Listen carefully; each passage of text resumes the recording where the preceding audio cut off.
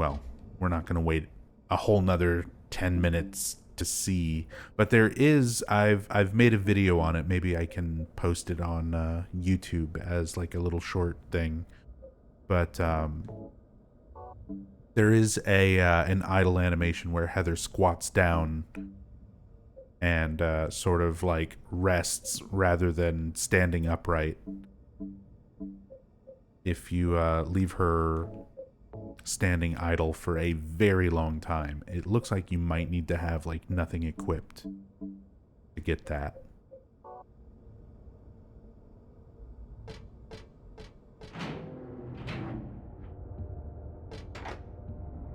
So that is locked. That leads around the third floor hallway, and we'll eventually come around from that side and unlock it.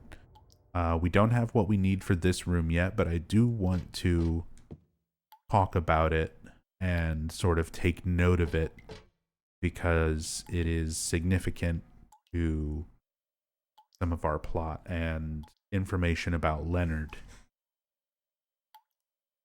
There's a dead body hanging from the ceiling. The blood dripping from it has totally filled the bucket set out below.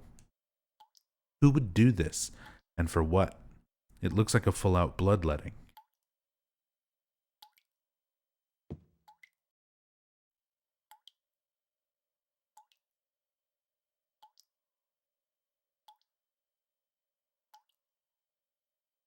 So we're going to get a very distinct impression of this specific manner of bleeding this person out.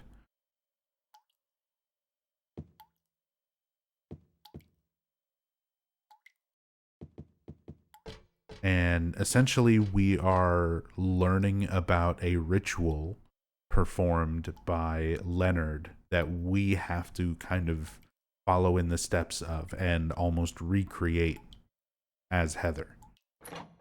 So first is that body, but we need something to take some of that blood with us that we don't have just yet.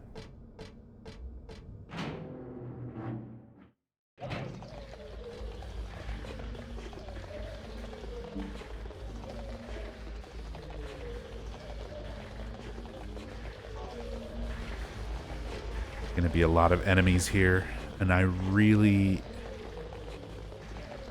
would rather just take the time and kill them.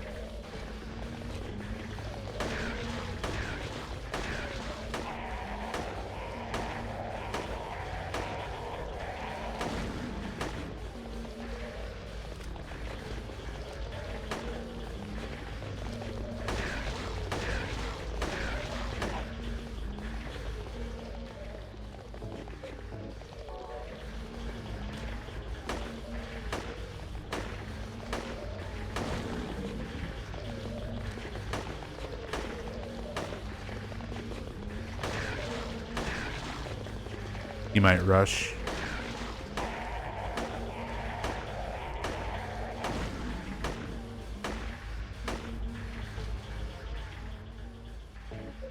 What am I doing on handgun? 12.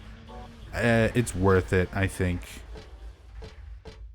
It's worth it. This hallway, there's going to be so many enemies here later on, but for the time being, I think clearing it out is worth it. We can actually also go ahead and unlock this door for later. You can see this otherworld version of Brookhaven. It might seem, and they even sort of mark areas where this whole part is just scribbled out. Because there's just no floor. There's no getting over to that room like you would normally be able to.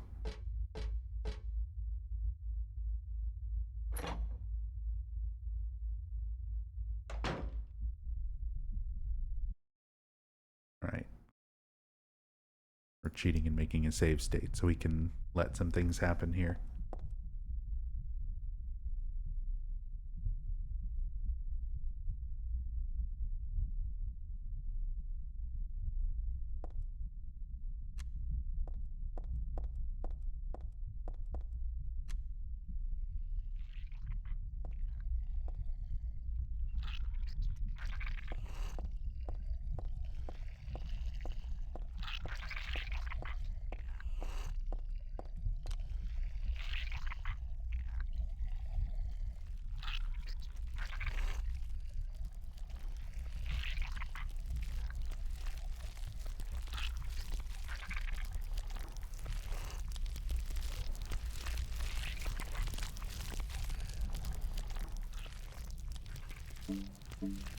Take note of the health.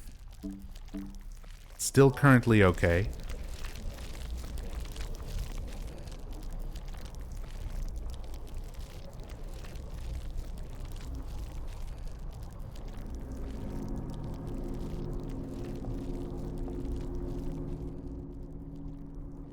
Still in the blue.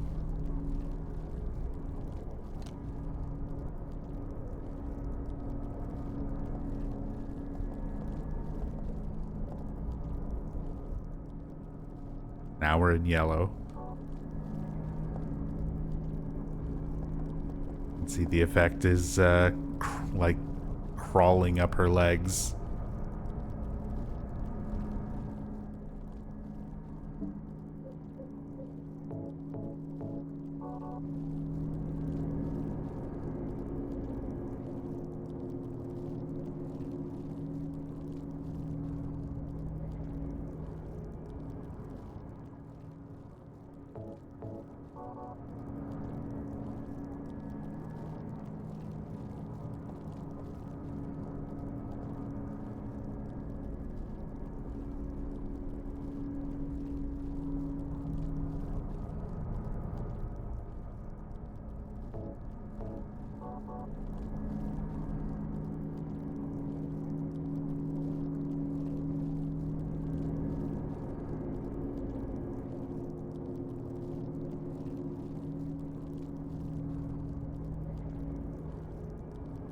I like how the reflection, Heather, it is almost identical to the effect of the Memory of Alessa boss fight later.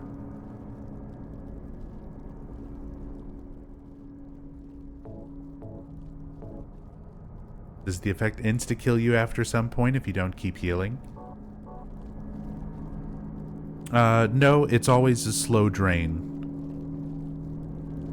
Although, on harder action difficulties, the amount of which it drains you per tick is increased. So if you're on, like, Extreme 10, it can kill you very, very quickly if you're not healing. Like, since we're playing on normal, we have pretty, we're almost to red, but not quite.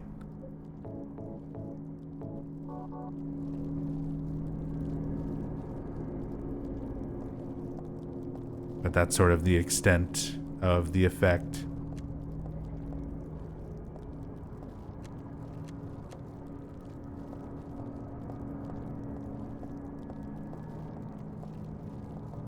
Just the music, the audio of everything.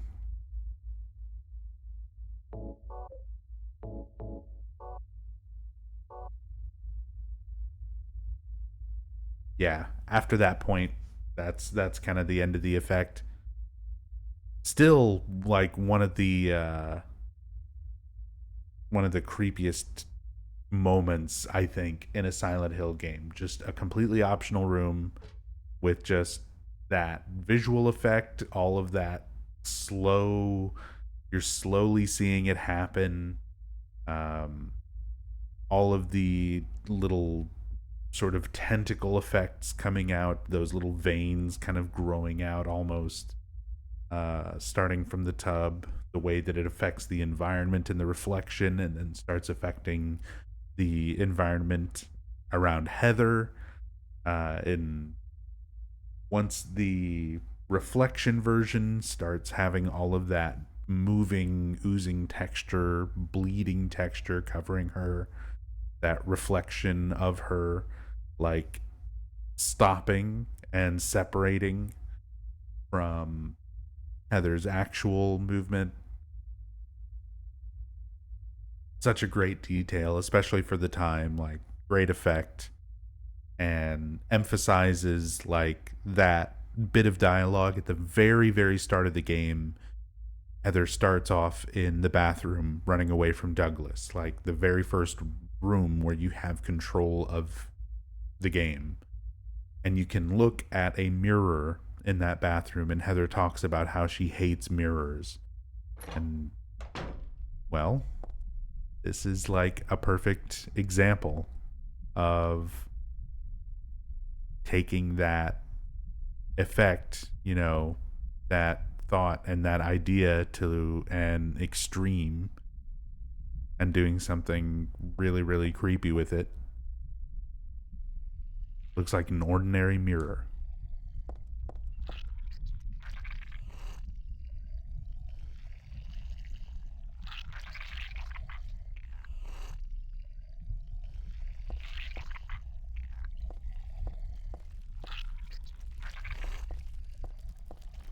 And still just hear that effect.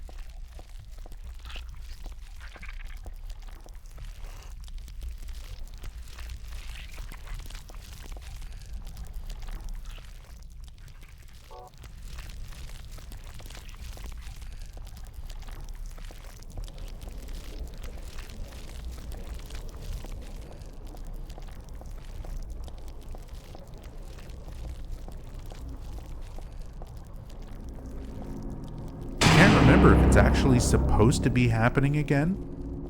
It's doing all the sound cues. I can't remember if that's like an emulation bug or if that's intentional.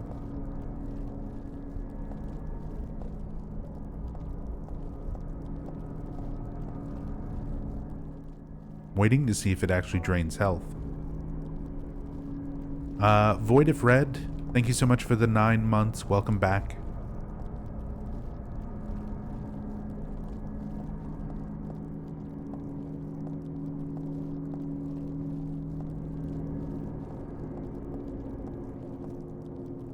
Because now that I think about it, I think this is how that acts normally, like on the original hardware as well. The music plays again, but the effect is, yeah, just the first time.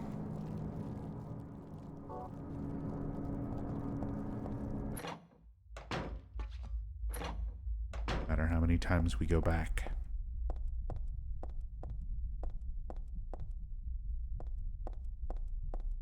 Okay. But yeah, still absolutely love that series of effects. Really cool, just set up for doing a creepy room, especially after having just gone through like the new Layers of Fear game, the remake of the original Layers of Fear, and how a quote-unquote modern horror game does stuff versus something like that. Something like you having this character, not to mention the difference between having a third-person view versus a first-person view, and making full use of that.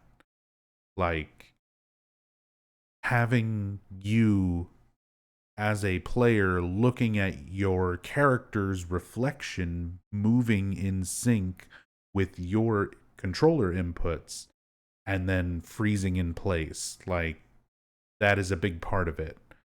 And it's those sort of things where it's making full use of the perspective and what you see of the character and how the character sees themselves through something like a reflection. And they're sort of doing these visual effects to emphasize all of these parts of that, all of these aspects of that. You have the audio buildup, you have the fact that it's entirely optional. It's not like a necessary part of progression. They don't hide it behind a key. It's not like a main thing that you have to do. It's just a room that you can choose to go into. If you're being thorough and exploring everything, you'll probably go into it, but there's nothing necessary in there. If you know what you're doing, if you're looking around, you never have to go in there to progress the game. So the fact that it is something that's also just an entirely optional effect. And it's entirely optional how long you stay in there. At what point do you get freaked out and say, no, I'm getting out of here? I stood there and watched the entire thing because it's a really cool effect and I want to show everybody what that looks like. And the reason a lot of people probably don't know what that entire effect looks like is because most people, you'll hear the music and you'll start hearing those weird squishing, oozing sounds, and you'll start seeing those little tentacles. And at what point does it become so much where you're like, there's nothing in here, there's weird shit happening, I'm gonna see if I can leave, am I locked in? And once you try the door and try to leave, you're out. So the effect ends there.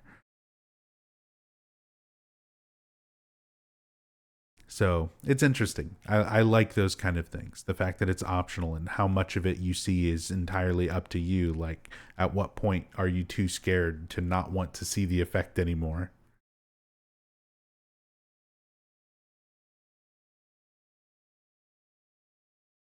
Recline. Thank you so much for the Prime sub. Welcome back. Thank you so much for the 6 months.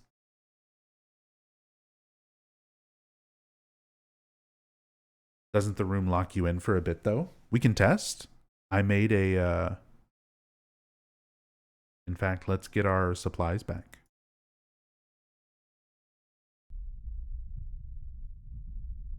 So this is right at the start. Yeah, there's the effect beginning. The door won't open. I can't even make it budge. Good point, Where Whiskey. What the hell? I'm glad you brought that up. Yeah, it does lock you in for a bit. So let's see, at what point does it open? What the hell? So you're stuck. You're freaking out. It's happening, it's happening. Crawling on everything.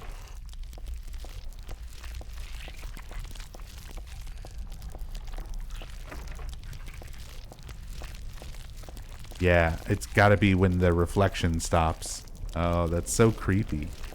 I love it. And then, yeah, this effect when everything just completely, like, is overtaken by this, and it's sort of, like, blurred, and such a good effect. Yeah, once the reflection stops.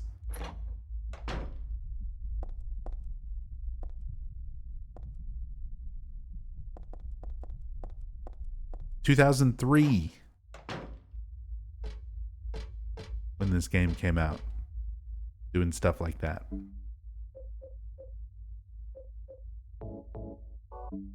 Absolute horror masterpiece. Kinda tired. Welcome.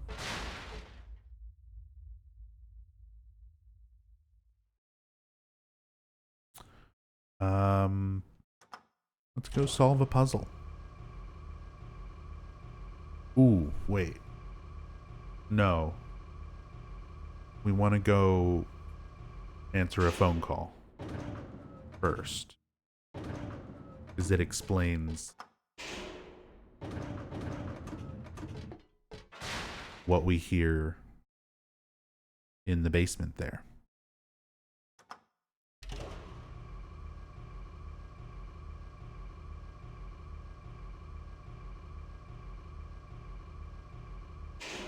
I like how you can do this part in, like, any order. Brookhaven is pretty open. It doesn't really lock you out and force you to get, like, obviously there are keys and things you need to do to get certain things, but you can kind of go floor to floor and just, like, look at stuff. Or try to, anyway. It looks like something's on the other side of the glass. It kind of looks like a person, but this smoky stuff makes it hard to tell for sure.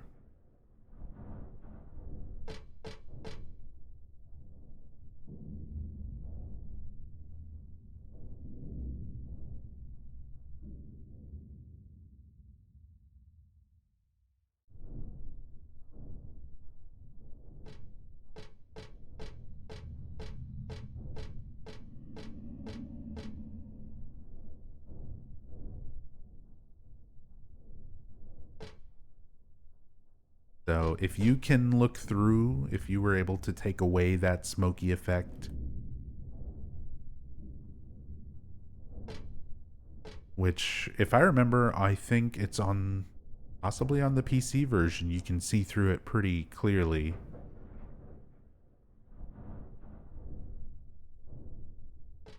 But it's definitely a lot more obscured in PS2. The nurse, that Fukuro model nurse that represents Lisa Garland, is essentially being, like, strung up on the ceiling.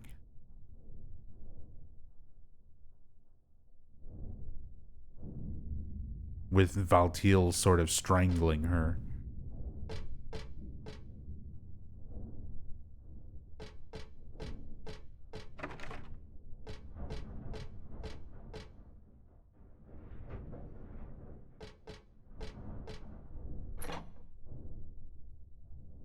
Which is interesting. Oh. Speaking of interesting.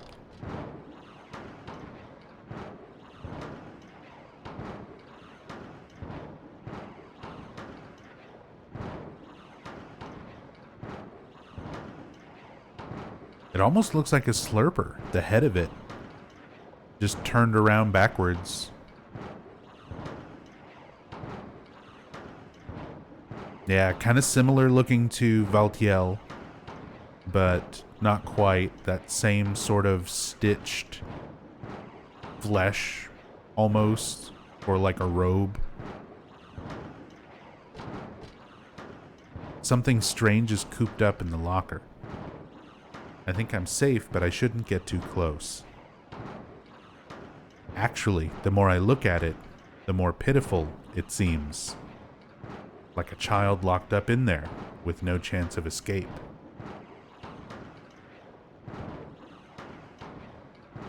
So the fact that that is how Heather interprets this thing. Initially, you know, oh, it's dangerous, like I shouldn't get too close to it.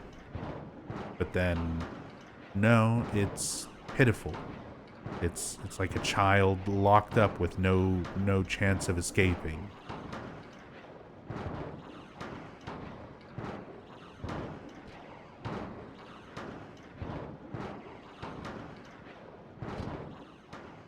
And there's lots of ways to look at that. There's lots of parallels to that. There's lots of things that feel locked up, that feel, there's ways to interpret that. You can see it as Alessa. It sounds like projection. It could just be Heather projecting, you know, those feelings from being Alessa, you know, and being literally locked up by Dahlia, forced into, you know, this impregnation ritual to be the mother of God, a prisoner of her hospital bed after being severely burned, you know, always feeling imprisoned, you know, with no chance of escape. Alessa very much would have something to project, and that sort of comes through Heather in that dialogue. There's a paper bag here with nothing but garbage inside.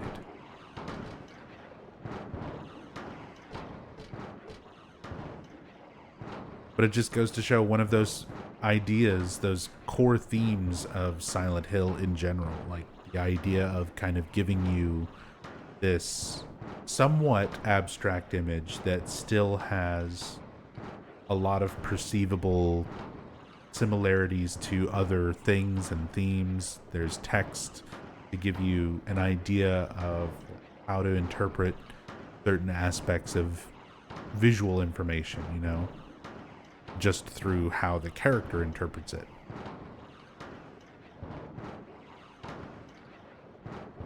There's a blood-stained white robe hung up on the wall. Does it mean anything? Does it?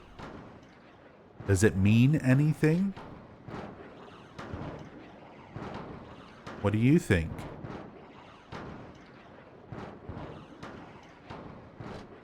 You can kind of get a camera angle here. There it is. It's pinned up to the wall with medical forceps. And looks kind of like a medical coat, like a white doctor's coat.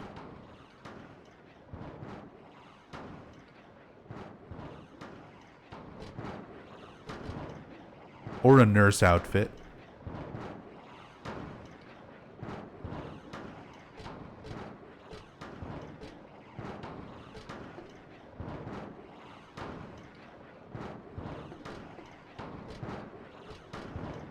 So a nurse outfit, a child locked up with no chance of escape.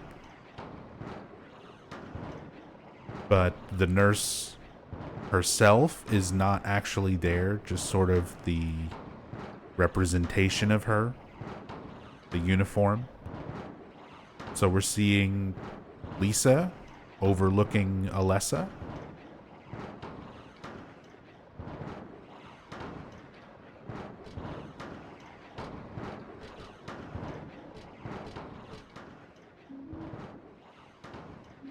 Just one way to interpret it. There's nothing important in the trash. No use digging around there anymore.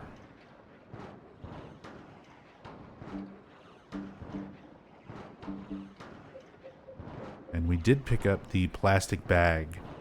A totally ordinary transparent plastic bag. This is from a trash can in the locker room. There's nothing important in there, so... So now we have kind of the reverse of the situation I was talking about before, where you have this key item, the plastic bag, necessary for progression, and some, you know, very distinct imagery in that room, but not something that you necessarily have to investigate that closely.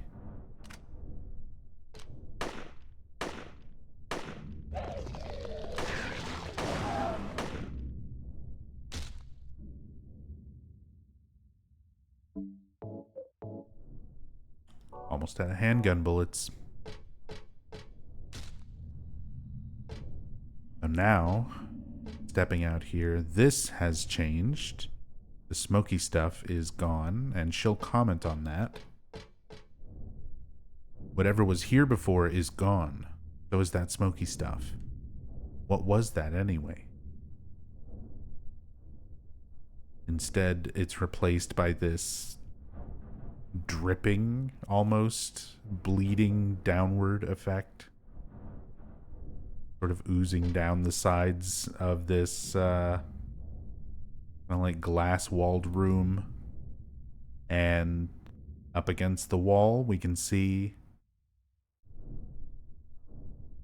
that smiling grin once again, and the bleeding ear imagery.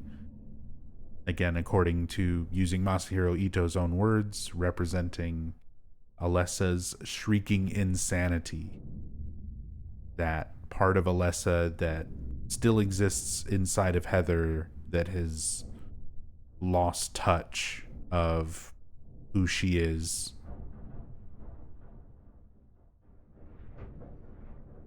Since she no longer really exists, you know. Heather is a reincarnation of her, but is also her own person with her own feelings. But that just coupled with this effect almost looks like worms crawling all over everything.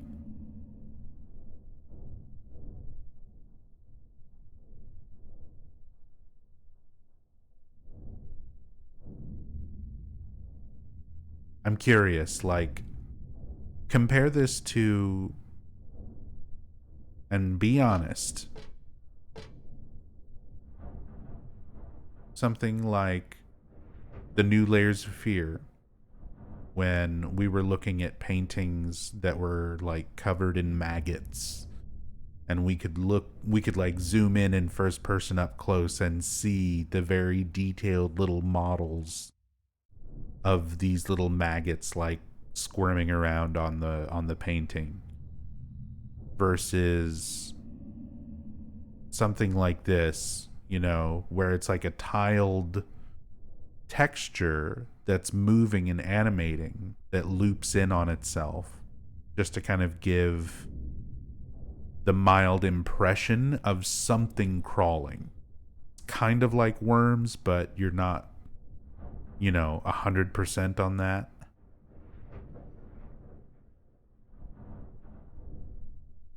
Just also due to limitations of the hardware.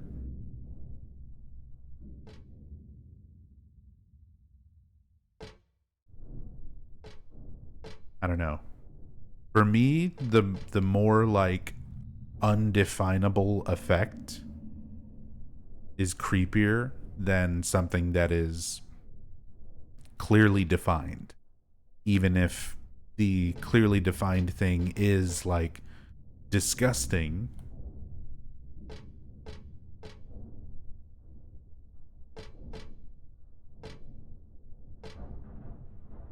but that's maybe just personal preference.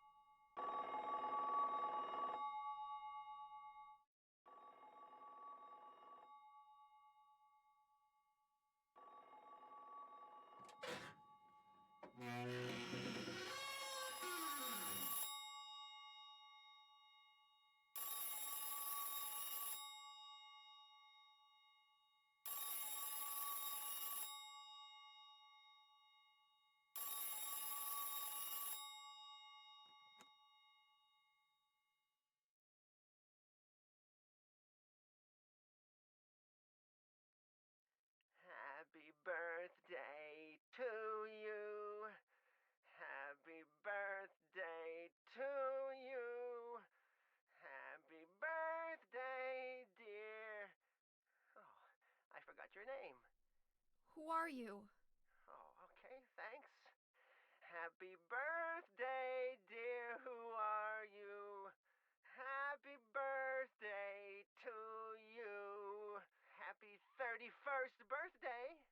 Is this Leonard? That's the murderer's name, not my name. I'm not your beloved Stanley either. He's underground now. His new name is Number 7. But don't worry about that now. It's time to celebrate your birthday. You've got me mistaken for someone else. Today's not my... I'm not mistaken. Today is your 24th birthday. And I have a present for you. Which do you prefer?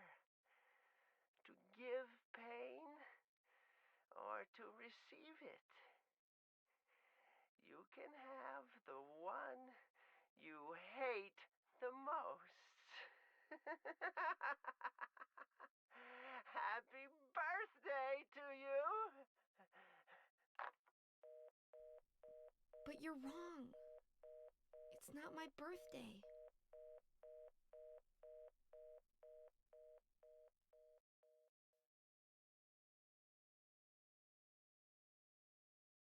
So, a lot of various information there that's really interesting. Um, we never, first off, know who that is. Just to start with, the Happy Birthday caller is just sort of a character on its own. It's not. They specifically don't claim to be Leonard, and they don't claim to be Stanley. They do mention Stanley being underground and his new name being Number 7, which is going to be relevant for the next puzzle that we go and solve. So we'll be sure to keep that in mind. Stanley is now underground, and his new name is Number 7. He mentions several different ages, wishing Heather happy birthday, and all of those ages are essentially the addition of all of Heather's previous incarnations. So Heather as Alessa lived, for 14 years. At the age of 7, Alessa split her soul in two, and that newborn from the half of her soul, the first Cheryl, was 7 years old when Harry went back to Silent Hill and she became part of Alessa again. So they're adding that 14, they're adding that 7, along with Heather's current age, which is 17, to get all these various different ages where he's wishing, a happy 31st birthday, things like that. So that's where the ages come from, which is already just like a really smart thing. And they do emphasize those particular ages on some other writing and stuff that we will find in one of the other rooms later. So we get that information. Just a really, this is almost like the equivalent, not quite as silly as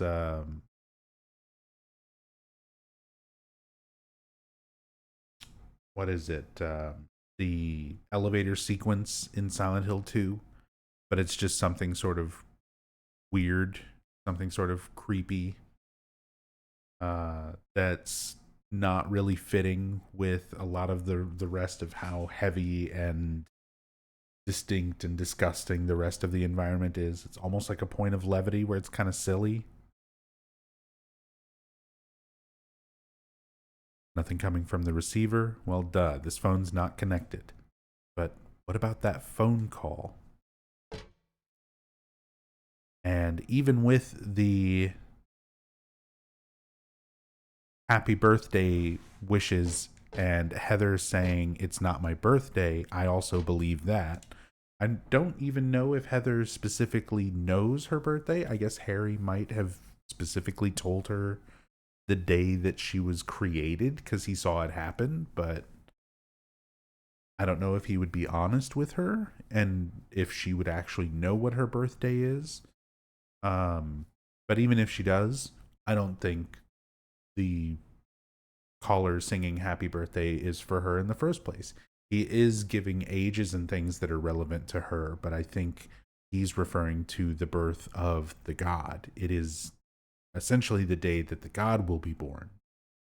So this is the other world wishing the god happy birthday.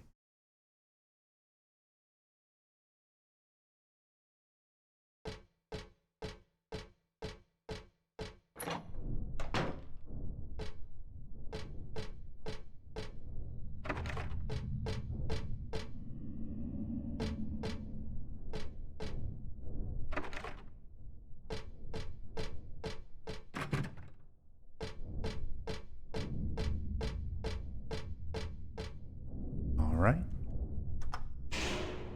Now let's head to the basement. So Stanley, our beloved Stanley Coleman, is absolutely obsessed with Heather, is underground now, and his new name is Number 7.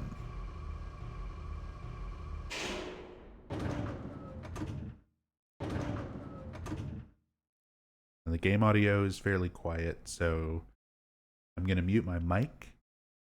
I can't really turn it up much more than what it is right now, but if you listen closely, as I approach bed marked Number 7 over here,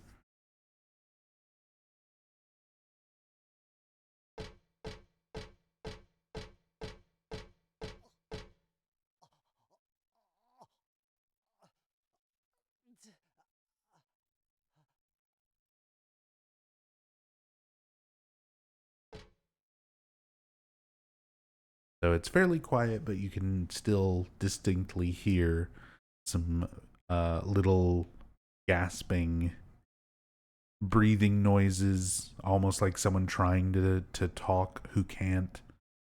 And that is because this is Stanley Coleman. All the creepy diaries, the doll, disgusting doll that Heather refused to touch, who wrote all the weird poems and everything, all the descriptive notes about being in love and being obsessed with Heather. Well, this is him now.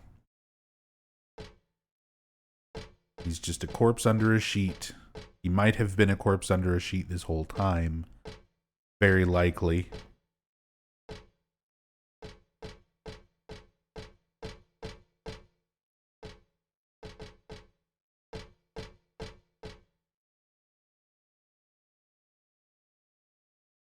And here is our puzzle. Again, we're on normal puzzle difficulty for this playthrough. So those who have seen the hard difficulty, this is one of those more difficult ones to solve, where you have some abstract, very sort of vague clues from little bits of poetry about birds that are written on notes that apply to each of the beds. Each of these corpses and their numbers correspond to different parts of the poem. On normal difficulty, very simply, you have Roman numerals representing the first, the second, the third, and the fourth digits in the code.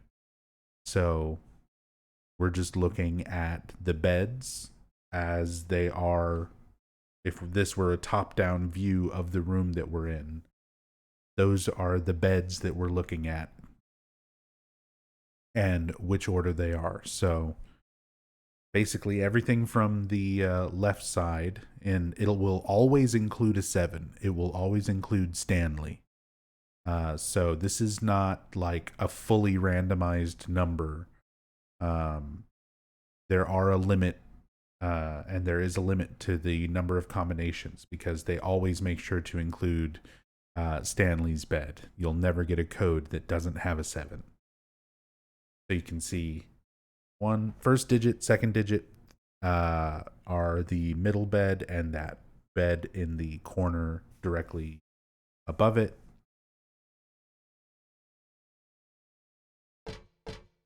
So 3, and then 1.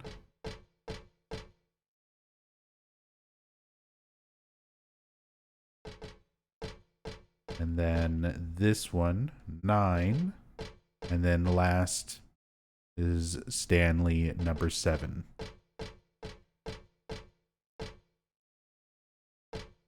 So 3, 1, 9, 7.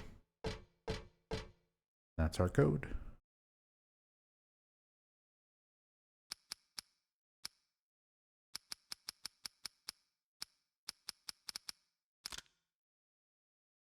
And that does change from playthrough to playthrough.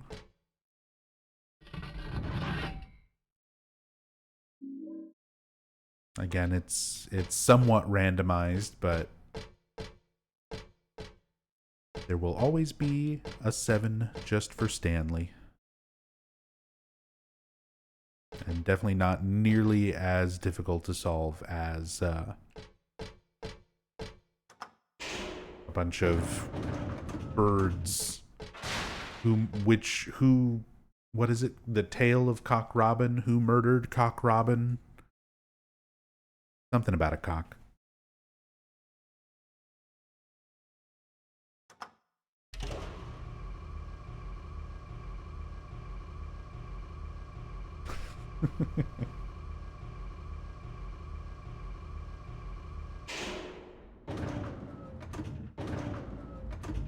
Most appropriate time to use Bach emotes.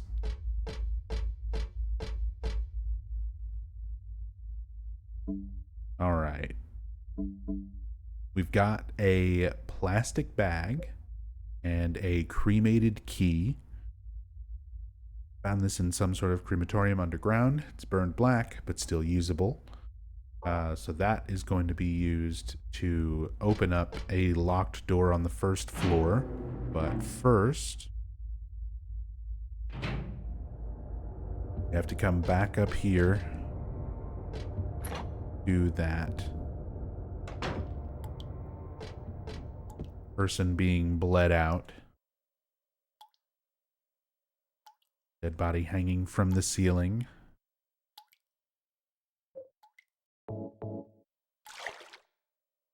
And using the plastic bag, Heather puts some blood in the plastic bag and got a plastic bag with blood.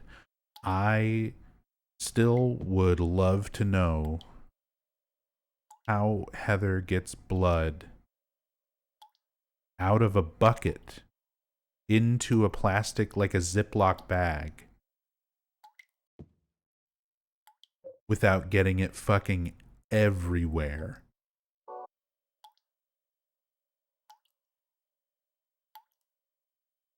Like, I don't understand. Is she just really good, or am I that stupid and clumsy? Where you don't have like a funnel, or you don't have anything. Drinks a bit and then spits it inside.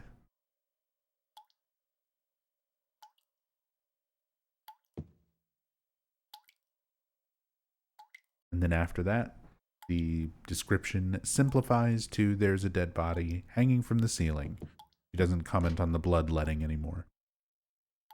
And now we have the plastic bag with blood. I've put the blood from the treatment room in this. I don't especially want to carry it around with me. And yet you still are. You still know that it's something important that you need to walk around with it in your pocket. Last Angel, thank you so much for the resub. Thank you so much for the 4 months.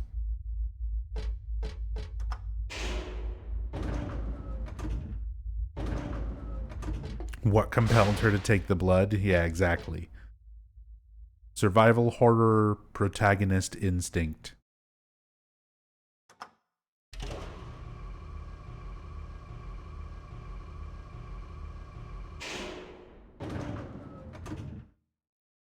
Yeah, who would even think of doing something so disgusting?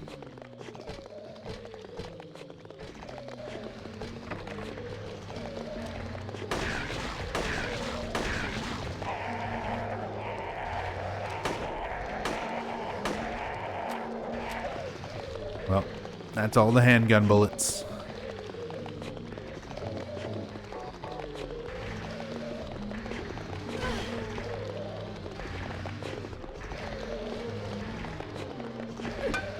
Oh, that's not the right attack.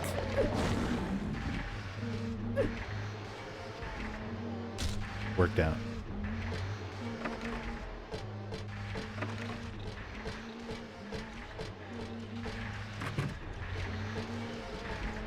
Yeah, see, this is like the entryway of Brookhaven. First floor, reception. That would normally be the exit.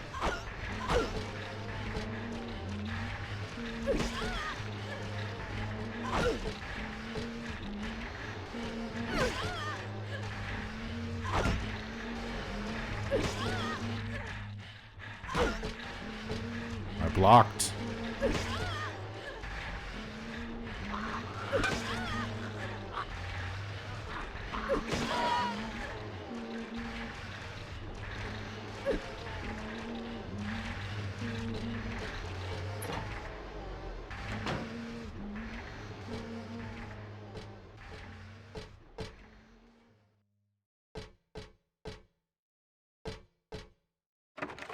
Looks broken. An empty room. What would normally be the little reception area.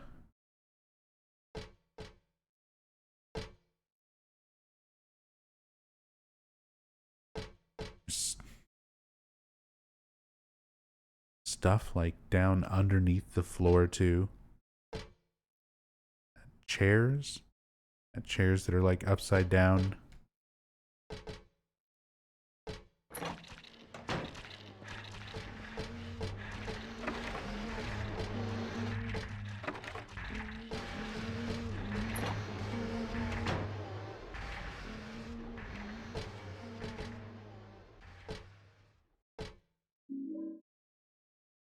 And an ampule.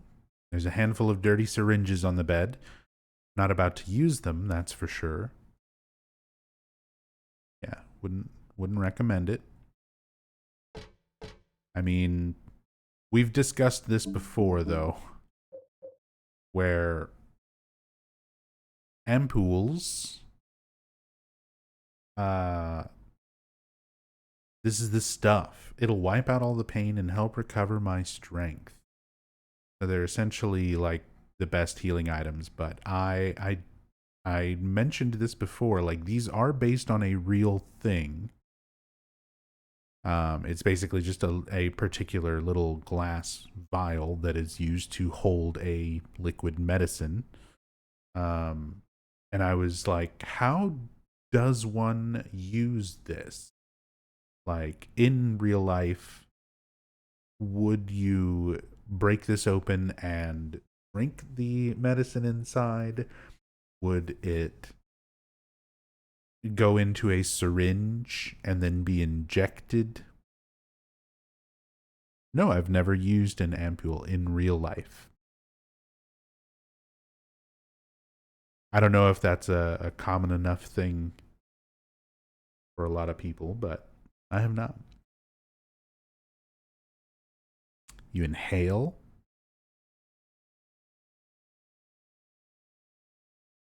You break the upper part.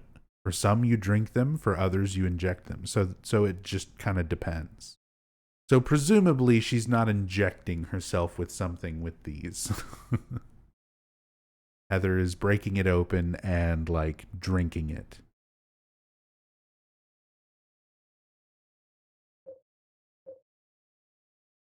Or just snapping off that. You can see the line. There's like a line of definition. I'm assuming like it snaps off there. And then you get into it with a syringe. So some you do inject, but not all. I think that was the discussion that we wound up, the conclusion that we came to last time we discussed this. Because I'm medically illiterate.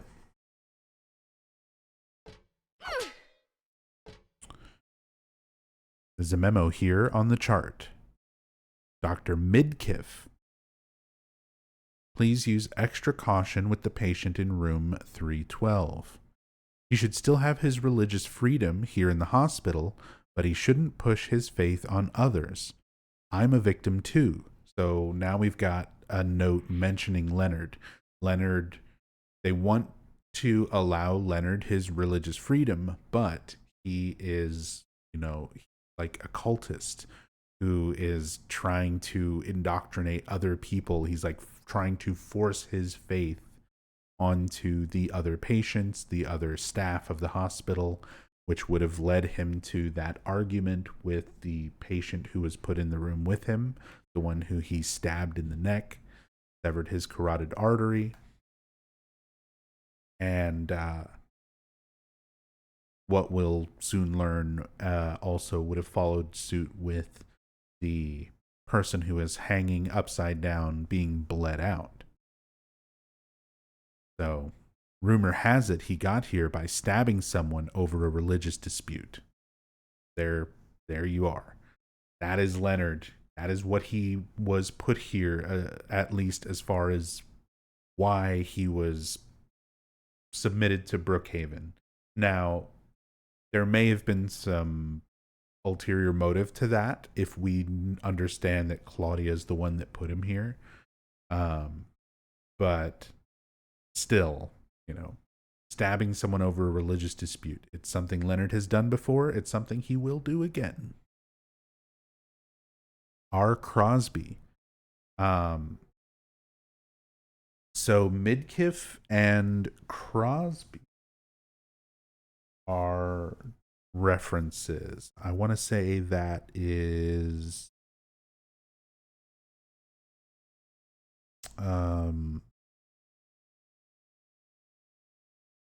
Pet Cemetery, Denise Crosby and Dale Midkiff. Those are the lead actors. Denise Crosby from Star Trek The Next Generation fame. Lieutenant Tasha Yar, also mom from Pet Cemetery. P.S. It looks like the rumor is true. According to the head nurse, I do think he's a good person otherwise, though. Easy to deal with. So it looks like the rumor is true according to the head nurse. I do think he's a good person. Otherwise, though, easy to deal with. So the rumor being that Leonard stabbed someone over a religious dispute. The head nurse, verifies that rumor. And this nurse is saying, I do think he's a good person. Otherwise, though, just because he's easy to deal with. He's normally a model patient. Except when getting into a religious dispute and stabbing people for disagreeing.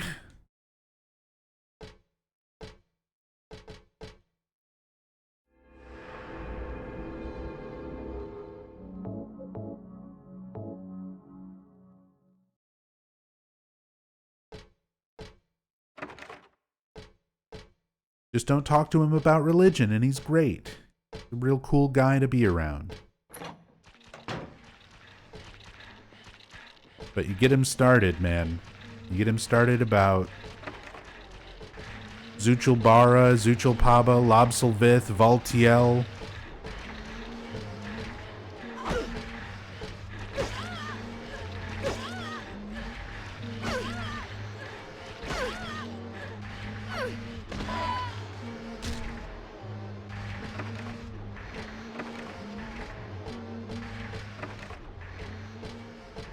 Man just won't stop talking. Lobster bisque. That's exactly what I said.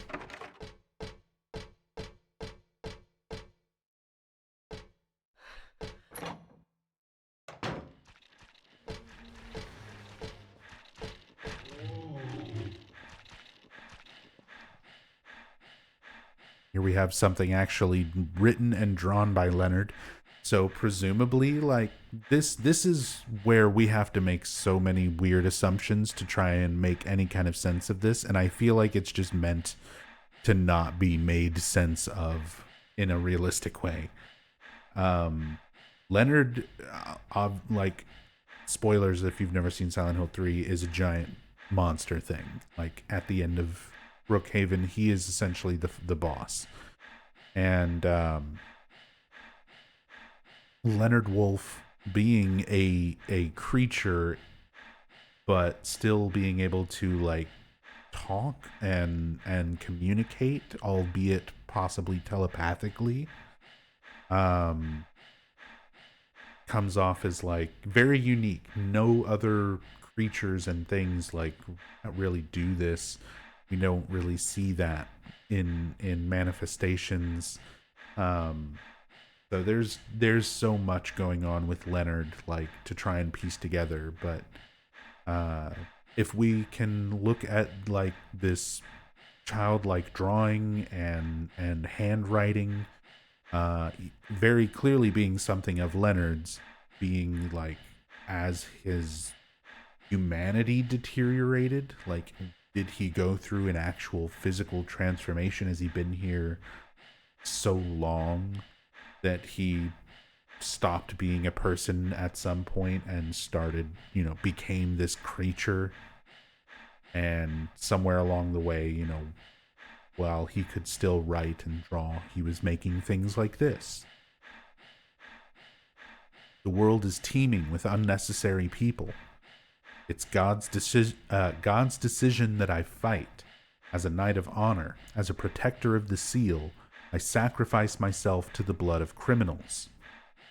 So, from his perspective, it's God's decision that I fight. So he thinks he's fighting for the sake of being a protector, a knight of honor, and a protector of the seal. He's referring to the seal of Metatron. So he sees himself as a protector of that seal of Metatron. I'm so glad we have this nurse breathing in our ear while we go through all this.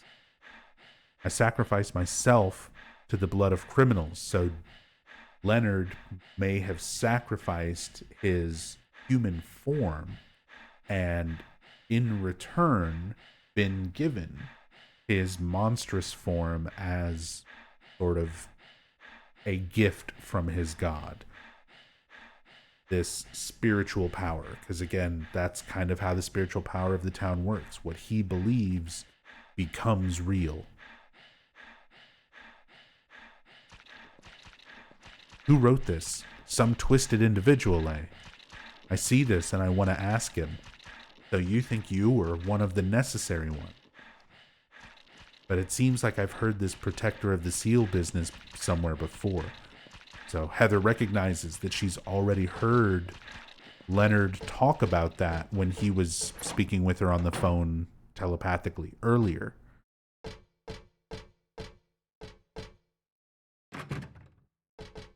Always thought this was Claudia's. She reads this in the OST. That's true. She does read it in the OST.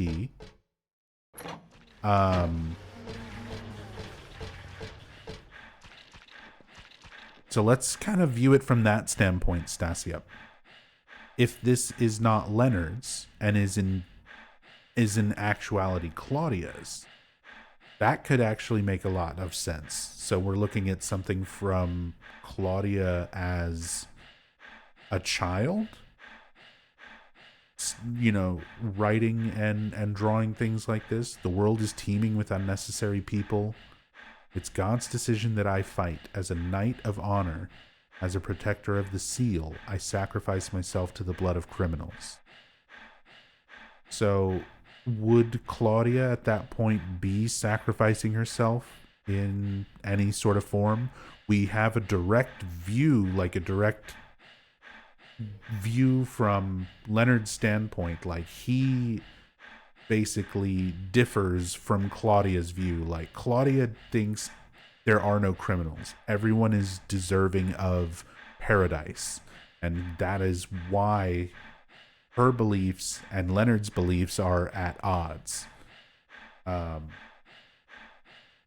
Leonard believes that cultists, you know, people who truly believe in their god and are heavy followers of his faith, are the chosen ones who are meant to have paradise, and that everybody else doesn't follow that faith is, you know, unworthy, is a criminal,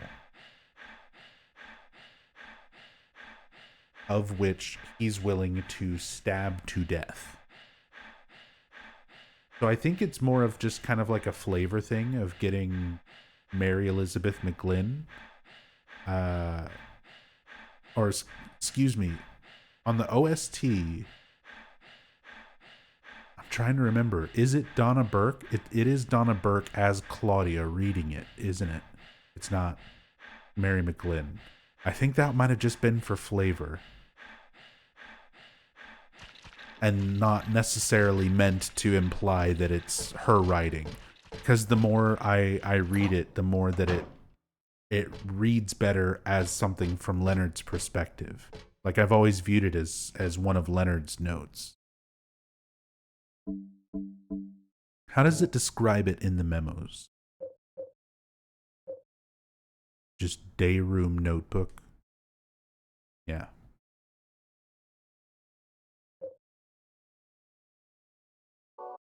Sometimes you get a clue to who left behind a memo from its description there, but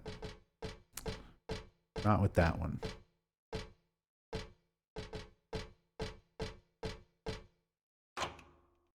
Remated key opens up this door.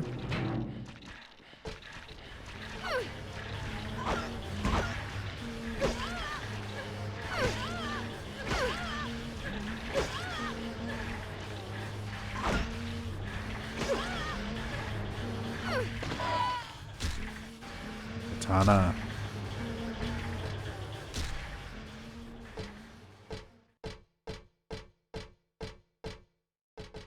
So there's the notebook we just looked at.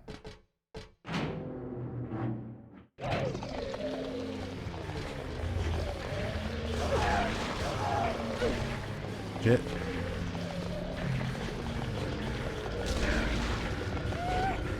Did you say speaking on the phone telepathically? I did. I don't think Leonard Wolf in his big monstrous form is literally like holding a phone when the phone rings and you talk to him in the patient room in Brookhaven. And the fact that he's expecting Claudia and it turns out to be Heather, and we know that Claudia also has like psychic powers, psychic abilities.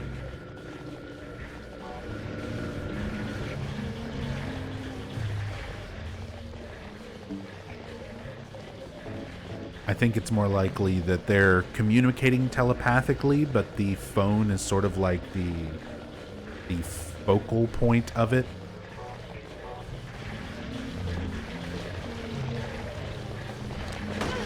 Ow. Right now I'm catching the focal point in the end of this gun.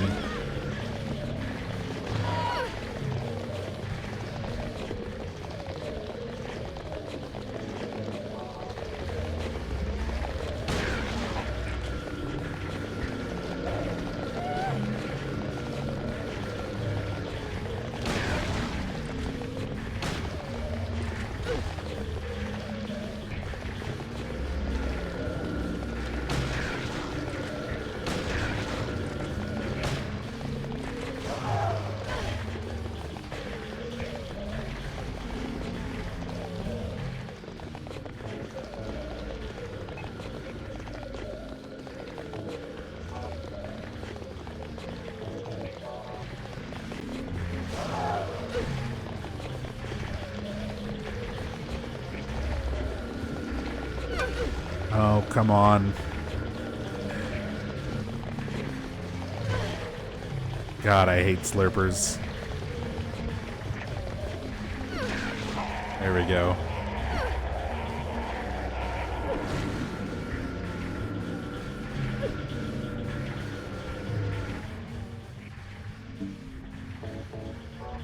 I just want to clear this hallway.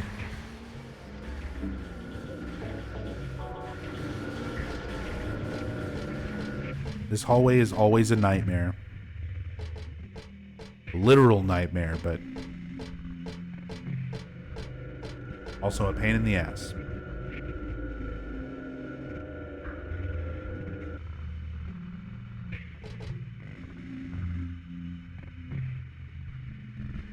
So, if you listen to the happy birthday caller, again, an optional thing in this game. It is not necessary to progress the game. You can completely skip listening to the happy birthday caller. But if you do explore that room and watch that scene, you see happy first birthday written on the wall here. Again, because this is going to be the god's birthday, you know, the god being born.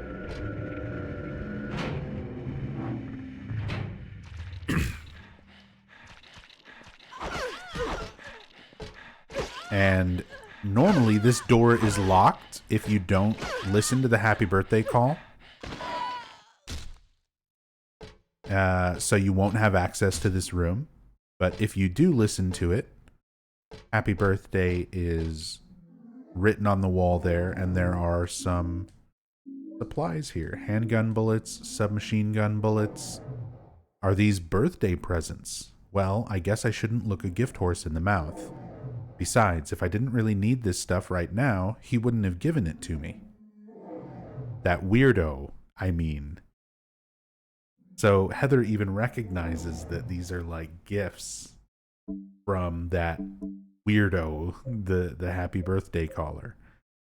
So we have a bunch of ammunition, some submachine gun and handgun bullets.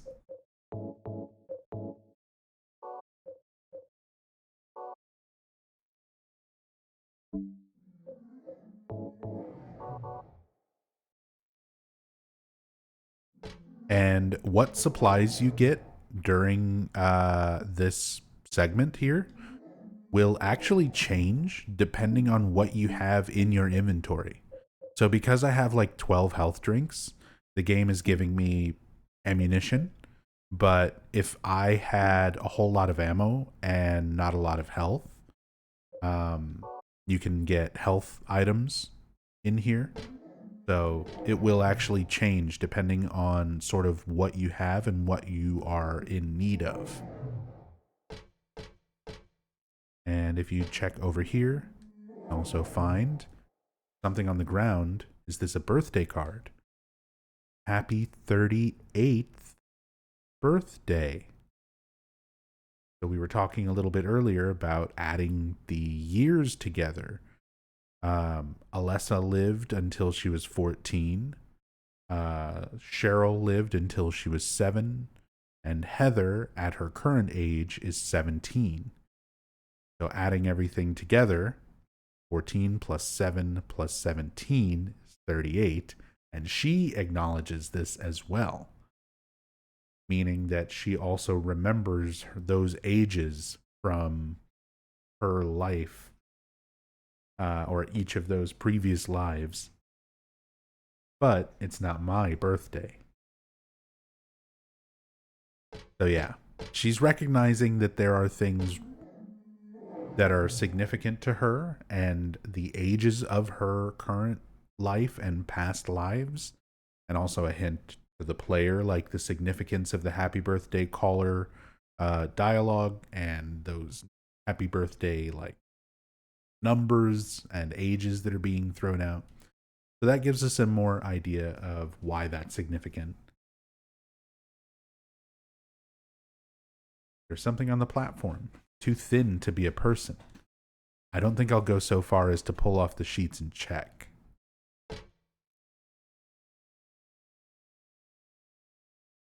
So possibly a baby, an infant, on a smaller table, similar to the other ones, considering this is the happy first birthday.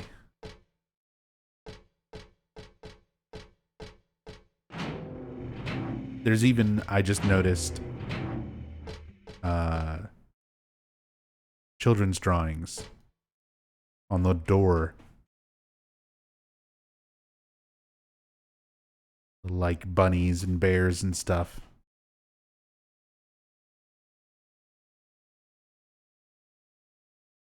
So yeah, it's supposed to be like the an infant room or a child's room.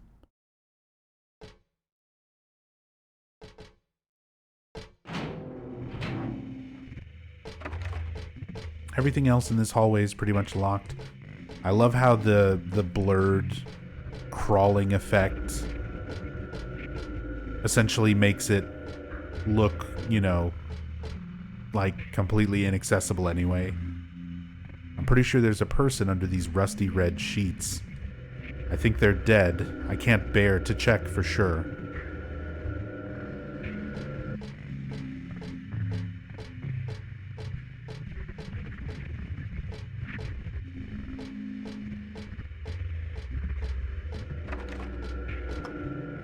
Pressing the elevator button doesn't produce any response.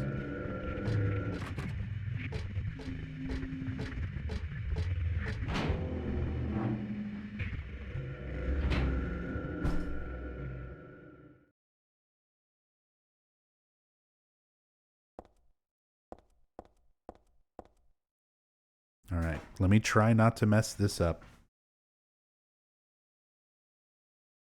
I saw that drawn on the dividing screens at the hospital, but this is different.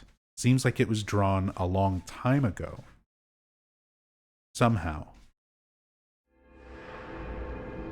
So this, now we're seeing Halo of the Sun that is not recent. Sorry, give me 1 second.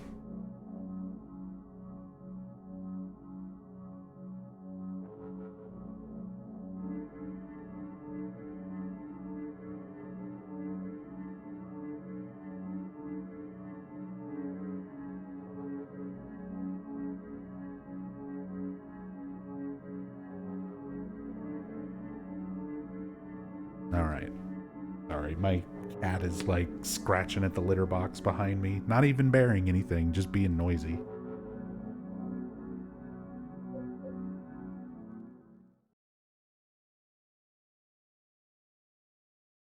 So Heather has been like recognizing these Halo of the Sun symbols throughout the course of the game and slowly been like remembering things, been bringing back thoughts and memories and things from her own childhood, her past lives as Alessa and Cheryl, and seemingly Claudia is the one who's placing these as a way of making her like remember. She wants her to remember her life as Alessa. Claudia thinks that if she can remember being Alessa, that maybe she will agree with what Claudia is doing because they were very close when they were growing up.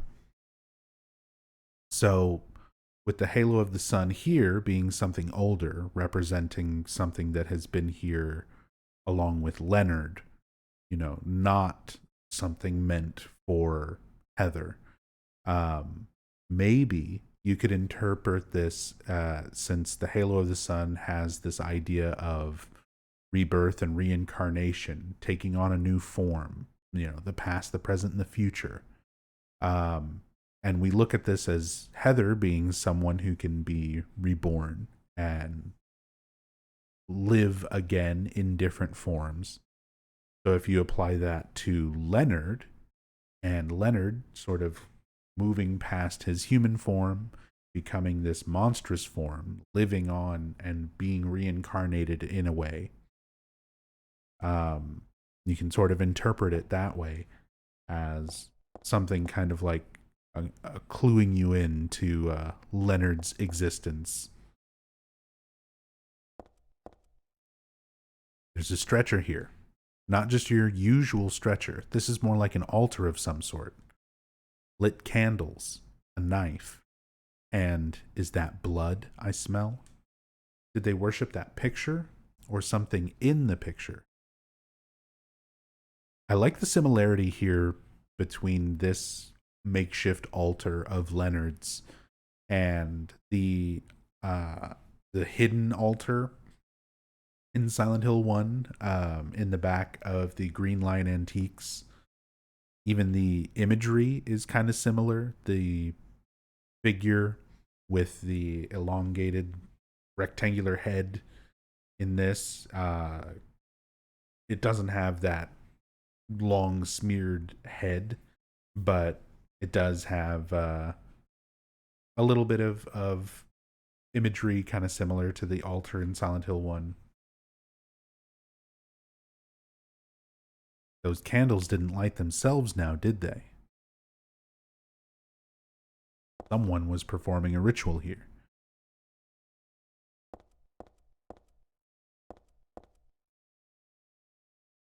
The title is Lost Memories. So this book is a book that you pick up in Silent Hill 2 as part of the Rebirth ending.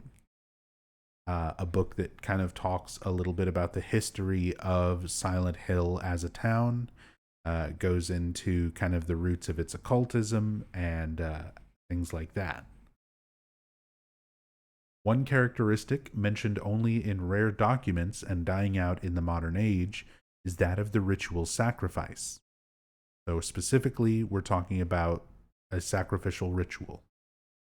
Offering prayers, pierce a man's chest with a copper stake, drench the altar in the blood which spouts red from the heart, to praise and to show loyalty unto God. So offering prayers, pierce a man's chest with a copper stake, drench the altar in the blood which spouts red from the heart.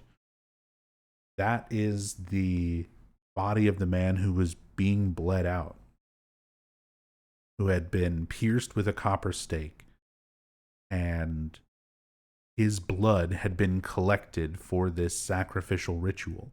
This is something that would have been performed most likely by Leonard, that we are essentially having to recreate. We're not having to actually do the piercing of the chest, but we're collecting the blood placing it on the ritual altar and sort of following Leonard's steps to get to him.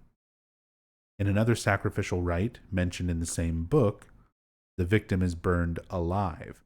So now this is talking about a different ritual, and within that ritual referencing being burned alive.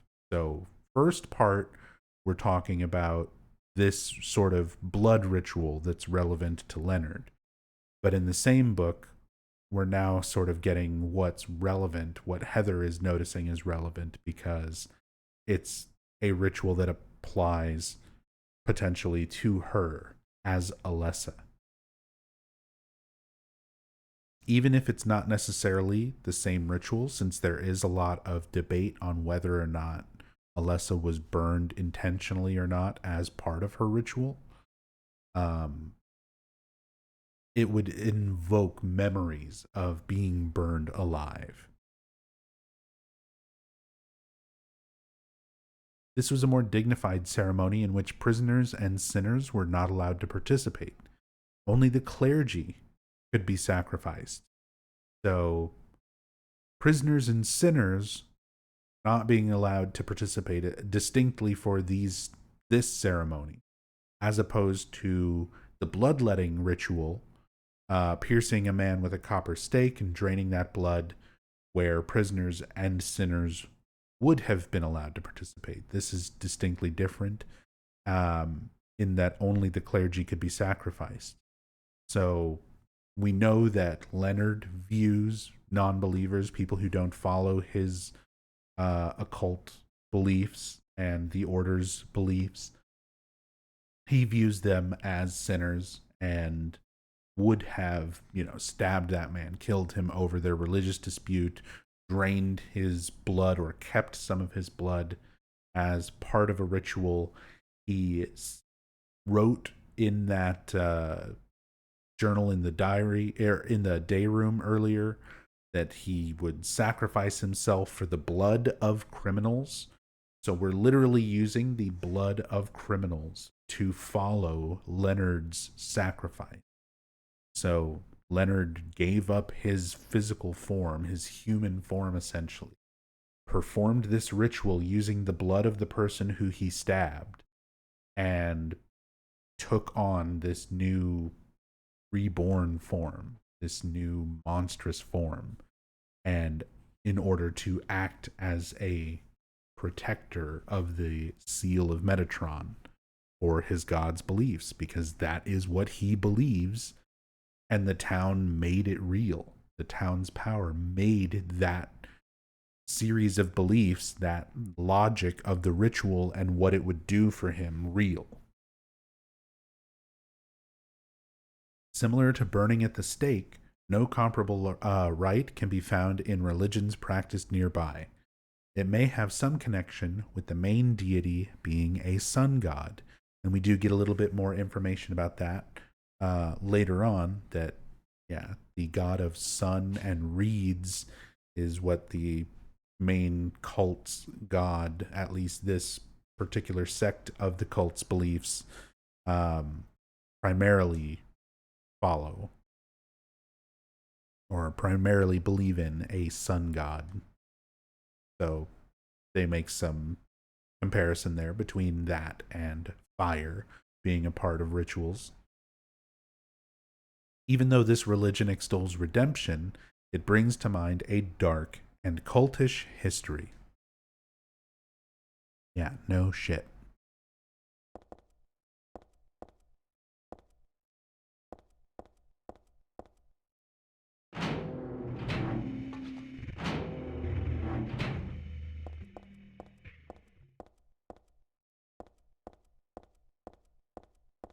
Now, nothing else to do here now, but follow Leonard's ritual, taking the blood from a criminal pierced with a copper stake and offering it up to this picture, representing their god.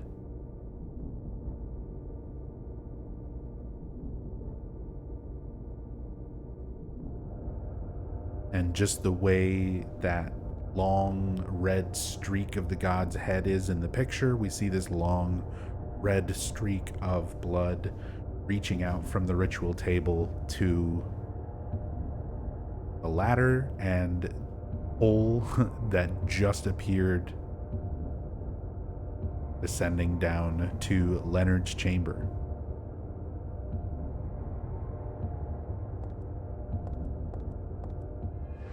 Go ahead and save the game again, just in case.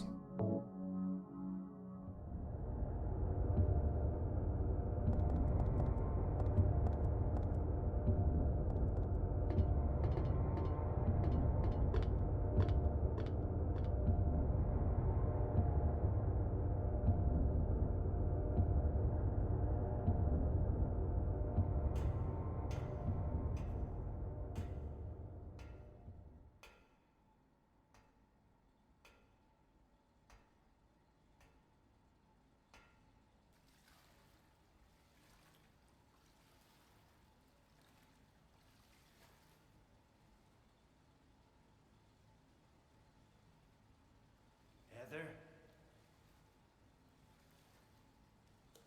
Yeah? Leonard, where are you? Thank you. Now I can finally leave here. Now Claudia's ridiculous dream is over. Well, I guess it's time to dispose of her. The salvation of all mankind. Ha! Why must we reward even the unbelievers? What are you talking about? About our plans, of course. It's true that God is merciful, but first, one must be chosen. Only we, who hearken to the voice of God, will be given the keys to paradise. Don't you think so, Heather? Yeah, sure. Go ahead and think whatever you want. What do you mean by that? I mean that I don't think the way you guys do. I don't want any part of that kind of paradise. You're an unbeliever. You deceived me. I didn't deceive you. We were both just wrong about each other. I thought you were a normal person. So you tried to trick me so you can run off with my seal, eh? Heretic! You plan to destroy God! I told you I wasn't trying to trick anyone. What is this seal thing anyway? Don't play innocent. You can't fool me anymore. The seal is mine! I was appointed by God to be its guardian! The only thing you'll get from me is a gruesome death.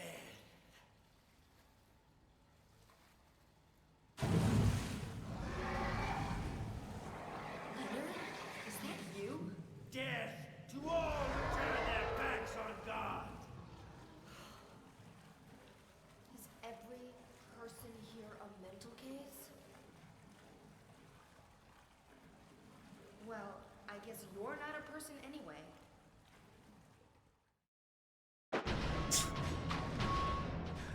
Such a, like, I at this point I love how Heather has just like she's mentioned when examining things up to this point that she's becoming more and more desensitized to this nightmare the longer that it goes on. And by this point, she just has nothing but fucking sass, nothing but attitude. She's sick of this cult. She's sick of these monsters. So she's just like, hand on the hips. I guess you're not even a person. You're not a person really anyway. You're just another big fucking monster. But it is strange that Leonard is able to talk and communicate. He very clearly has an idea about his beliefs.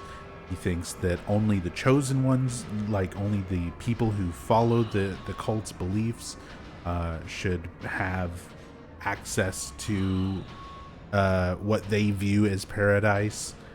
He thinks that Claudia's idea of salvation for all mankind is foolish, and he wants to put an end to that, even if it means killing her, killing his daughter. He had been under the impression that Heather was, a member of the cult and had a similar belief as him. So once she revealed that she didn't, Leonard, of course, he has stabbed people over this, so he just views Heather as an unbeliever. This is probably the same way that Leonard would have reacted while in a human form when he stabbed to death the other two patients that we read about over religious disputes. God, this music.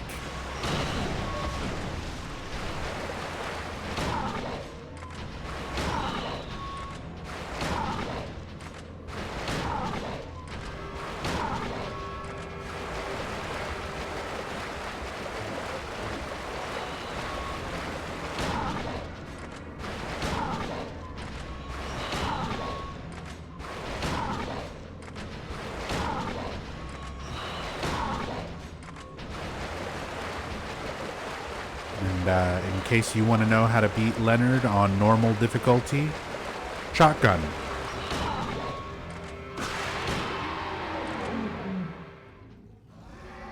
The answer is shotgun.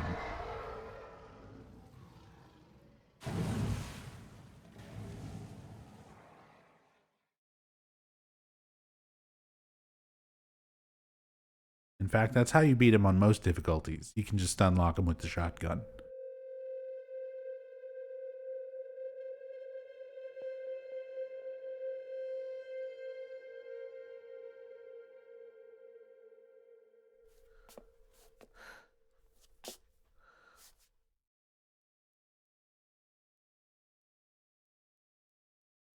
Leonard's not here anymore.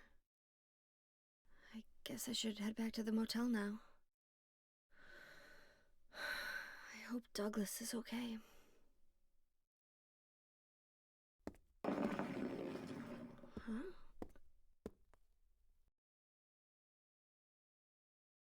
What's this?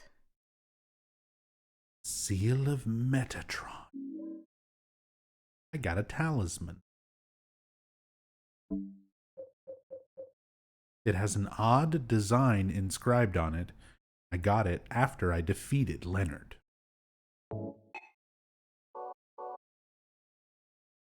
If only that actually had a place to be used. Interesting that they give it to you to make it seem significant, but then ultimately it never does anything.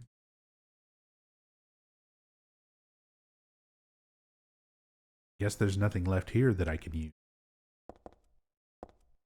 Get a little bit different description of those items now that we're sort of back in the regular world, not other world. And again, I love this lighting.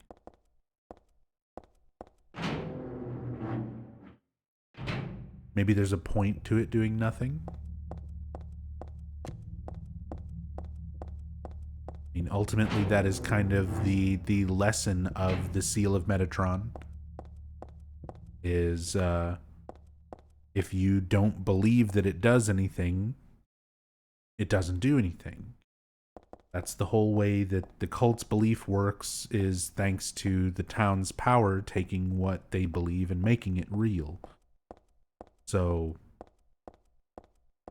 if you don't have faith in something working, it won't work. And the Seal of Metatron in the hands of somebody who doesn't have strong faith in it doing something is essentially worthless. And that's what the game kind of teaches us. So maybe there is supposed to be some sort of inference to it just being an inventory item that you can never use. Or maybe we're thinking way too hard about it. They just wanted to put a fun little reference to Silent Hill 1 in your inventory. Why did you send her to my father? Was that wrong? It's your fault that he... Oh, but surely it's a good thing. It means he was one of God's beloved, no? Vincent being sarcastic. Who mock God will never receive salvation. You'll go to hell, Vincent. You'll never feel the joy of God's everlasting paradise. So Claudia is still upset. God is going to save you? She's still upset by the loss of her father. What do you know anyway? She doesn't seem to treat it like he was already dead. Of this world. So likely she knew that he still existed. And I want to find my happiness while I'm still here. This is why Vincent is working against her. You hated your father, didn't you? I saw the way he hit you, and kicked you, and made you cry. The memory of his cruelty is forever burned into my mind. Yes, and that's why we need God. What you call faith is nothing more than a child crying out for love. That's why you're all alone. You don't understand. None of you do.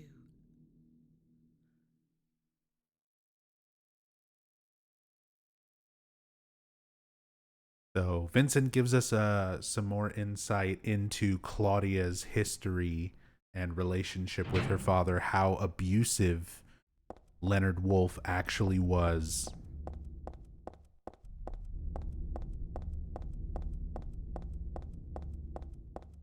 And Claudia is still upset at the loss of her father. She's acting, again, if Leonard was just dead and we were fighting sort of just like a monstrous remnant of him, it doesn't seem like she would be reacting that way, saying, it's your fault that he, inferring it's Vincent's fault that he is dead, and it is. Vincent very specifically directed Heather to Leonard, knowing that Leonard would most likely, or that Heather would most likely kill Leonard. So Vincent is kind of manipulating things to his own ends, and Claudia is calling him out on it. But Vincent is sort of trying to gaslight and be like, look, we both know how horribly abusive he was, the way he hit you, kicked you, and made you cry. Like, didn't I do you a favor? Like, sending Heather there to kill him. But for Claudia, it's just a moment to even more so strengthen her faith and, like, think that what she's doing is right.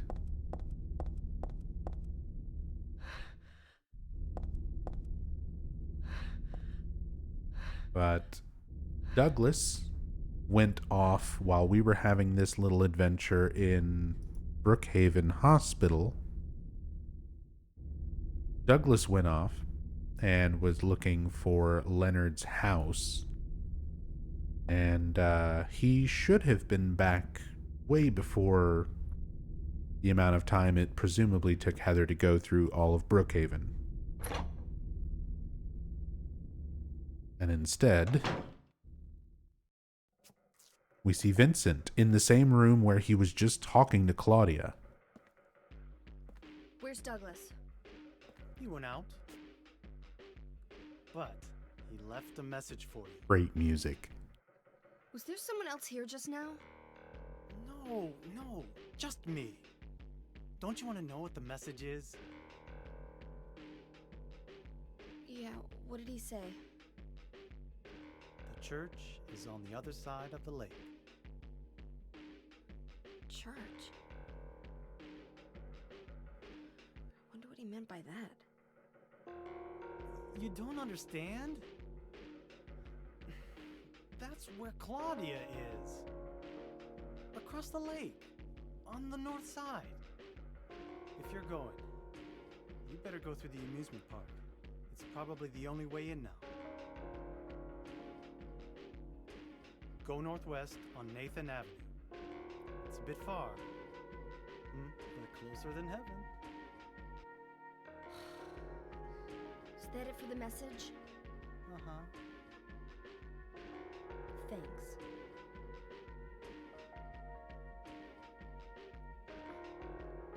Douglas really said that? What's wrong? You don't trust me?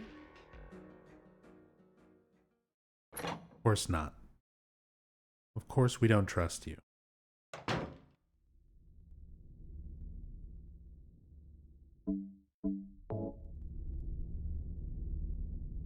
do volume maxed out. I just wanted to double check that.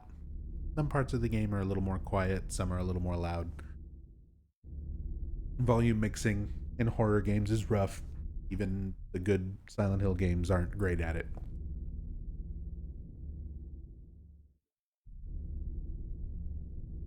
But,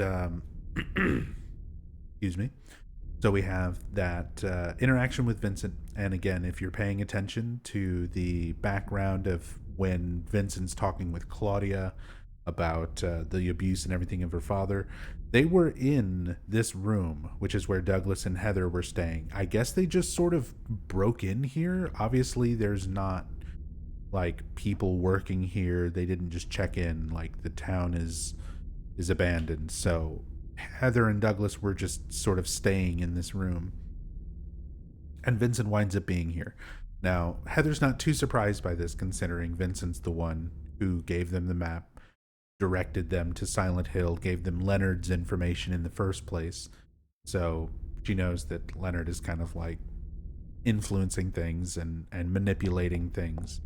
But we still see, Leonard here, instead of Douglas, mentions,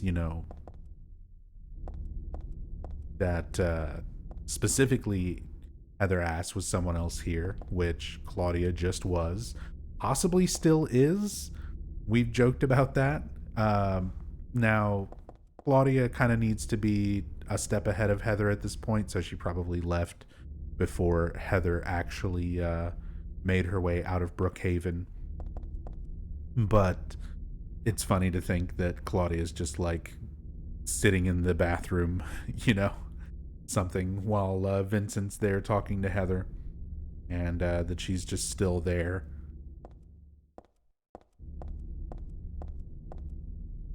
I don't think I'll go back inside. I really should go to the amusement park. Go northwest on Nathan Avenue.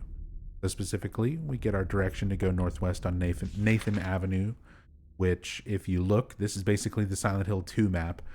We go northwest on Nathan Avenue, and you can see that goes past the Silent Hill Historical Society and the boat launch up there in the top left.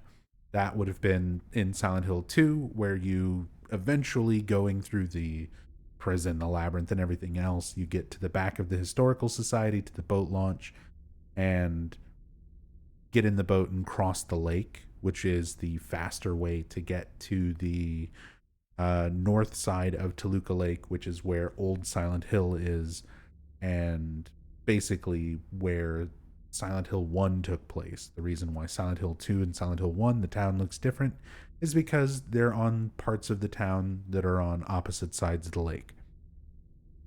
And the way Nathan Avenue goes all the way around Toluca Lake. So instead of getting in a boat and going across the lake, which is much shorter, which is what James does, Heather instead takes this road all the way around to Lakeside Amusement Park, which is like miles. It's huge.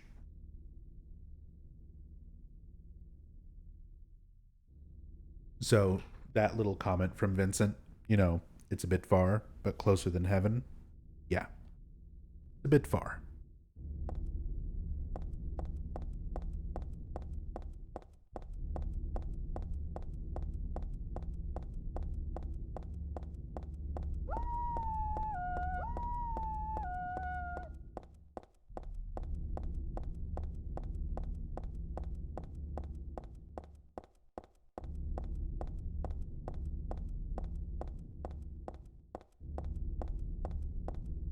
Vincent's endgame to pit both sides against one another in hopes that they kill each other.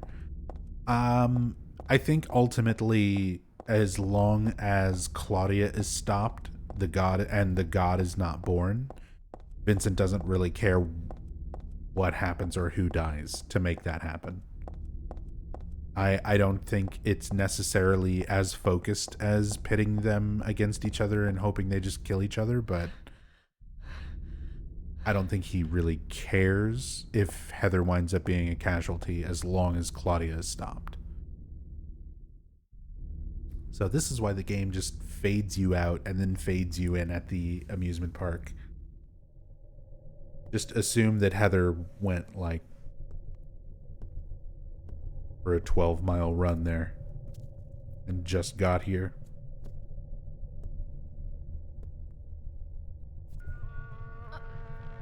The god is growing inside of her.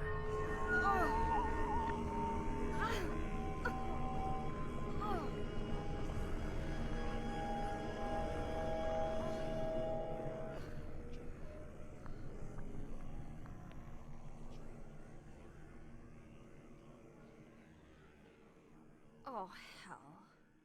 And I love that reaction.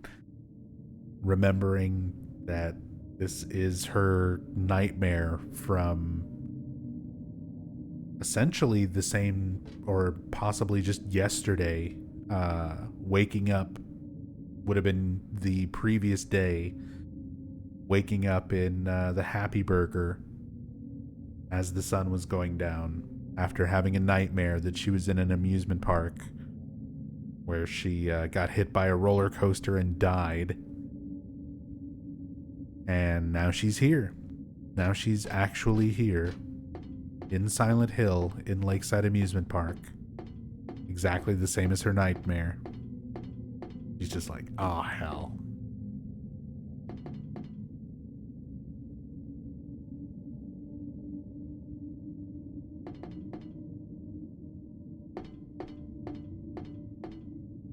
It's a giant rabbit costume. Isn't this the mascot from the local amusement park? I don't want to look inside. Something in there smells terrible.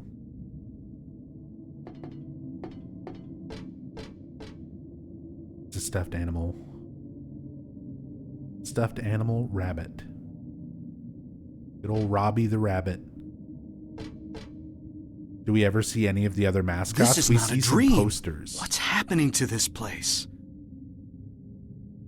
We see some posters, but we never see full-on like mascot outfits and stuff for any of the other mascots except for Robbie. Dave, thank you so much for the raid. Very much appreciate it. Welcome everybody. I'm Nub. We're in the midst of a Silent Hill 3 in-depth story playthrough, talking about all the details, the lore, history, game development, trivia.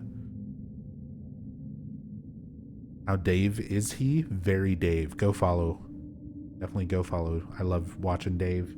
One of my favorite streamers. Gotta run and eat for now, but much love. Thank you so much, Dave. Go get you some food, man.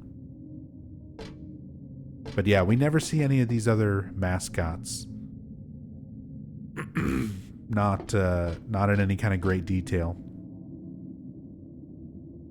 There's a dead body inside this box thing. There's nothing interesting here. There's nothing I can do about it, but I wonder who and why someone did this.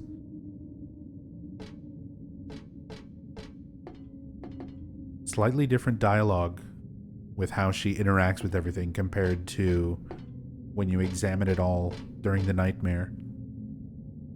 There's a dead body inside this box thing. There's nothing interesting here. Other than the dead body in the box thing. It's not interesting. We've seen this before already.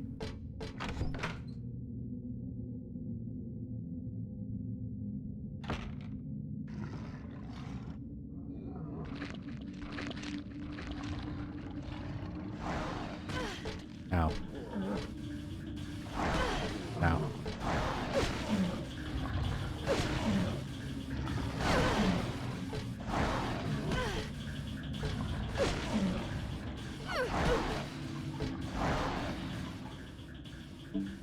That does so much damage.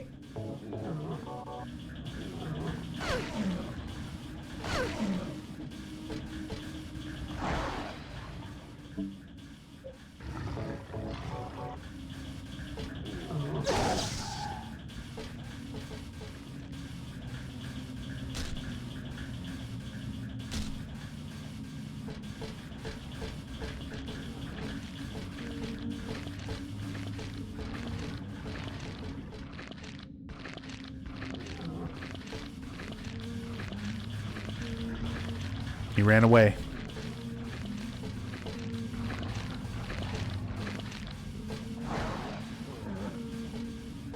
I don't know. Can he chase me down these little stairs?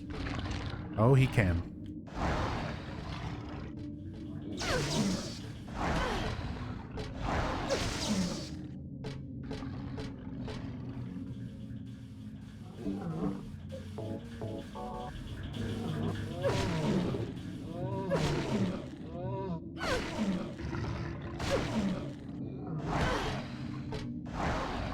How did they change the closers from Silent Hill 2 to Silent Hill 3?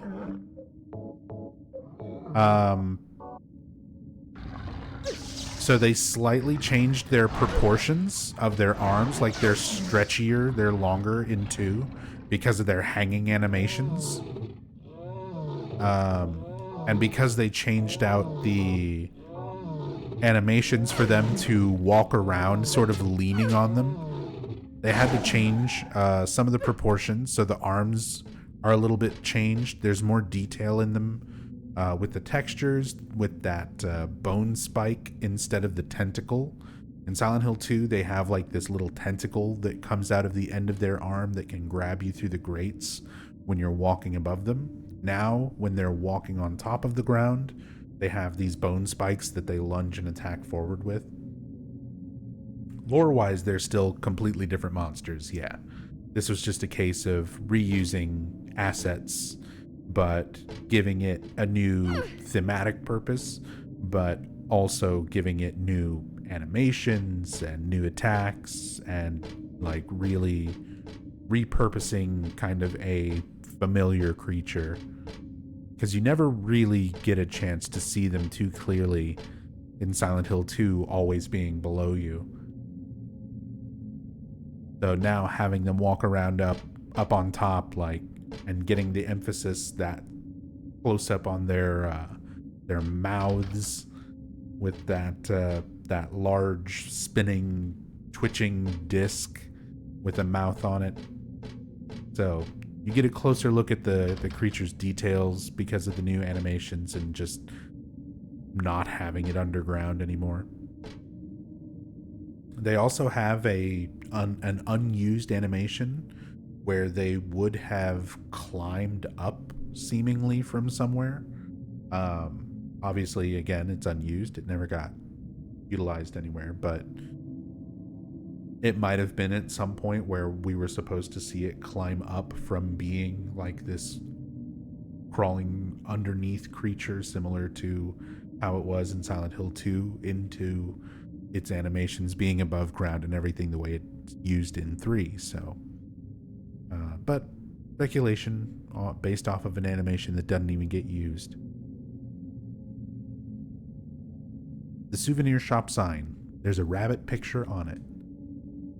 I like how wildly different the signs and artwork and stuff like that are for the mascots compared to the actual mascot uniforms.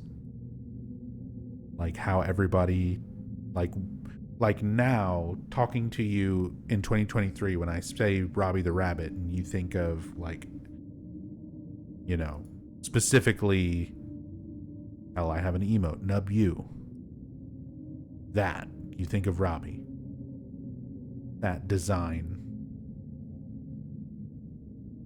But you look at the souvenir shop sign there, and you see that little, you know, beady-eyed version, completely different version of Robbie.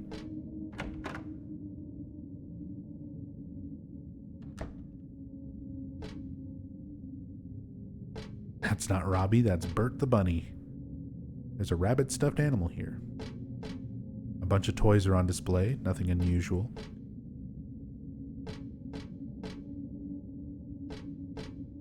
Again, just all the little details, all the things in the souvenir shop. Boxes of cookie. Reused asset from Silent Hill 2. Cookies and candies on display. Don't need any of that right now.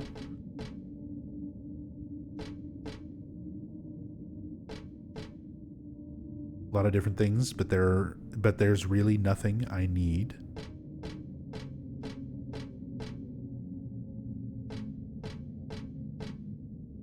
What's my top 3 Silent Hill?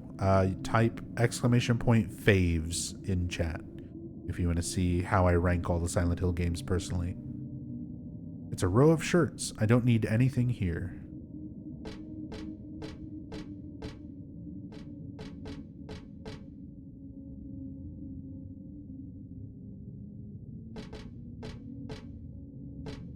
Faves, Faves. Favs. There it is. Handgun ammo. Just casually lying in the merch store racks. There's a rabid stuffed animal here. In a place like this, it's more creepy than it is cute.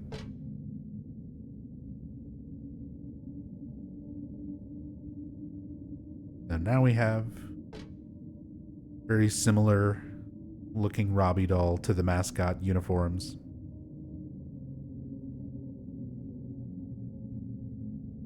Look at those polygon feet.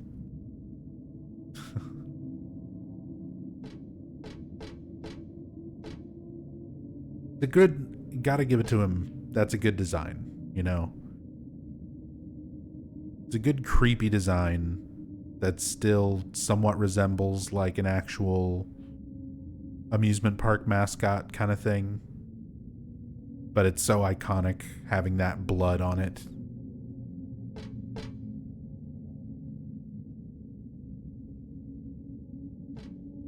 If you look at the calendar, that's the Borley mansion. It's like a little ad for the Borley Haunted Mansion.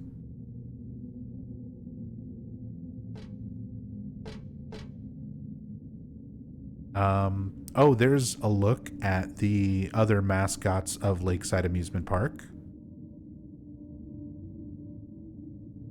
So the pink one on the right in the middle is Robbie the Rabbit. But then from the top, that's Kathy the Kitty. Then Huey the Horse and Dawn the Duck down there at the bottom. Which are, all 4 are the Lakeside Amusement Park like mascots, but you never see anything for them. You only ever see mascot costumes and dolls and stuff like that for Robbie. And then there's Book of Memories. Gotta fucking mention Book of Memories as much as I hate talking about it. But in that game, you collect artifacts and things that you can equip that are often references and things from other Silent Hill games.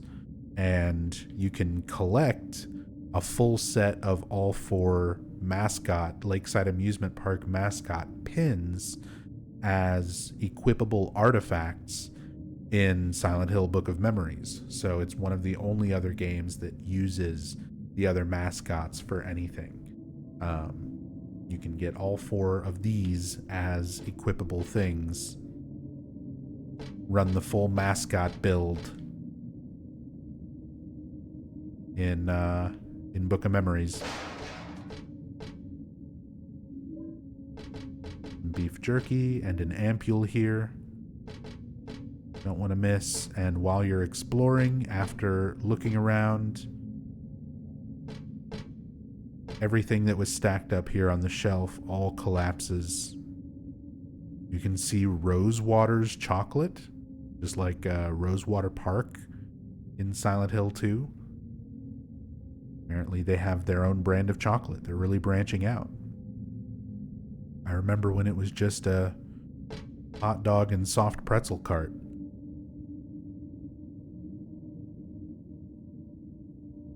And then Lindsay Street, which is another street in the town. Chocolate cookie. So, interesting little detail there that they make it look like it's local, you know? This is the Silent Hill Amusement Park.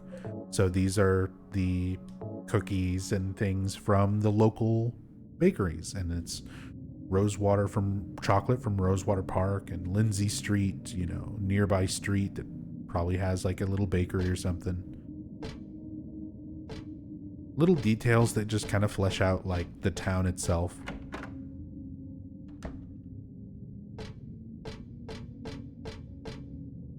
But presented in a spooky way. Always thought they were pizza boxes. Well.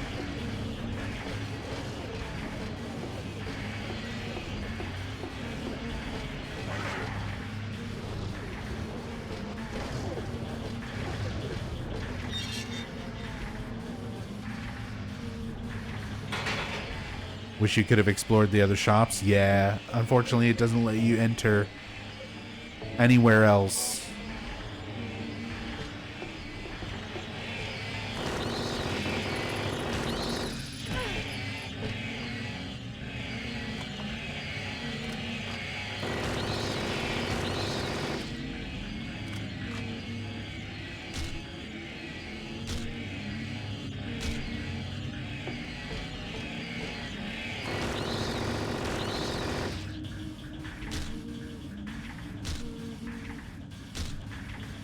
You know, I get it. Pendulums are supposed to be grating and loud and awful. But man.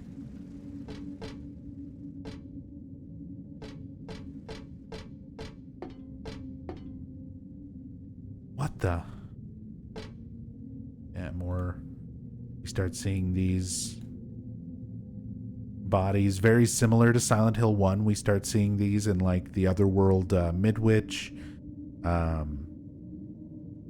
Similar textures even. Obviously they've added the moving, sort of bleeding, creeping textures of this game over it, but the darker appendages and things, the feet and arms being sort of crossed over in front of the chest.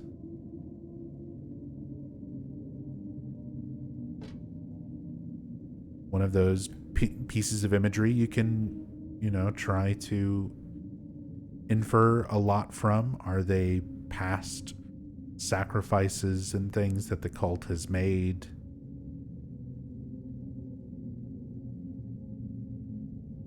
People who were just bystanders caught up in the other world and now, you know, are just corpses.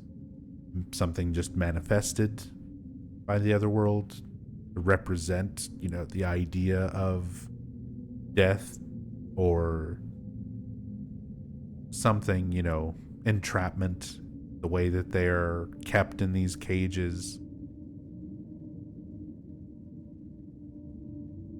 Lots of different ways to look at this imagery and apply it, but nothing definitive, you know. I love that about these games. Sign for the mountain coaster. Almost looks like you can kind of go off and explore more of the amusement park.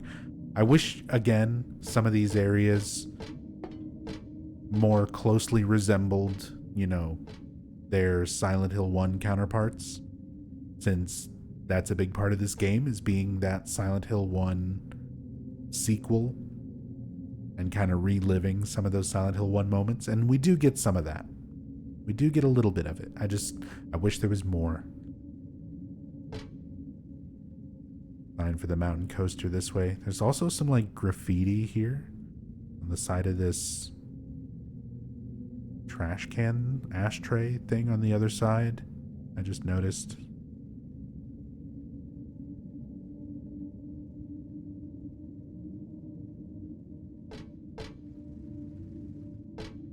So many little details in the environment.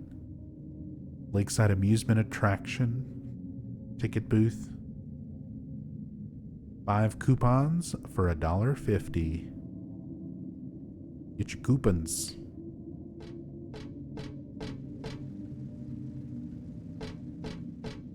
Sign for the mountain coaster. I can't really angle the camera up. It forces a low angle right as you're going underneath it.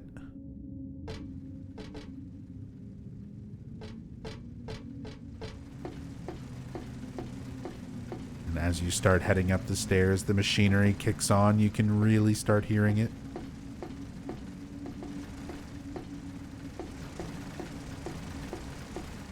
It normally blends in very much with that grinding mechanical noise of the pendulums as well.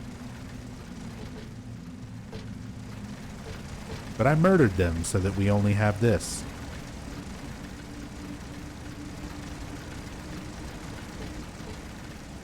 Interesting little glitch here.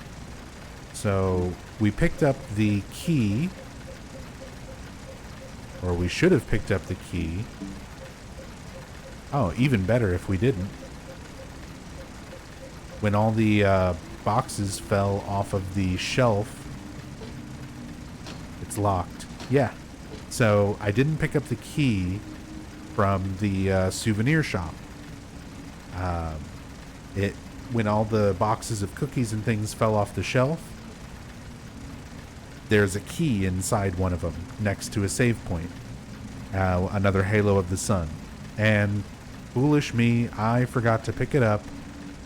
So I would have to run all the way back and go and grab it so that we can unlock this door.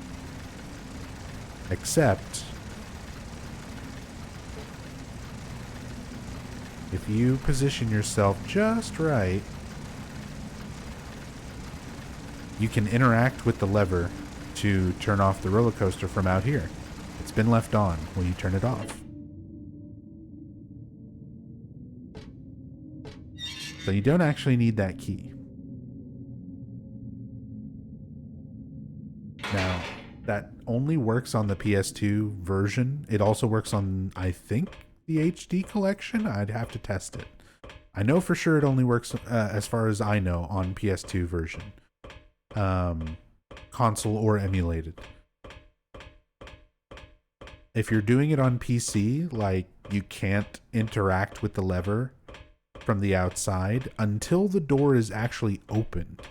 So if you pick up the key and you open the door, you can then pull the lever from the outside, but that kind of defeats the purpose of that glitch. So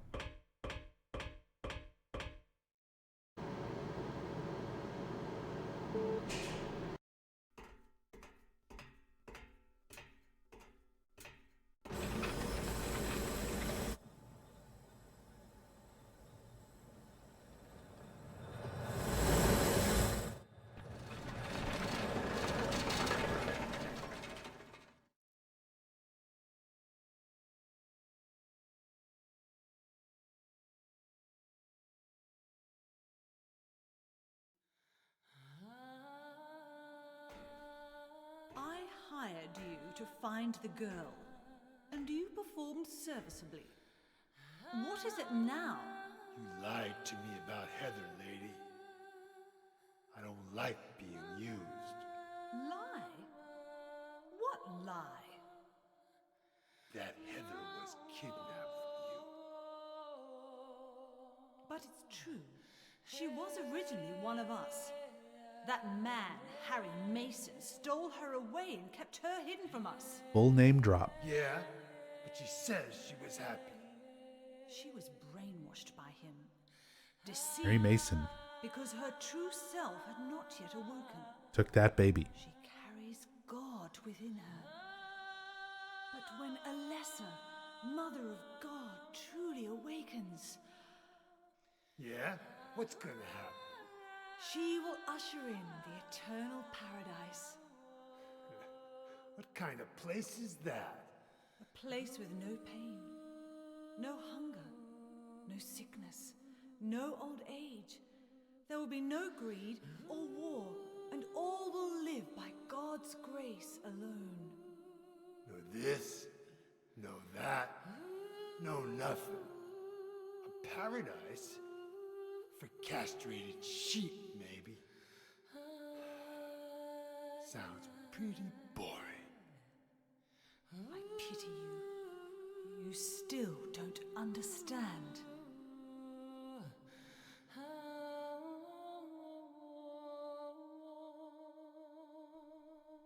You're going to kill me? Is it really so easy for you? I've done it before. Then I truly do pity you.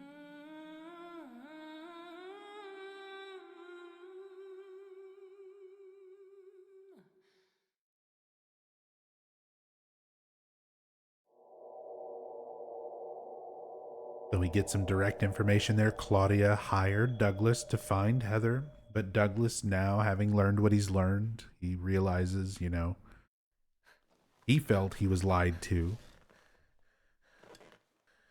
As he's learned more about Heather, she explained, what she knew about everything in Silent Hill 1.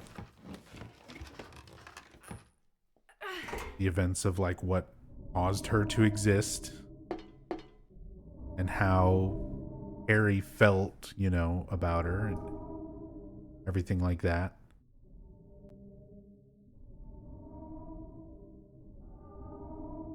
Which we're almost to a point where we're going to read something we've been holding on to. Dad's notebook. Dad wrote about my past in here. As always, this should be novelized, but we're going to get some more notes and background info from Douglas relatively soon, and then we'll kind of read everything all at once.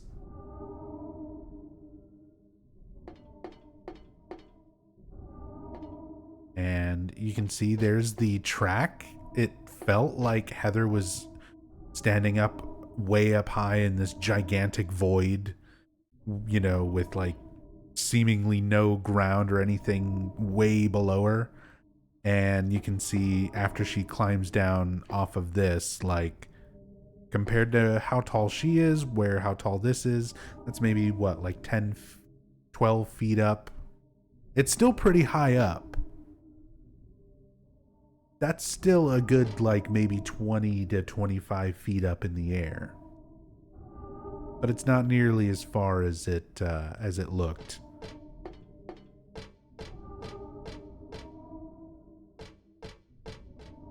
Claudia's a good manipulator. She is. She learned very well from Dahlia Gillespie, most likely. It's a popcorn wagon. Nothing very interesting about it. But this popcorn doesn't look right. I don't think I'll be having any. But then again, I wouldn't eat anything else here either. I could really go for some popcorn.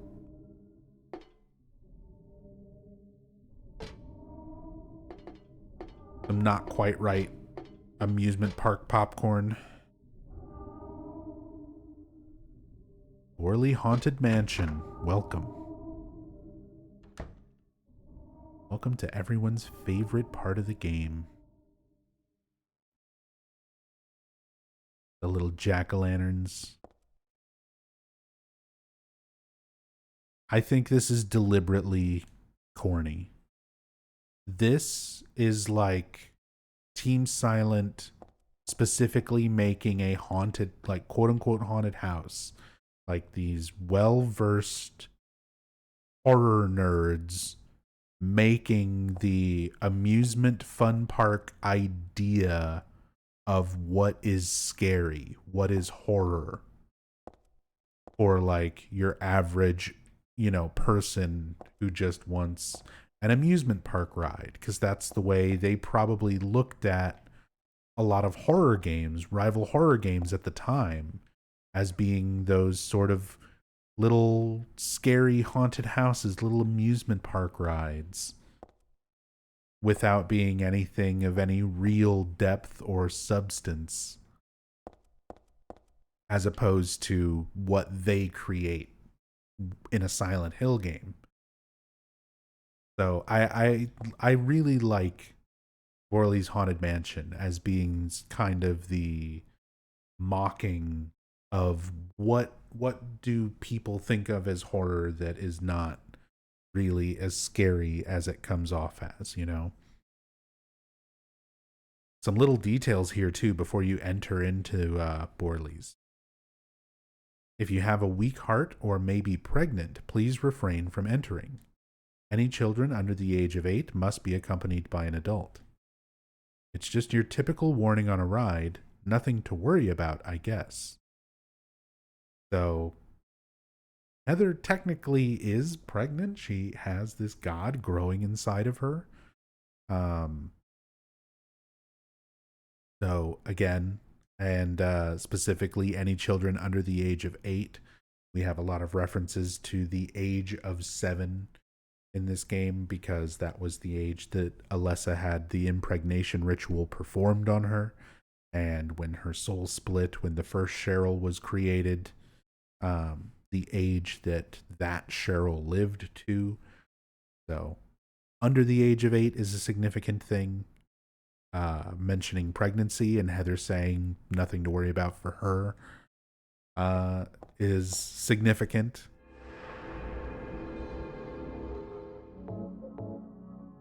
Just some little details.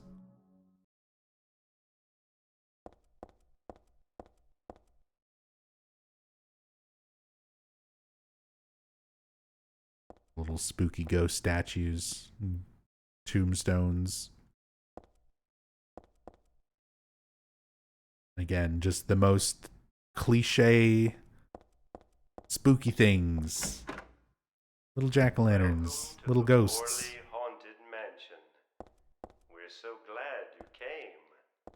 Please come inside and look around. When you feel you're ready, then go through the door. Help! Help! Do you hear those voices? A family of 4 was sliced. You get a lot of automatic camera angles, switches and stuff here. Like, the game takes control of your camera. They give you all these different views. It's like you're just stuck in a haunted house ride that's just going to show you, oh, look at the blood on the wall. I felt I had to. Oh, listen to the voice acting. Anyway, Because I felt I had to. He said it all spooky. it's all just a joke. This is what it felt like playing Layers of I Fear. wanted to scare you, that's all. This is Layers of Fear in a nutshell. This is Team The truth Silent is, only preemptively one mocking person died. games like Layers of Fear 20 years before they existed.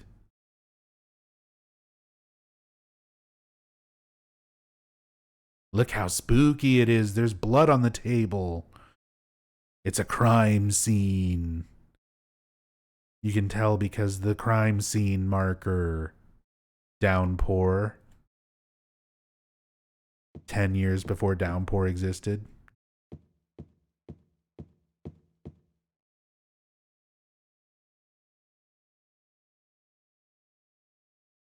Look at the spooky pictures with blood on them. Yeah, all we need is the UV light.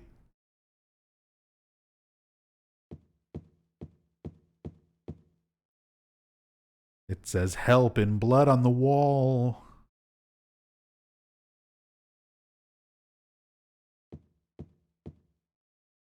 This clock isn't working. I don't know if it's broken or if it's just for decoration.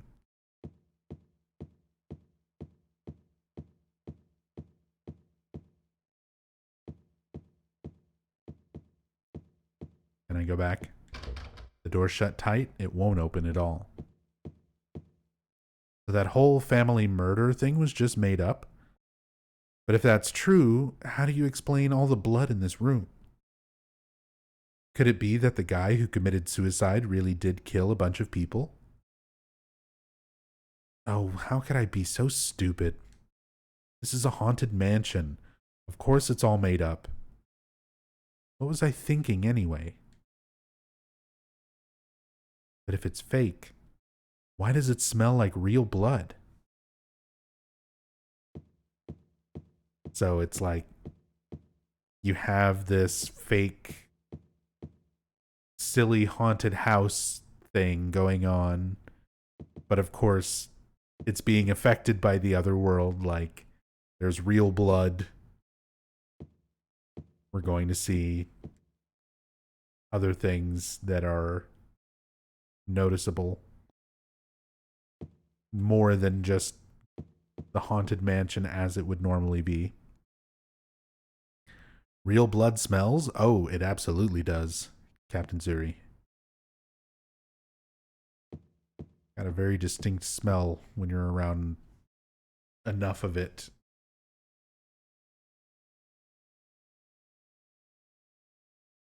Last time I went to the dentist and like your mouth is full of blood, you just taste it and smell it for like days afterwards. Awful. Yeah, very coppery, very metallic. The bookshelves are crammed with books, but they're probably all just fake anyway.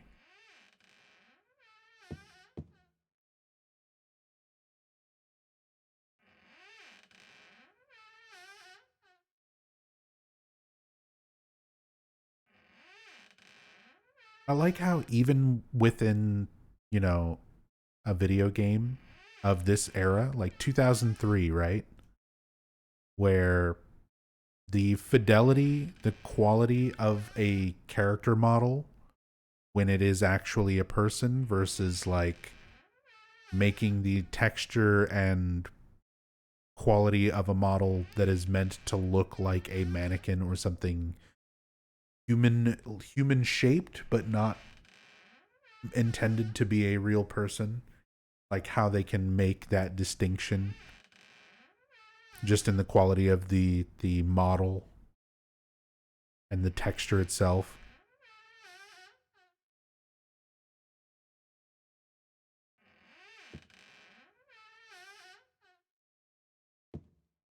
How quiet it is with just the creaking.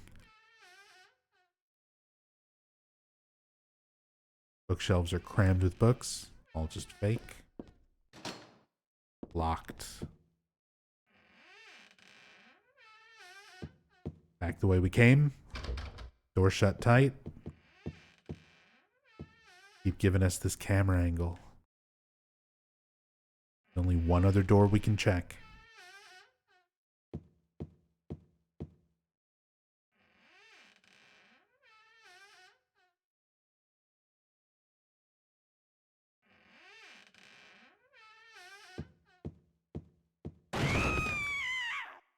That's Danny. A quiet young man, but quite friendly as you can see. He was so eager to meet you. His hometown is New Orleans, but he came here after first losing his way. Oh, maybe you might know. Where is the path to heaven?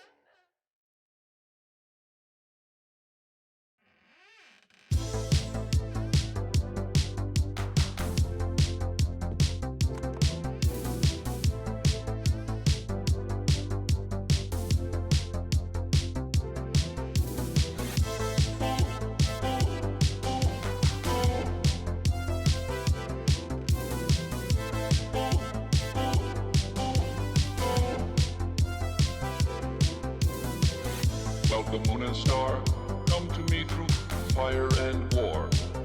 Oh, oh, come nearer far, come and look upon the heart, upon the heart. Oh, lay down your weapons, it is not too late for my mercy. Oh, oh, come and look upon the heart, upon the heart. Oh, oh, oh, I'm a god, how can you kill a god? What a grand and intoxicating innocence. I'm a god. How can you kill a god? Shame on you, sweet Marabar. I'm a god. I'm a god. I'm a god. God. I'm a god. I'm a god. I'm a god. Well, the moon and star come to me through fire and war. Oh, oh. Come nearer far, come and look upon the heart, upon the heart. Oh, lay down your weapons, it is not too late for my mercy. Oh, oh, come and look upon the heart, upon the heart. Oh, oh, oh, I'm a god, how can you kill a god? What a grand and intoxicating innocence. I'm a god, how can you kill a god? Shame on you, sweet Marabar. I'm a god. I'm a god. I'm a god. God. I'm a god. I'm a god. I'm a god. No, we call her intervention can work in this place. There is no escape. No recall or intervention can work in this place. There is no escape. No recall or intervention can work in this place. There is no escape. No recall or intervention can work in this place. There is no escape. Oh, I'm a god. How can you kill a god? What a grand and intoxicating innocence. I'm a god. How can you kill a god? Shame on you, sweet Nerevar. I'm a god. I'm a god. I'm a god. God. I'm a god. I'm a god. I'm a god.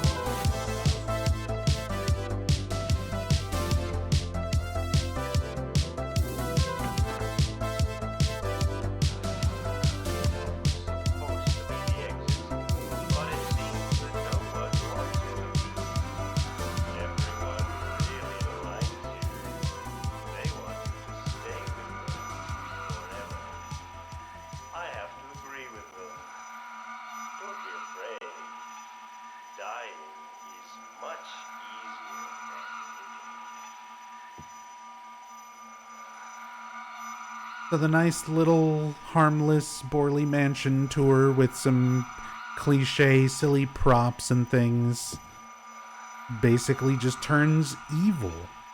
It's completely more and more affected by the other world. We see real blood in the first room. We see a corpse hanging in the second room. Which one it's talking about, referencing Danny, we don't even know for sure. The third room, there is spikes that fall from the ceiling, which we were playing on normal mode, so we're able to just dance our way right through, no problem. If you're playing on hard mode, you actually need to have your weapon readied. Otherwise, the spikes will hit you and will kill you in one hit. So you have to ready your weapon, which lowers your stance and lets you move forward without getting hit by the spikes. And now we have that voice telling us, you know, that we can't ever leave. Our way out is blocked. This horrible ear-piercing and whooshing sound. And this is going to be the red wall of death that begins chasing us through these hallways, and if we stay in it for too long, it's not an instant kill, but it does do a lot of damage very fast. So there's a tiny bit of leeway. Door shut tight. There's a tiny bit of leeway with it, where you can like make a mistake and stay in it. In normal difficulty, it's pretty lenient. Even on harder difficulties, you have like a moment or two where you can be in it before it just completely kills you, but it will more or less overwhelm you if you mess up running through these hallways. Using it as sort of this one-time creepy gimmick with, you know, this repeating hallway with Silent Hill 3, I think is an effective, interesting, scary way to do that. There's a lot of tension behind it when you're experiencing it the first time, and it's something that I think games like Shattered Memories and Downpour, where they sort of added those kind of chase segments, Downpour very closely with the void red light thing chasing you. When you do it over and over and over throughout the game, it loses a lot of its impact and a lot of its tension. I think having it for a sequence like this in the context of all of the rest of Silent Hill 3 is good. But yeah, some games use similar ideas and just sort of do it way too much to the point where it loses all effect, and it just kind of becomes like, oh, it's this section again. I have to run from this thing again. It's another bullshit learn where you're going or make a mistake and die segment. And when you just keep throwing those over and over at the player, like, it gets really old really fast.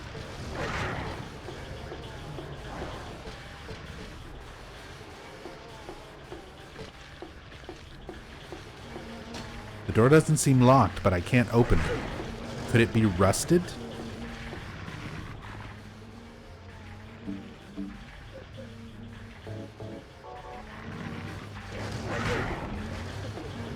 Here, let's put some jerky down. You want some jerky?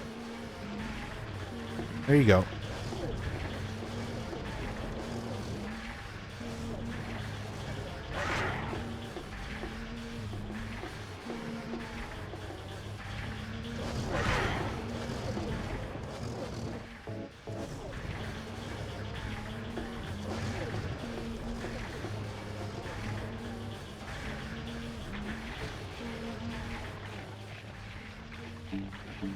For anybody who said they've never seen the jerky actually get used,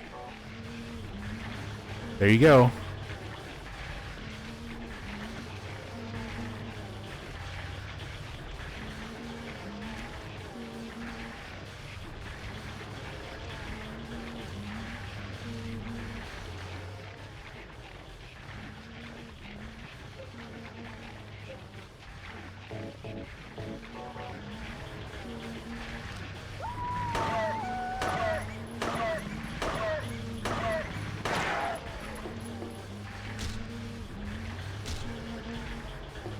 Oh, we're going to clip out of bounds.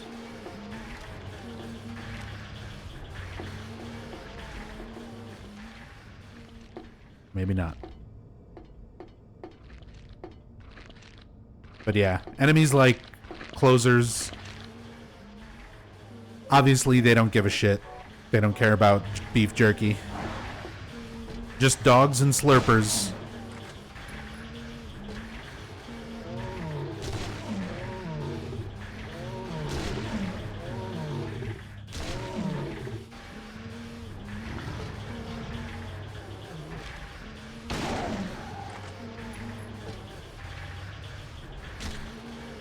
For how long will it distract him?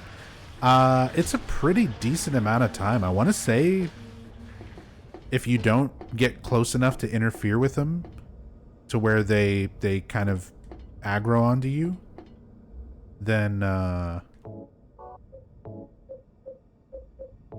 probably like a minute, maybe more. I haven't ever actually timed it. There is a limit to it. They will eventually consume it and then go back to patrolling around, and if you're close by, they'll aggro again. But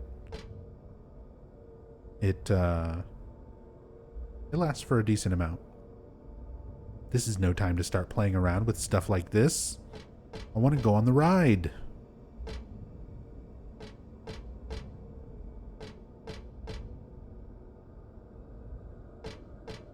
Wanted to see if there was maybe any dialogue that would infer the puzzle that we have to do with this. Ah, there it is. This column here. Wouldn't that work? So she just says, wouldn't that work? Like, wouldn't that work for what? We're not even to the point where we can figure out really what to do with this yet. If you examine the door doesn't seem locked, but I can't open it. Could it be rusted? I'm not strong enough to budge it, no matter how much I pull. There's got to be a way.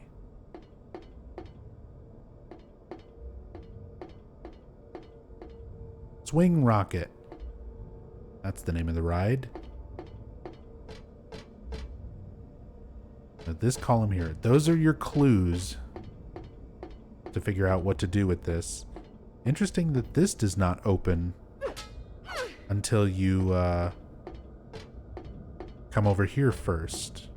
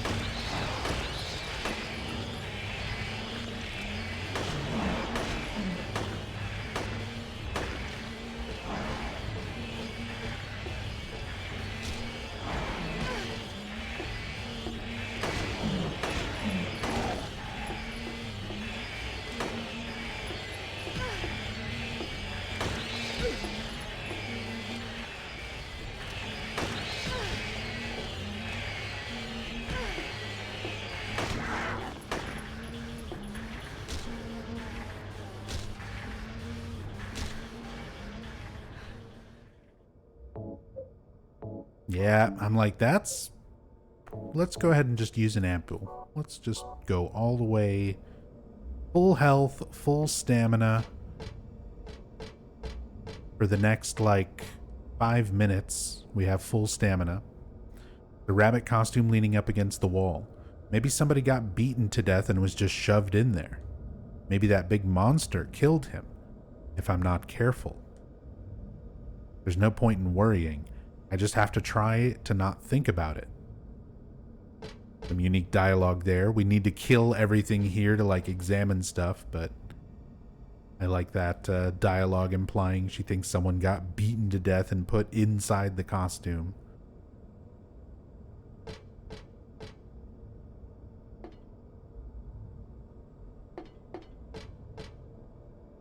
Amusement stage is written on the wall. You can see another roller coaster thing over here, Star Travel.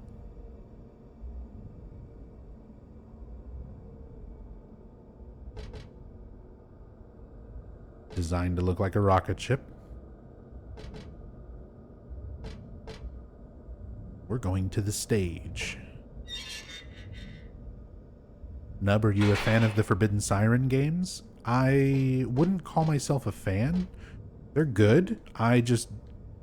They're fairly difficult. I don't particularly enjoy a lot of the actual gameplay. But I like the story and atmosphere of the games.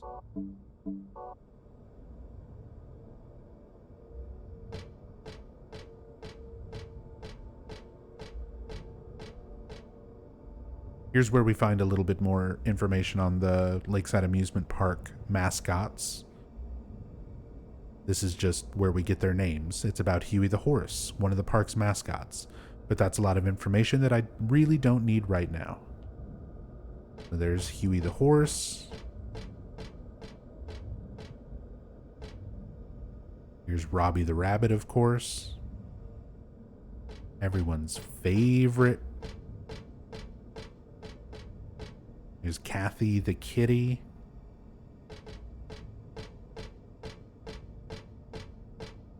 And Dawn the Duck.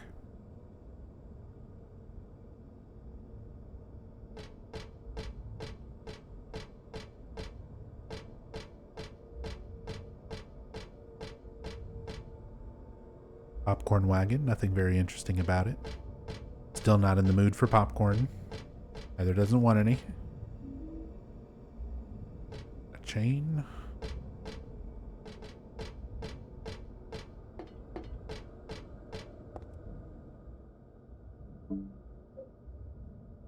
It has hooks on both ends. Looks pretty sturdy anyway. And that's what we're going to be able to use to open up that rusted shut door. And up in the middle of the stage we get a red shoe. One shoe, blood red. It was above the stage. Whoops. Can further examine it. It's too small for me to wear. Not that I'd want to. Equip it. Put on the heels. Always thought it was neat a town like Silent Hill had its own amusement park. Their main source of finance income was as a tourist destination. So an amusement park makes sense. Makes sense for a tourist trap.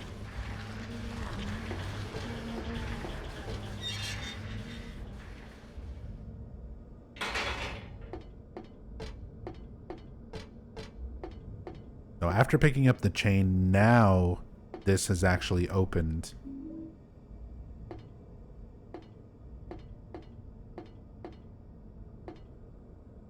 The switch is off. What's the point of turning it on now? Forget it.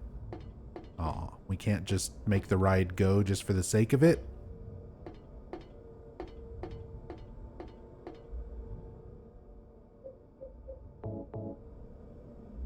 So you're meant to, based on Heather's text when you examine the door and the handle on the ride, mentions that is enough of a clue that you just need to attach something. This half is fine. Better do something with the other half, though. Admittedly, like, this is another one of those moments where I can remember being kind of stuck here on my first playthrough. Like, it wasn't made obvious what I was really doing until actually figuring it out. And then the animation's like, oh, I see. You're attaching the chain and it's wrapping up as the ride goes around, which pulls it tight and yanks the door open. I like that once you attach it, you can actually see the graphic of the chain attached to the door and just sort of laying in a pile there.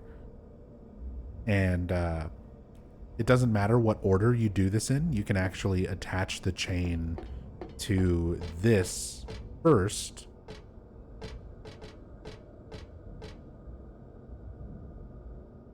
And it'll show it being attached over here instead. I attach the chain to the column.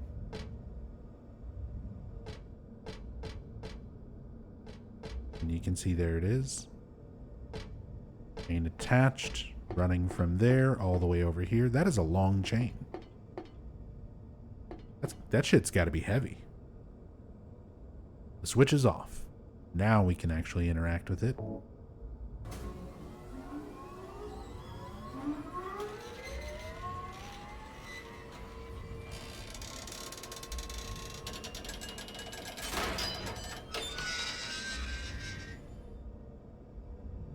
Which is on, but it's not doing anything.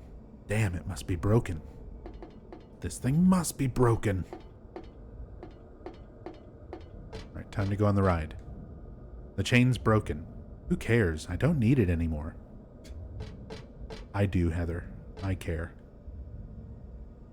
Still no time to be playing around with stuff like this.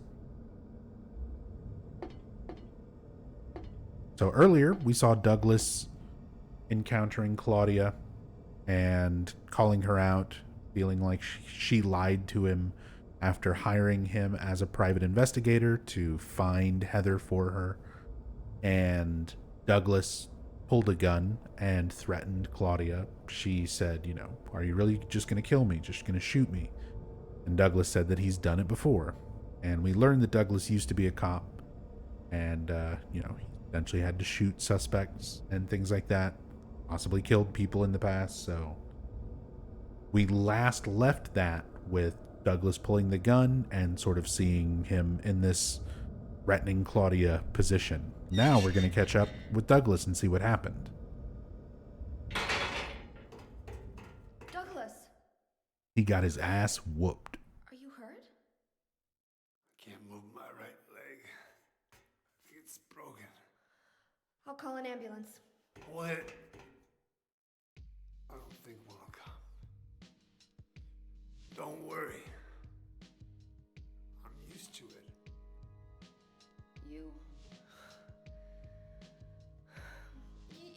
You old fool! Getting yourself hurt like that? Sorry. Why did you have to do that for me? What'll I do if you die?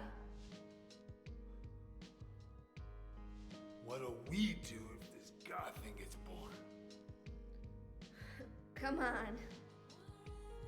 How powerful could a god from a dump like this be?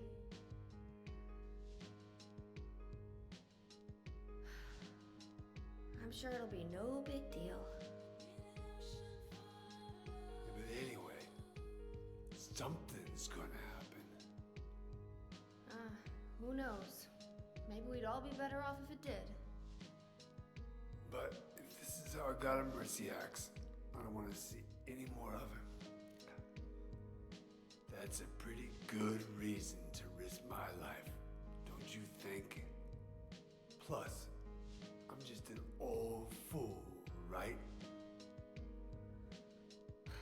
You think you're Superman or something? You know, I always wanted to be him. Besides, Yeah. I want to help you out. You don't have to feel responsible. I know it's not your fault. You remind me of my son. You said nobody was going to cry for you. Dead people don't cry. Stupid kid got himself shot robbing a bank. But why? Maybe because his pop was a penniless good-for-nothing. Who knows? Anyway, now I guess I'll never find. So it's sad getting that backstory about Douglas. His son got killed, shot, caught robbing a bank. But I always thought that was such a weird reaction from Heather after he says that. He says, but why?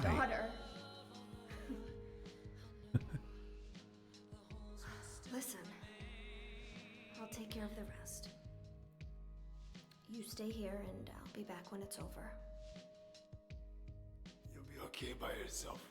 Hey, no problem.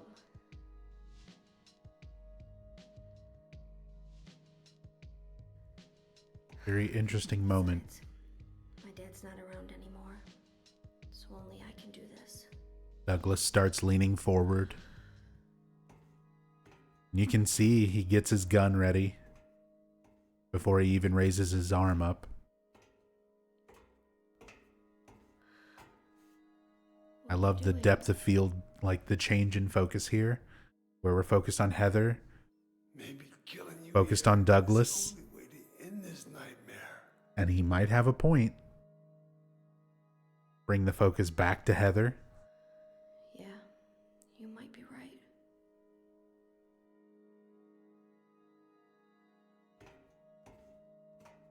That cinematography there, that's good. That's good. Good effect, good focus. Completely, horribly ruined in the HD collection where they didn't know how to do it properly. So there's just like this weird overlay, blur overlay to try to mimic the depth of field blur that just like you see it enable and then disable, and it's so clunky and bad looking. Looks great in the original. And yeah, we see Douglas is like, his leg is broken, he's got the crap beat out of him, and he was pointing a gun at Claudia. It's like, what happened? We know from Vincent, or we will learn from Vincent directly towards the end of the game, that Claudia, he says, I don't have powers like you two, implying that Claudia does have these kind of, psychic abilities. And if it's anything like Alessa's abilities that we see in Silent Hill 1, creating barriers, force pushing Harry to the ground, Claudia may have used her powers to defend herself against Douglas attacking or threatening with his gun. Or we, at the very least, see that she has manipulation over creatures of the other world. The way that she gets a missionary to kill Harry Mason and attack Heather, could have very well had something similar attack Douglas, where Douglas was able to defend himself enough where he didn't die, but was very badly injured. And going back to Douglas's line there, not only do we have him pointing the gun and, saying maybe killing you right here is the only way to end this. And based on the way that I kind of interpret dying in this game, you see a sequence of Valtiel collecting Heather's body, grabbing it and dragging it off. And Valtiel is meant to be that protector of the Mother of God. And we know that Alessa has died before and reincarnates into a new form. So it might not stop it, but it might delay it for at least another 17-ish years if Heather did just die. So I don't know. Douglas almost might have a point there, but I don't think it would be a permanent solution, just killing Heather.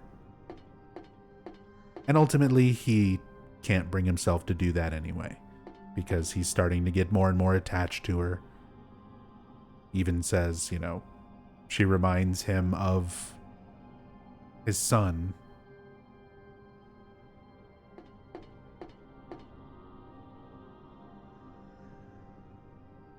What is it? I just came by to make sure you were still alive.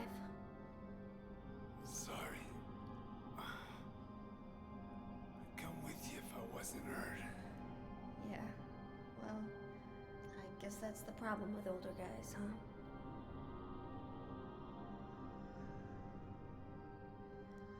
I'll handle things. You just rest. That's the problem with older guys. Hanging out on the ground with their broken leg. Don't die on me, okay? I don't think your age really comes into play when it's literally your leg is broken. Funny little comment though. Just a little extra dialogue there if you go back and try and interact with Douglas again before moving on. Rabbit the Robbie, all smashed up. This car seems pretty heavy. What happened to the person inside?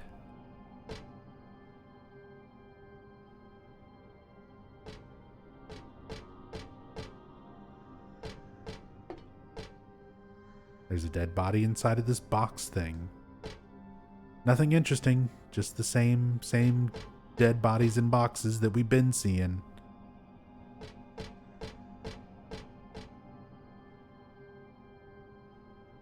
The teacup ride, which if you look at the layout, the three groups of the circular teacups inside of the overall spinning ride, very reminiscent of the halo of the sun when viewed from a bird's eye point of view from above,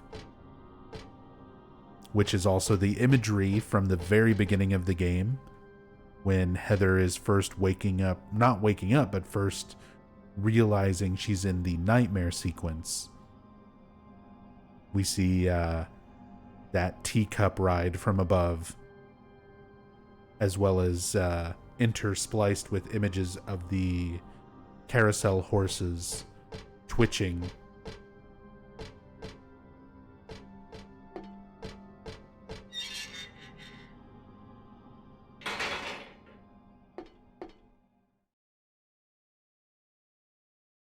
Fortune house.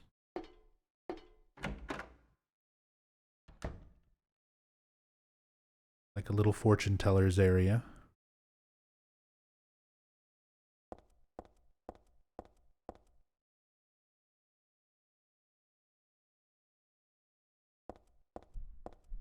Similar to Borley's. It's one of those kind of inherently creepy, sort of off-putting things, but it's kind of cliche as well.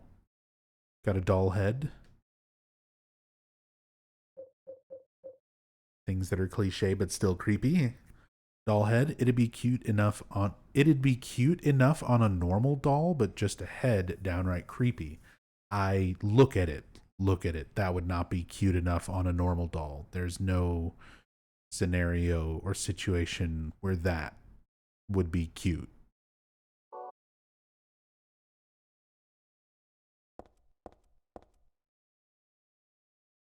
This symbol usually looks unnatural and weird, but here it sort of seems to fit.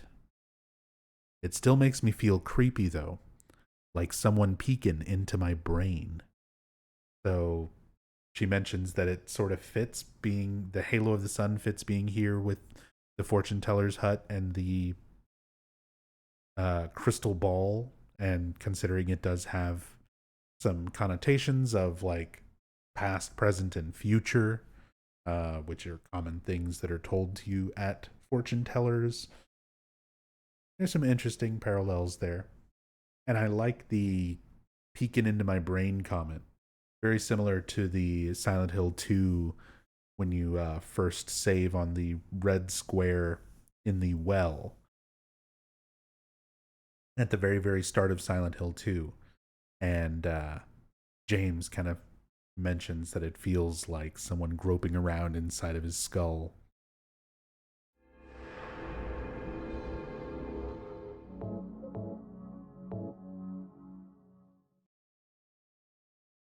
And then you have Silent Hill 1, where it's nothing nearly so deep or psychological or anything like that. It's just Harry found a notepad, so he's going to write down all of his experiences up to that point.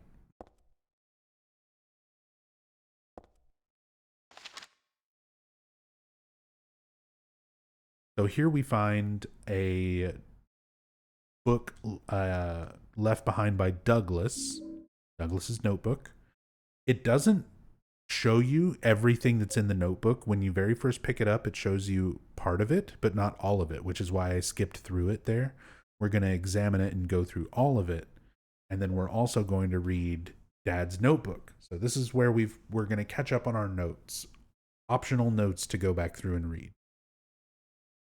That really does piece together a lot of the lore. A lot of people who are playing these games casually, who miss a lot of the major plot points of the game, a lot of it comes from, choosing not to read through a lot of these kind of things. But this is Douglas's notebook, probably Douglas's notebook. Can't forget to give it back later.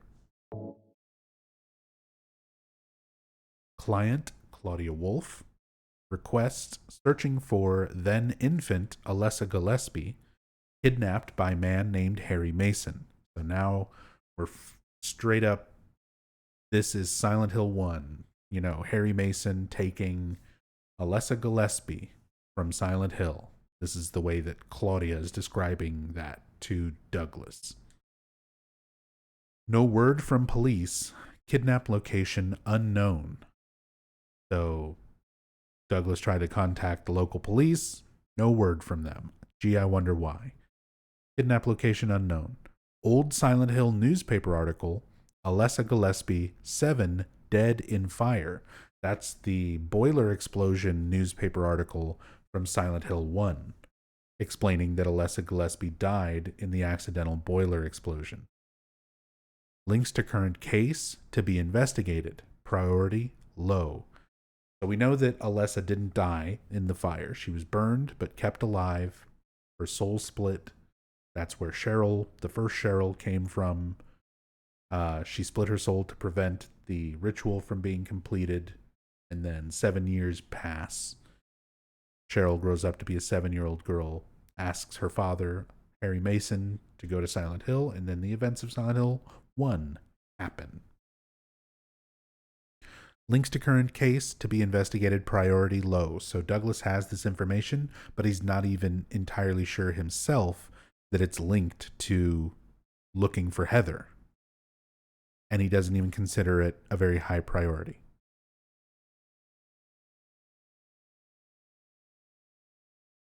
Using alias Heather, neighbors do not know real name. What is she hiding? So Heather's not her real name. Harry originally called her Cheryl, and we even get that at the end of the game. It's part of the ending. According to records, 24 years old. Client says looks 17. Plausible?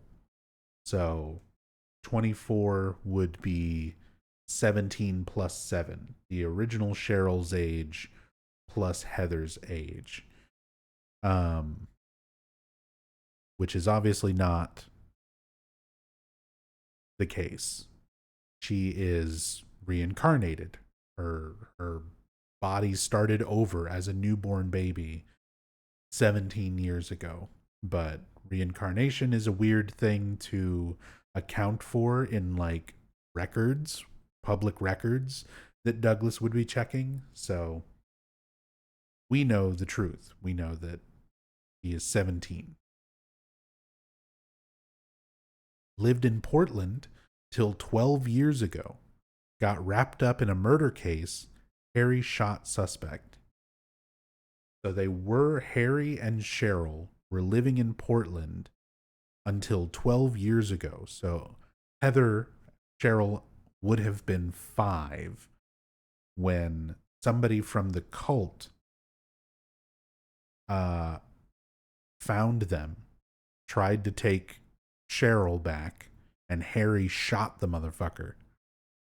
Justifiable self-defense, so no punishment. Moved away immediately after, started to use alias. So they moved away. They were living in Portland, Maine. Moved away, It doesn't specifically say where they moved to. This is where things are interesting, because Douglas mentions the Portland thing to Heather earlier when they first make the drive to Silent Hill. And he says, I thought you grew up in Portland. But they never really make mention of where they're living at that time. Are they still in Maine? Are they still in Portland? Just like on the other side of town? It just says that they moved away immediately after and started to use an alias. Apparently no connection with the criminal, just some occult freak slightly off from way back, originally from Silent Hill, ? So, no connection with the criminal, but it was an occult freak. So this was someone from the Order tracking down Harry, tracking down Alessa's reincarnation. Originally from Silent Hill. Possibly someone... So this would have happened, like I said, when Cheryl... This version of Cheryl was only 5. So Claudia would have still been pretty young. 12 years prior to the current events. Trying to think how old Claudia would have been. It wouldn't likely have been anybody like sent by Claudia. Someone else from the cult, though. Oh, that menu glitch is still in there.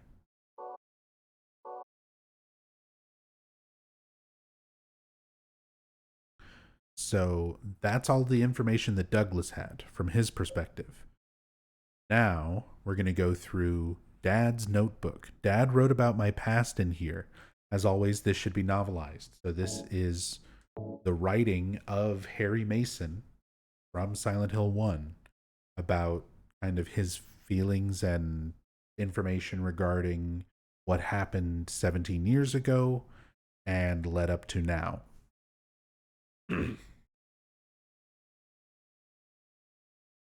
I hope this will never come to any use. Maybe it's better if you never know. More than anything else, I fear the possibility of your going away far from me. But sometimes we have to tell the truth. That's why I'm writing this, before I'm lost in death and oblivion. What happened back then? That has something to do with who you are. It all started 24 years ago. Coming back from a vacation, my wife and I found a baby on the side of the highway. Since we were childless, we thanked God for letting us meet this child, this girl. We took her home. 3 years later, my wife died, and another 4 years later, 17 years ago, I came to Silent Hill. I heard the girl's pleas and took her with me, not knowing why she wanted us to go there. And it was there that the girl went away. Not that she actually went anywhere, nor did she die. Returned to her original self. That's what Dahlia Gillespie said. Original self. That was the young woman burned by her mother as a sacrifice to God. Alessa Gillespie. So, from Harry's perspective, he saw Alessa and her being burned as part of a sacrifice, like part of what the cult was doing. And it could be the case, or it could be Harry's interpretation of things as someone who's not a member of the cult, just someone who wasn't even there, who just sort of knows about the events secondhand. Half her soul escaped into those flames and went on to live in a baby, in that girl of mine, of ours. So that was the first Cheryl being created. 7 years passed before that half a girl returned to Silent Hill and made Alessa whole again. Newly strengthened, she vowed to kill God. So that's the events of Silent Hill 1.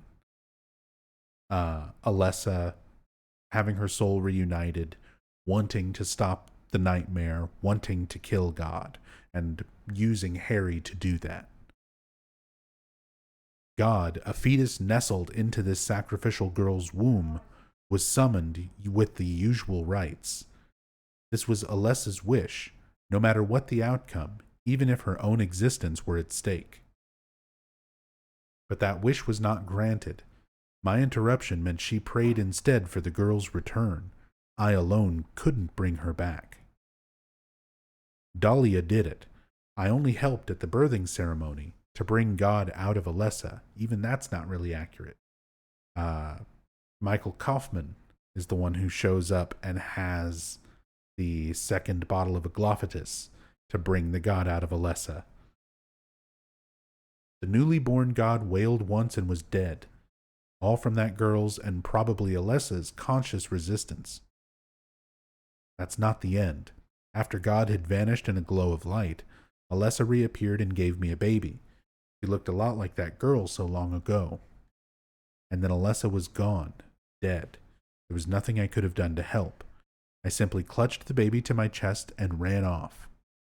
The whole thing felt like a dream, but I had proof that it wasn't. The girl was nowhere to be found, and in my arms, the baby. Now 17 years have passed. It feels like only yesterday, and again it feels like 1,000,000 years ago. I confess I had reservations at first about raising that baby. Could I love her? Her existence was thoroughly unexplainable. I thought she could be that young woman who snatched away my beloved daughter. That led to sadness, anger.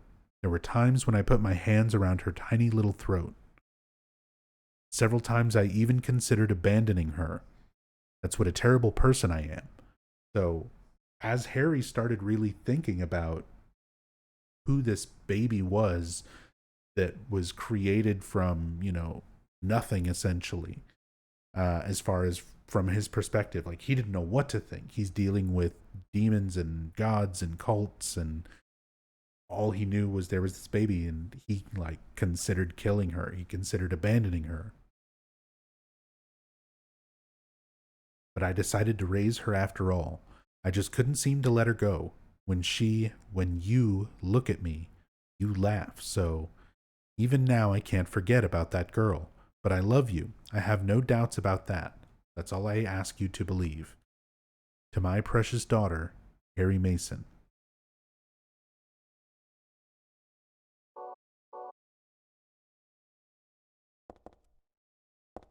So, a lot of information there. A lot of how Harry felt about the situation, how he recounts certain aspects of the events of Silent Hill 1 and things leading up to the events of Silent Hill 1, and how much of that he wanted to, specifically document and tell Heather, at least at this point. The fact that this was found by Douglas on Harry after he was killed makes you think, he finally decided to write this. He thought the end might be coming. He must have suspected that, something was going to happen and wanted to leave behind some aspect of his thoughts and feelings and information for Heather. So, interesting that we get that note. I said, I think right now, in conjunction with Douglas' note, it is a good time to kind of cover all of that, since it's a lot of just the backstory of how Harry and Heather had been living.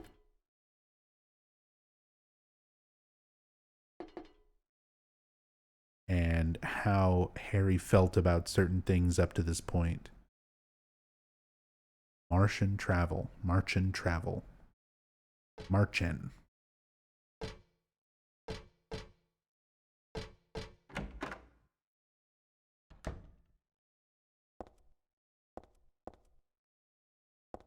Few different representations of fairy tales. We see a lot of that in Silent Hill 1 as well. Things, storybooks and fairy tales, things that Alessa liked that were represented in various puzzles and aspects of that game. So possibly similar meaning here. Still see these striking visual things, the corpses in the ground with glass cases so that you can see them.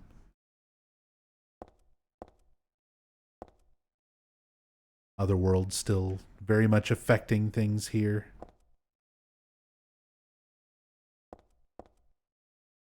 It's a Cinderella doll. And a Snow White doll.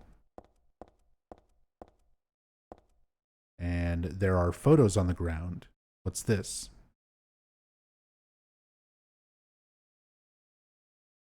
So you can see silhouettes of both the Snow White and Cinderella dolls, along with their respective objects.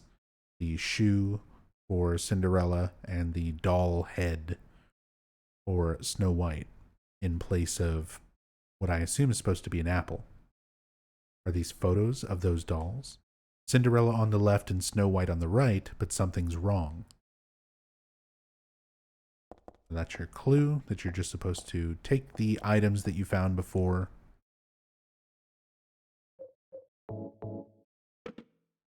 Red shoe for Cinderella. The doll's head, and it is sort of apple-shaped.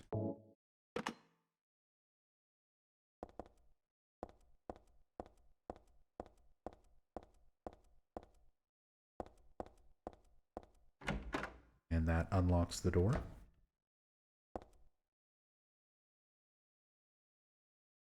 To the dragon boss battle.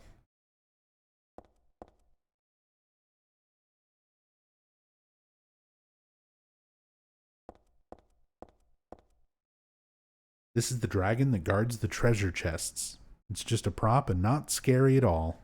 It's not scary at all. Just a prop.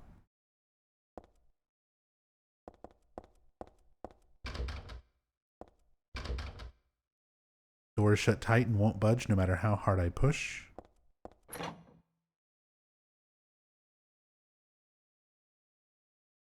And this kind of makes our way out from the back of that ride back into the park.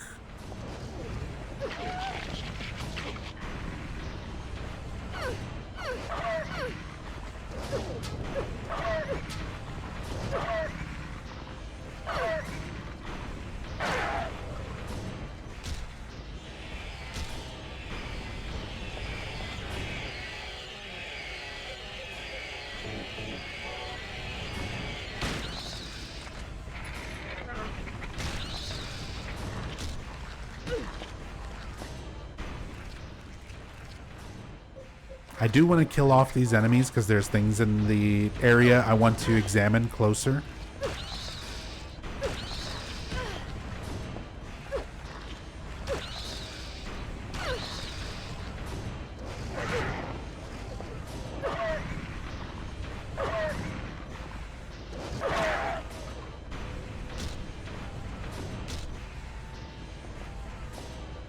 Nub, what do you think of the taser? I feel it was a very unnecessary weapon to add in this game.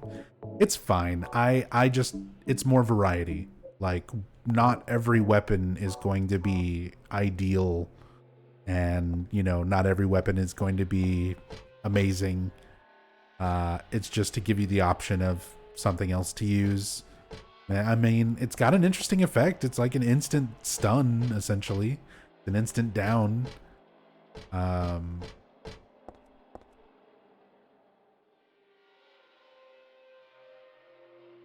The ambient sound here, the background noise, is also used in the game over sound effect.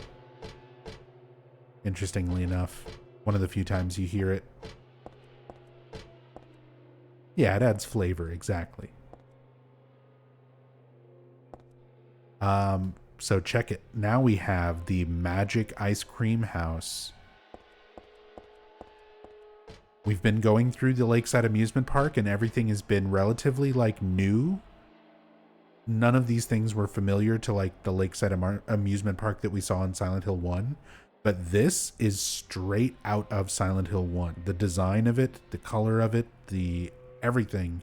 This is a location in Silent Hill 1 recreated for PlayStation 2 for Silent Hill 3. This is the kind of thing that I really wish there was a lot more of.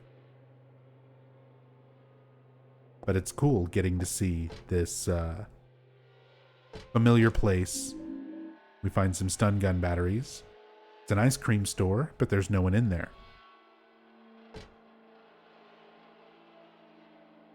Ice Cream History. Histry. History. I need to know my history about ice cream.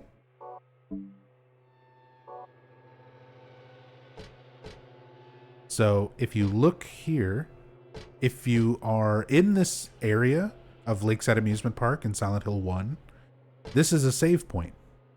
There's a save point on the Magic Ice Cream Shop, this same place. And the save points in Silent Hill 1 are little blue and red clipboards with notepad paper on them. And Harry Mason is just writing down his events, like his thoughts and feelings on what has happened up to that point. And that's whenever he's saving.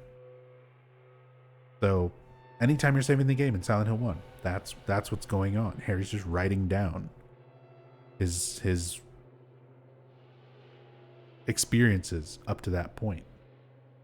Now, in Silent Hill 3, you can experience like what he wrote. You can read the things that Harry was actually writing down whenever you saved your game here.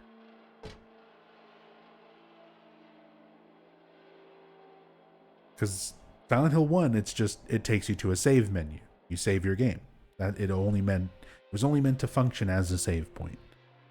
But I love that Silent Hill 3 made it have like a practical lore thing.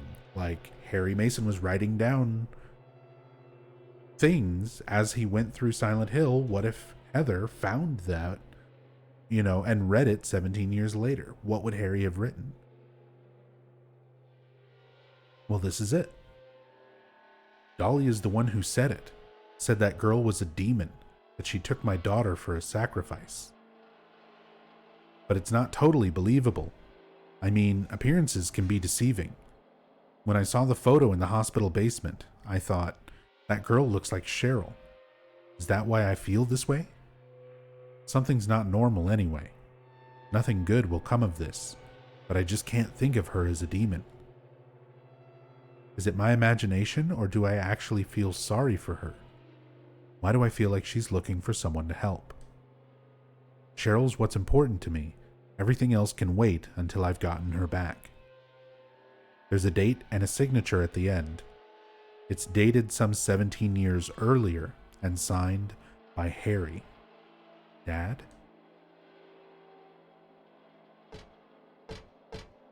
So 17 years ago, Harry Mason, going through this same amusement park, looking for his daughter Cheryl, writing down how he felt about his experience up to that point. And now here we are as Heather, 17 years later.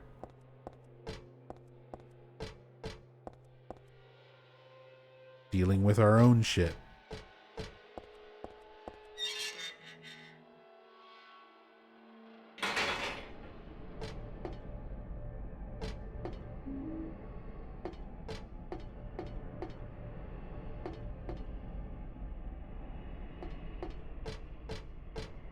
You can find some more of those corpses just like laying around in some of the flower beds and things around the environment as we approach the Happy Carousel.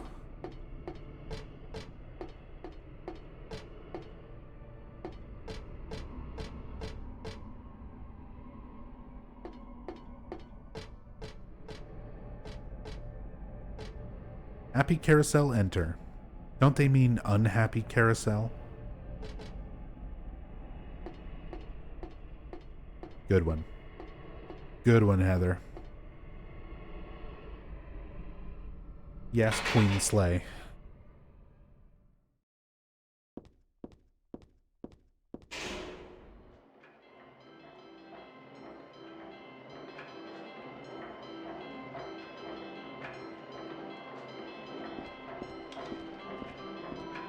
So, this horse is the only one not moving.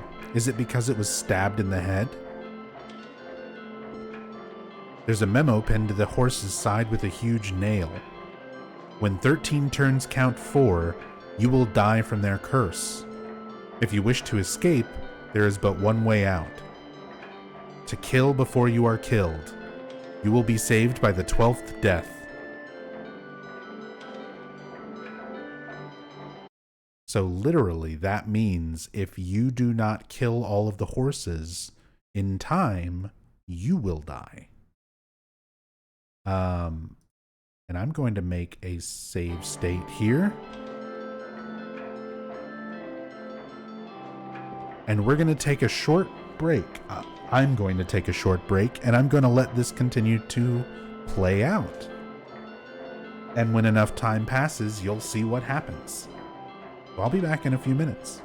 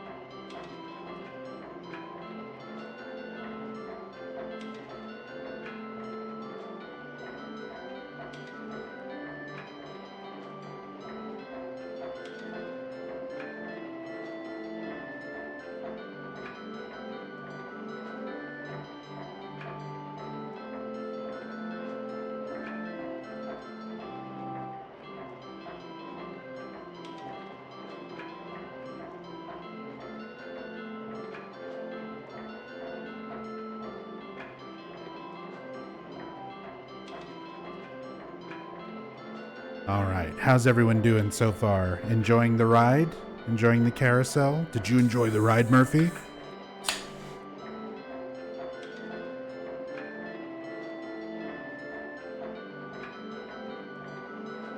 There's chaos going on in my household, so apparently nothing I can do to help any of it.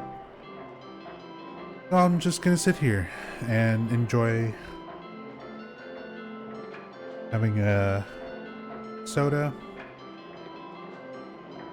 You got the contact out? Fucking praise Valtiel.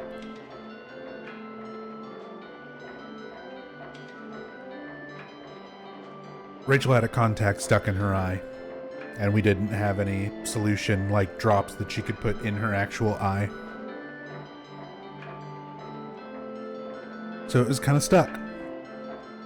And it's like, there's nothing I can do to help. So I'm just like, I'm sorry.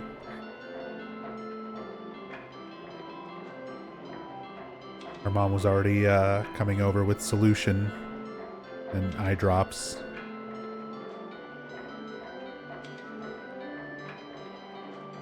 It was like, if I need to stop the stream and go get eye drops, don't worry. We just leave it on the carousel. Because apparently, on normal difficulty, this takes forever. I wonder if it even works? Have I ever done this on normal difficulty? I know I've shown it on hard. I know I've shown it on, like, other difficulties. I think it works on normal. It should work on any difficulty, theoretically. I think just it might take longer. It gives you a longer window.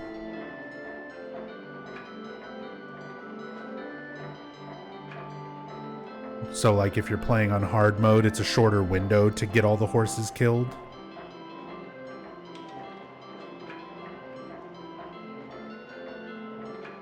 Doesn't it have to spin like 52 times or something?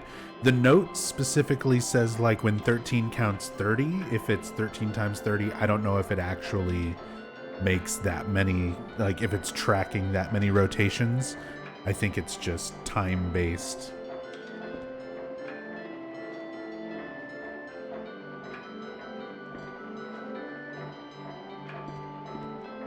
And I think normal difficulty just gives you a lot of time.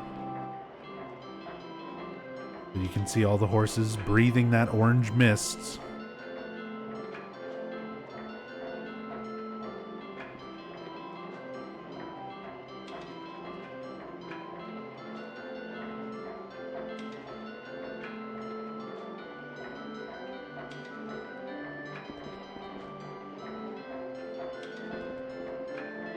Would be weird to have the note and it doesn't do anything. Yeah, that's...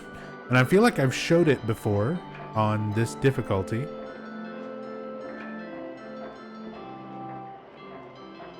But I know it does take a long time. It usually takes longer than I expect it to. I like how you can see the note in the corner, like the writing is actually on it. It matches the text.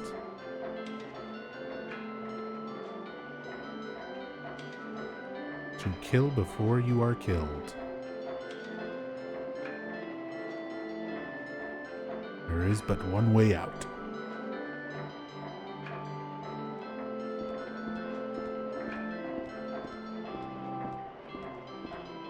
This could be an animated wallpaper. We could use it as like a loop.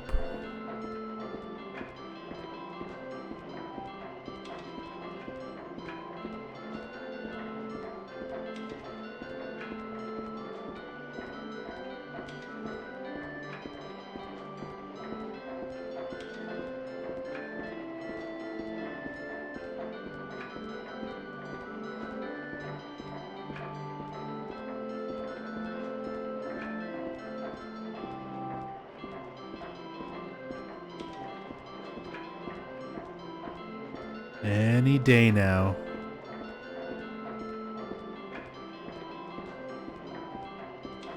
You can tell why this is such a rare sequence. Even somebody on their first playthrough would not take this long to figure it out.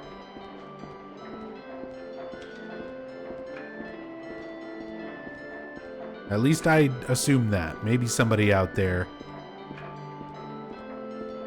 If it took you so long to figure out that you're supposed to attack the horses, that you got the secret death sequence, let me know. Are we waiting for how long it takes to die on the carousel? We sure are.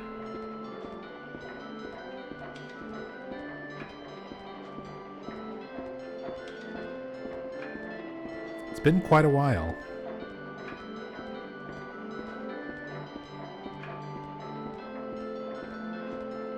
It's gonna happen. It's all gonna be worth it.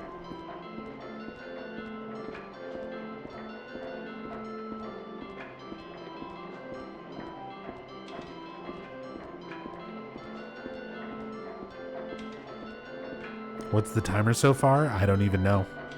I should have been paying attention. I've timed it in the past.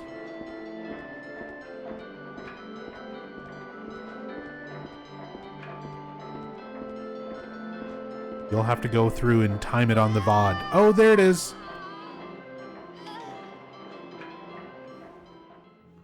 And time. You'll have to check the numbers on the VOD. Do the math. Figure it out. So that's what happens if you don't kill the horses in time.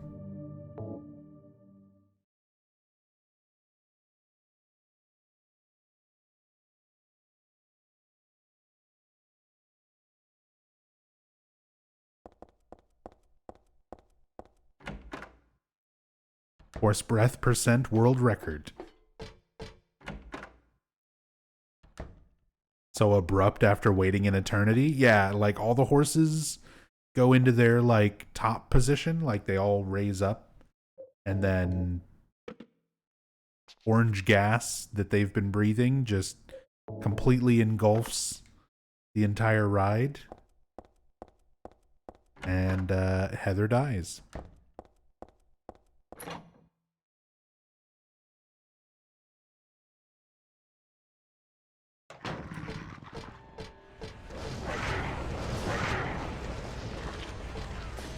Oh, let me get them stun gun ammos. There we go.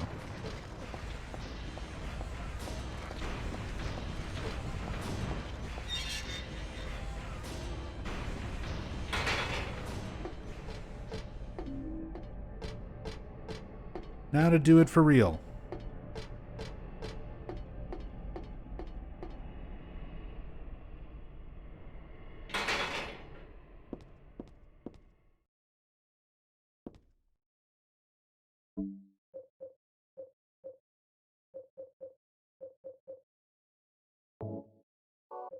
Use the knife.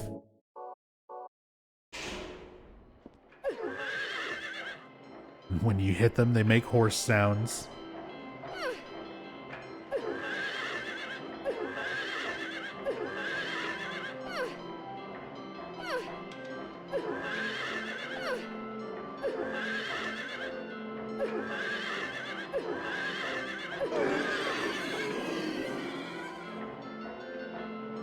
The horse stopped moving. Did it die? This horse is alive. Well, alive may not be the word for it. It's no ordinary carousel horse. It's not made of wood or plastic. I don't know, but it's just kind of strange, that's all. The horse is moving. They're moving, and they're made of flesh. They bleed when hit. And they play horsesound.wav whenever they are attacked.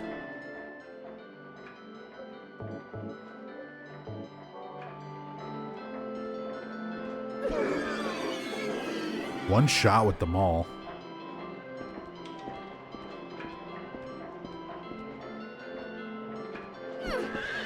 Oh, 2 shot.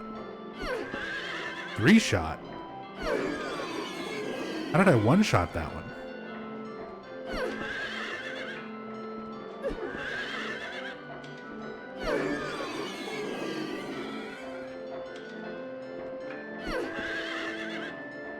It was a crit. Random critical hit. This one takes 4? There is definitely something weird with damage.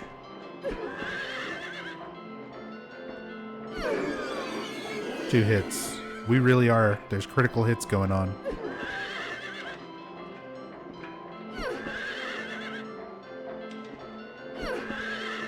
Now, there actually is, like, a critical hit system in these games.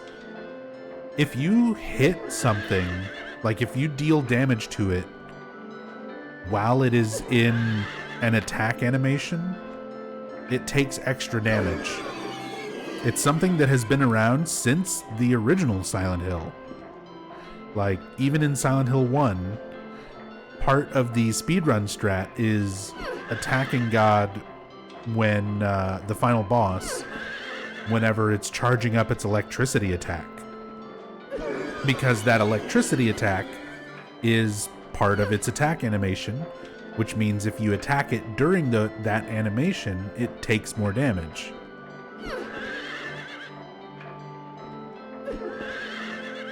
Which means you use less ammo, which is very important in the Silent Hill 1 speedrun route.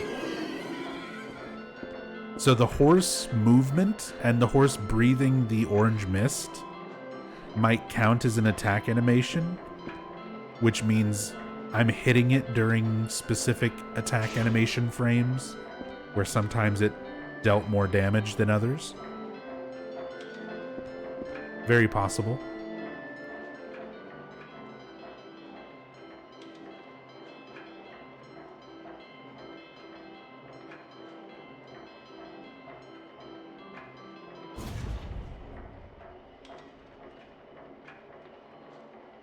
I like those moving textures sort of overtaking everything, bleeding out and creeping onto everything. Also notice the ride starts descending. We're now like spiraling, descending downwards.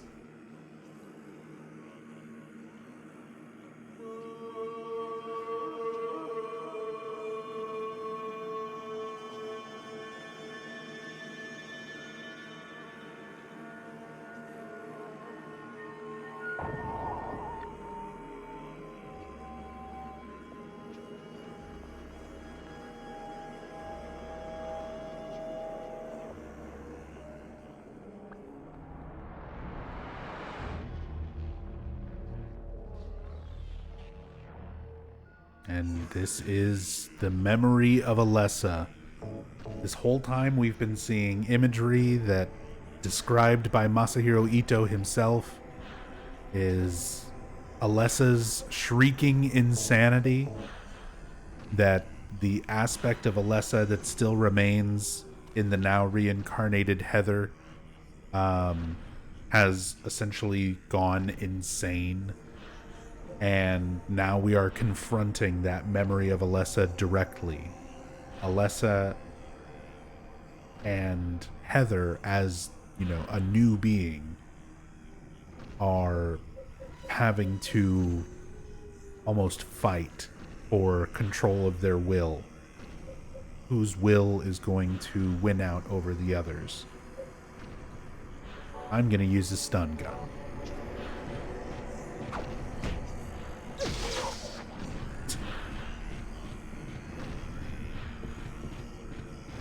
I love the music, the atmosphere, this very reminiscent of Silent Hill 1, the split head lizard at the end of Midwich with the burning body in the middle. Almost sacrificial in its imagery. Look at the lighting, the like fire effects of the horses in the lighting from the fire in the center.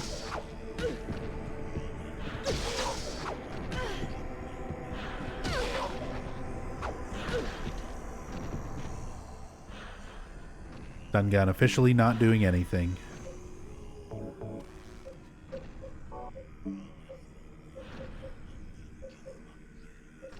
Katana is my usual go-to weapon for this fight. Assuming I don't have ammunition for anything, which I'm pretty low. I've got 31 handgun shots, 6 shotgun shots. Let's just go with the tried and true katana.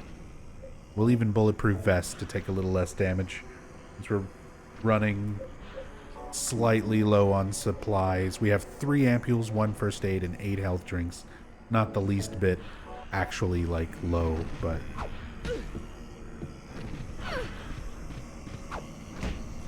So now I don't take any damage when blocking.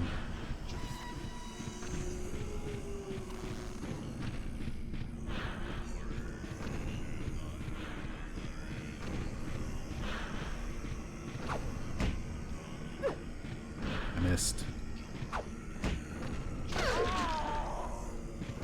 Yeah, look at this combat that inspired Dark Souls. Devil May Cry, eat your heart out.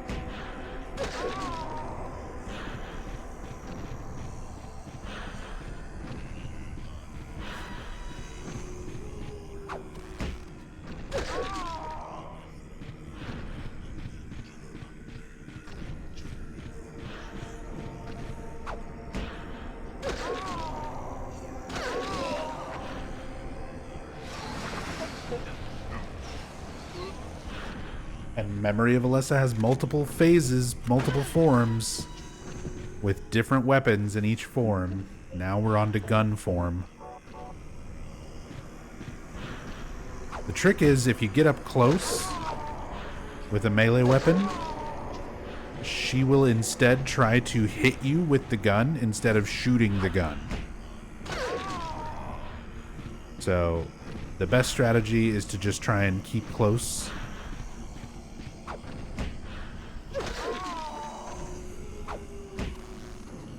Block the smack.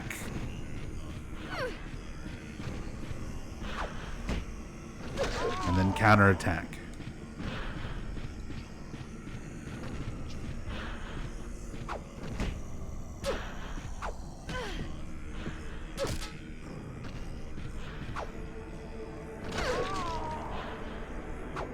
I blocked too early. You can't just hold block either. You have to, like, really time it.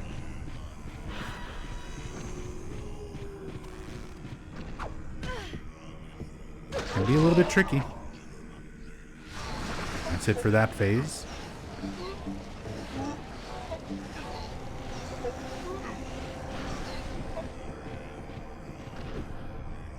Steel pipe phase. Block the swing. Counterattack, much easier to deal with.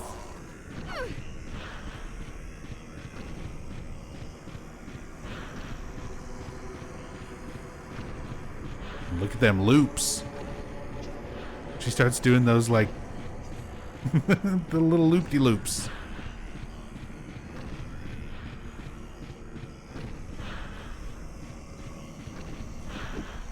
This AI is cracked.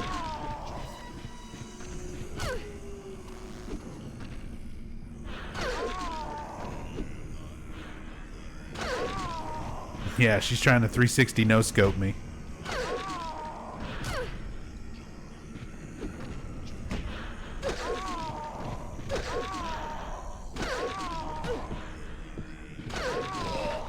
Got some hits in.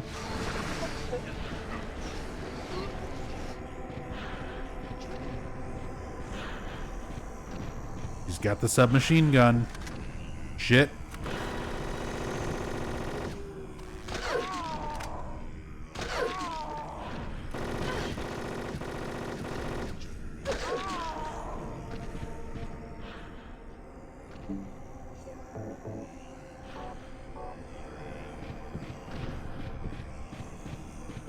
Same as the handgun, though. If you stay up close, just make her swing at it, swing at you with the gun instead of shooting the gun. But it's interesting watching the gun firing animation, the reload animation. You know, it's all essentially Heather's animations. You're just sort of fighting yourself.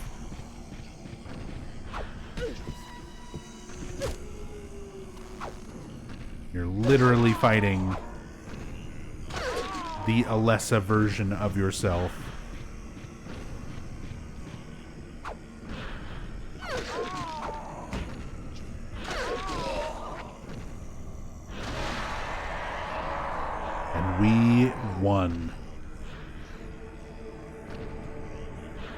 Heather says, I am not you. I was you, but I am now me.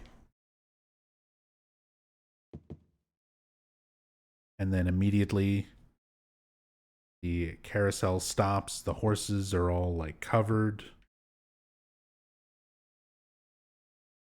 And there's some writing left behind. It would be better for myself to die. After all, it's nothing to be afraid of. That child, that demon.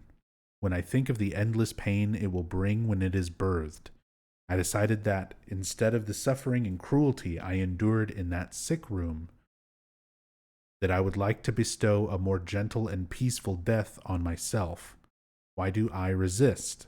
I never thought of myself as such a fool. Alessa, I guess it's kind of strange for me to call you that since you are me. But you know what? You and I don't think alike after all. And it's not that I don't remember that sick room either. So, from the perspective of Alessa, it would be better for myself to die, talking about Heather.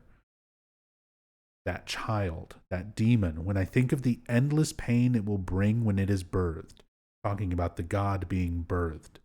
And Alessa still, not wanting that.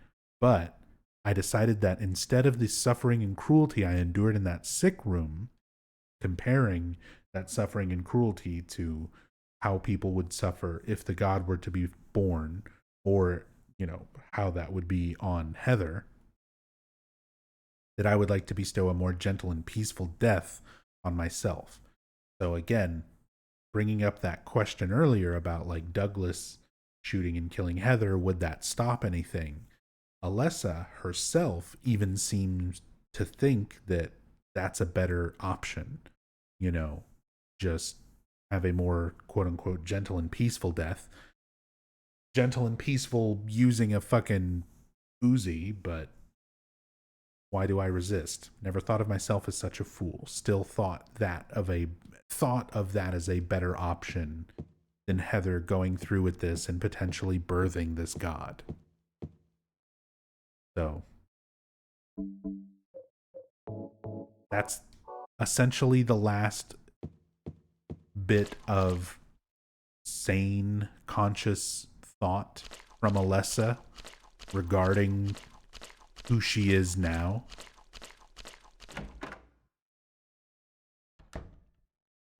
How she has become Heather, and Heather, for the most part now, has completely accepted and regained her memories from her life as Alessa and as Cheryl.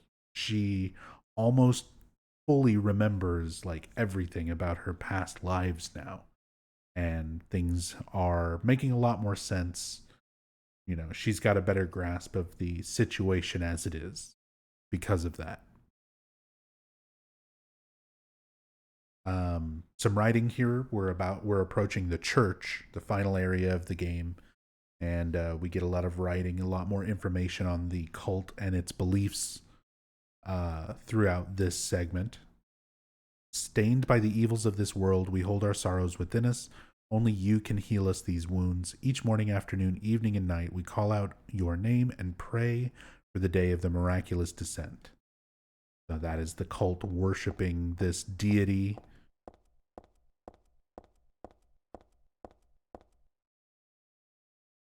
Praying for it to remove them from their sorrows. I give to you unreservedly my body and my eternal soul. Whatever darkness may befall me, I will endure with you beside me. As proof of your miraculous power, guide our obedient and willing souls to the road of paradise, O Lord. We will not give in to the power of temptation as long as we have you in our hearts. And this is all important because this is what the cult believes and what Claudia was raised to believe. And you can kind of see how she interprets a lot of these things to come to her ultimate conclusion of like, well, everybody in the world, should have access to this paradise. Basically, in her mind, birth this god and kill every bit of life O Lord, save us with your compassion. O Lord, shower us with your blessings. O Lord, favor us with your abundance.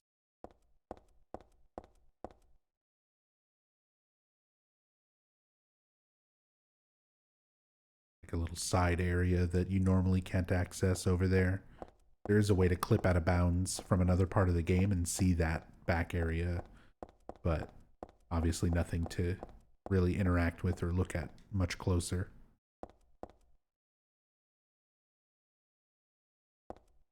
There's something written on the door. This door is the gate which leads to the road to paradise. Embrace the bosom of the Holy Mother. Admit your sins and be forgiven. Eternal tranquility can be yours. Which we're going to see somebody admitting their sins. We're going to see a confessional. We're going to see Claudia and our first encounter with her in quite some time. And now that Heather has sort of had this interaction with the memory of Alessa and overtaken it, regained a lot of her memories from her past lives, we kind of see her playing along a little bit, like pretending to be Alessa to try and like fool Claudia for a moment, which is interesting. She's like trying some different tact. But we also see that she kind of gets overwhelmed by her negative emotion, her anger, and desire for revenge against Claudia for killing her father start seeping through. And when that happens, she starts doubling over in pain again.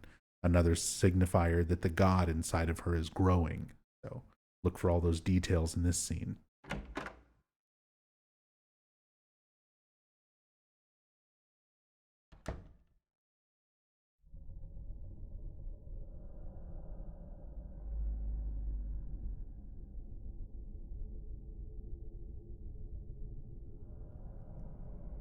How did you get here? It was Vincent, wasn't it? He led you here. When will he cease his meddling? But it's just as well. Luring you here also serves my purposes. Checkmate. Not yet. The time is not yet at hand. The time when all will be forgiven their sins. When the paradise we have long dreamed for will arrive. After the judgment and atonement, an eternity of bliss. Oh, Alessa, the world you wanted is nearly here. That's not what I want. Not you. Alessa, your true self. But I am Alessa. My little Claudia, my dear sweet sister. Alessa, is it you? Oh, how I've missed you. I don't need another world. It's fine the way it is. But you said it yourself. The world must first be cleansed with fire. But that's not what I want now. Alessa, don't you want happiness? Have you become blind to all the hopeless suffering in the world? We all need God's salvation. Listen, suffering is a fact of life. Either you learn how to deal with that or you go under. You can stay in your own little dream world, but you can't keep hurting other people. Besides, I'll never forgive you for hurting my father. I wish only for the salvation of mankind. But for that to happen, the world must first be remade. And for that, we need God. You self-righteous witch! No one asked you to help! God is growing within you. You despise me, don't you? You're damned right I do! That's good.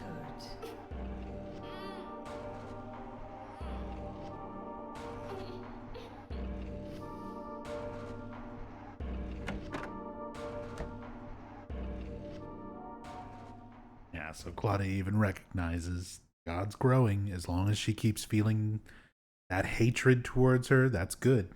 Exactly what she wants. But it's interesting, Heather showing that she has her memories from when she was Alessa restored, and referring to Claudia as like her dear sweet little sister. And we'll see that they legitimately did, they weren't actually related. They thought of each other as being that close, but we'll find more information on that, kind of the history of Alessa and Claudia, and more details about the cult. A lot of that is what we kind of come across throughout this section of the church. Interesting detail here. All the lighting and stuff here in the church is pretty specific. And for the moment, your flashlight does not work. Like, even if you switch it on or off, you press the button. I guess maybe they wanted to very specifically keep this lighting here unaltered by like your flashlight, or it's just bright enough that it doesn't need to be on. But it's one of the few places where like you lose control of clicking your light, turning your flashlight on or off. Got the Eye of Night tarot card. Eye of Night tarot card, found this in the chapel. Is this a real tarot card though? So this is a completely original card that they made up. They make a little bit of lore about lost. We'll get to it, about lost like entries in the tarot deck and things like that, which I think is based on some real things, but the Eye of Night itself is made up specifically for this game, and the puzzle using tarot cards that's going to come up later. As a little bit of a personal side note, I've been wanting to get a Silent Hill tattoo for a long time, and I didn't want to go for something as common as like Halo of the Sun, Seal of the Metatron, stuff like that. And I very heavily am considering the Eye of Night, getting a tattoo of this tarot card.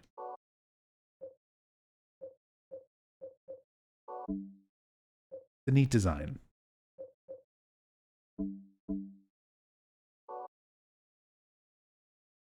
Gotta love how quickly she gave up the Alessa voice. Yeah, so with Heather trying to sound like Alessa, I like that she kind of puts that, it's fine the way it is. Like, she kind of sounds like Claudia, where they like, why do you inexplicably sound British? I can't talk. Can't speak English, so here I am talking about Heather messing with her voice. But yeah, she gives it up pretty quick. She like throws on the voice for a little bit, and Claudia, I think she recognizes Claudia, sees right through it. She kind of reacts to it for a moment. But interesting moment, just that interaction between the two. Somehow I remember this stained glass. It shows God and the man and woman who birthed her. I used to come to this chapel all the time when I was a little girl. I came to worship God and to ask for my prayers to be answered. But it wasn't actually me. It was actually Alessa when she was a little girl. But anyway, none of my prayers were ever answered. She's sort of going back and forth between referring to Alessa as someone else and referring to Alessa as herself. I imagine that must be a very strange, conflicting thing to have in your head, separate lifetimes as separate people, all with distinct feelings and memories, all inside one head.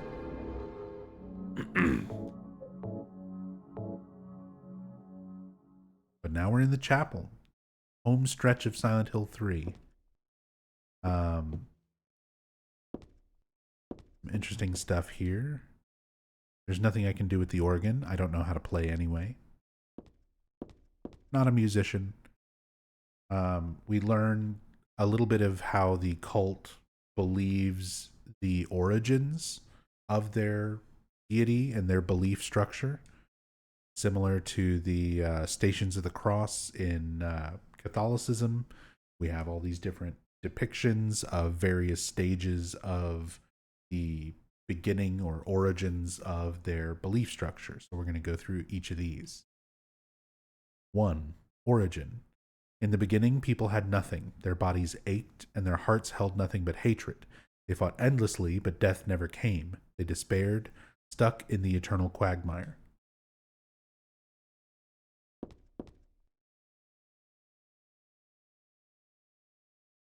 2. Birth. A man offered a serpent to the sun and prayed for salvation. A woman offered a reed to the sun and asked for joy. Feeling pity for the sadness that had overrun the earth, God was born from those two people. So this is where early beginnings of their belief structure sort of come from. And that writing in Brookhaven, talking about how the cult worships a sun god or a sun deity, and we see that represented here. A woman offered a reed to the sun and asked for joy. A man offered a serpent to the sun and prayed for salvation. So they associate the sun with their god, with their deity, and through that associate fire with being a part of their rituals.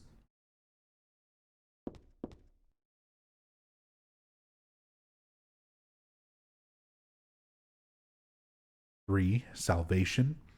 God made time and divided it into day and night. God outlined the road to salvation and gave people joy. And God took endless time away from the people. Sort of their version of, God created heaven and earth, etc.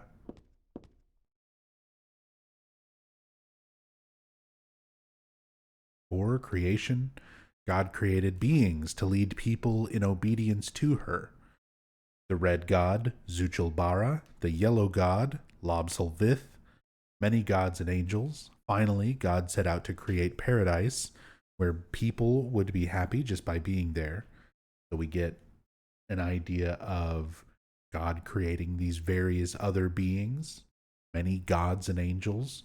So we see these named, Zuchalbara, Lobsalvith. In Silent Hill 2, we see reference to one known as Zuchalpaba, and that might be the same or a similar to Zuchalbara that's mentioned here, that's similar spelling. Of course, we know Valtiel and things like that. So the origin of those kind of deities born from their belief, their god. 5, promise.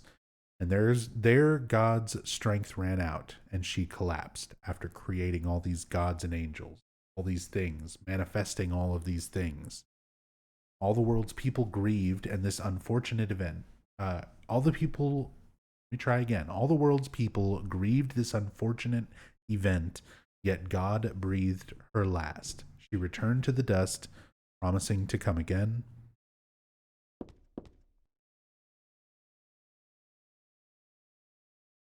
So they view their god as having died, or at the very least, the way they sort of view Saint Alessa as being that god or that saint. And then 6, faith. So God hasn't been lost. We must offer our prayers and not forget our faith, and wait in the hope for the day when the path to paradise will be opened. And you can see how Claudia interprets that as being the return of Alessa in order to birth their god. That will be the whole thing. That's the whole reasoning behind their faith. And Claudia took that very literally. Very, very much shaped her life and the way that her belief structure was formed, so much so that it was more intense than even her father, Leonard Woolf, people like Dahlia Gillespie. Like her faith was even stronger, and her belief in, having Alessa come back birthing their god, having this paradise for everybody that would essentially be the end of all suffering, aka the end of life. But through this, we learn kind of a general outline of the cult's overall beliefs and how it has shaped Claudia's motivations.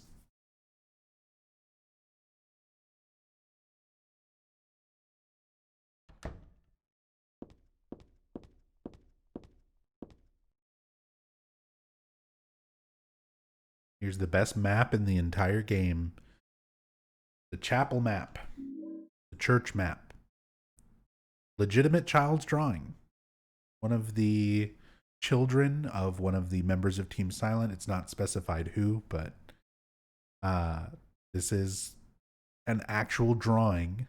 The map part of it, where it says chapel like that, was added in, but the paper, the creases in it, the fingerprints and smudges, the house, the sun, the rabbit and flowers and stuff at the bottom is all real. Like, that's all a real child's drawing. And just the actual map portion of it and the chapel writing, the arrow, that was added in by an artist. But interesting. I love the authenticity of it, the quality of the texture, showing all the little wrinkles and smudges on the paper and stuff, because it was real. It was just scanned in.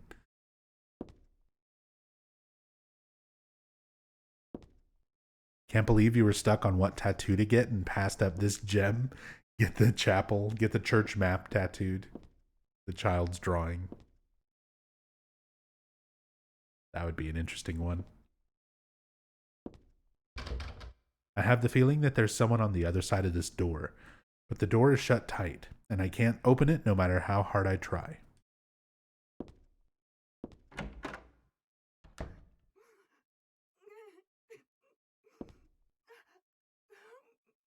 These are the cult's scriptures. They don't look worth reading.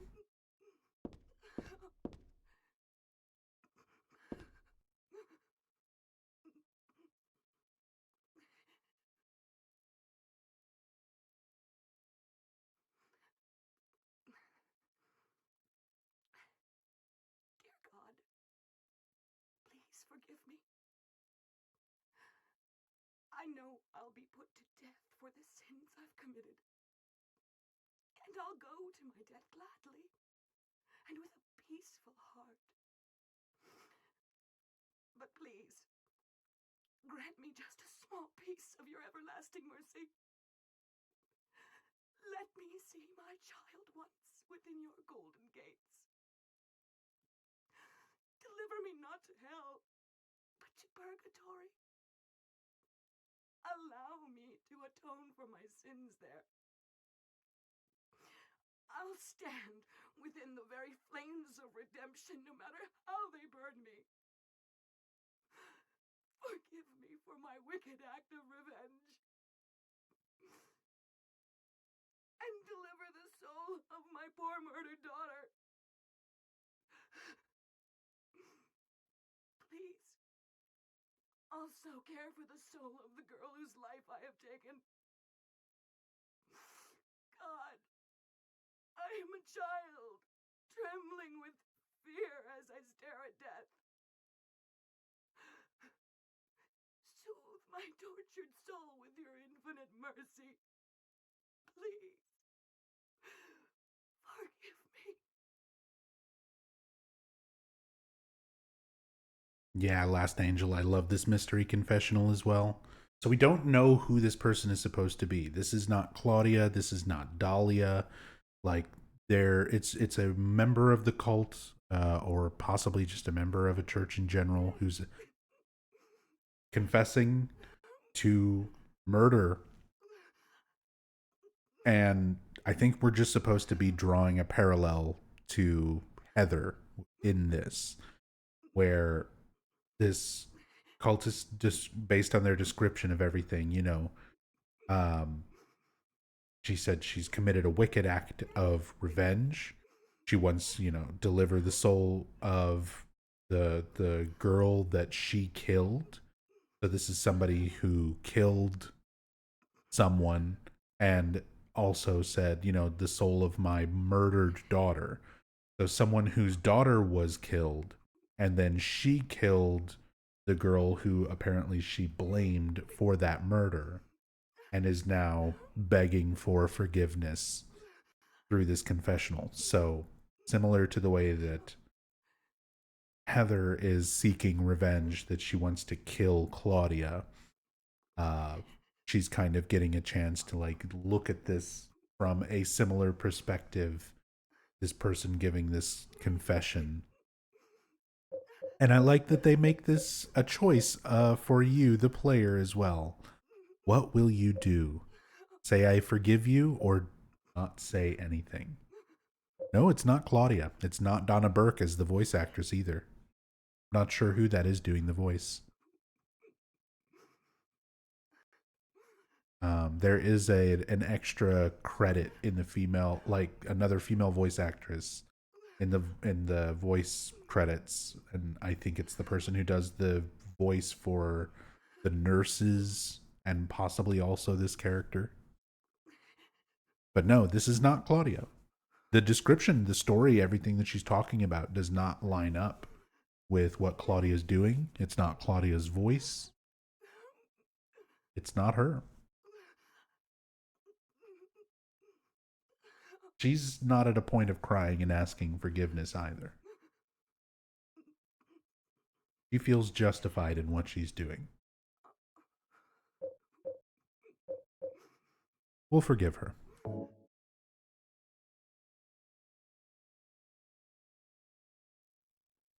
forgive you. Thank you, Lord. Really good performance. Those like deep crying breaths. That reaction after she says she forgives. That's a good performance. I've heard much worse crying performances, especially in video games of that time.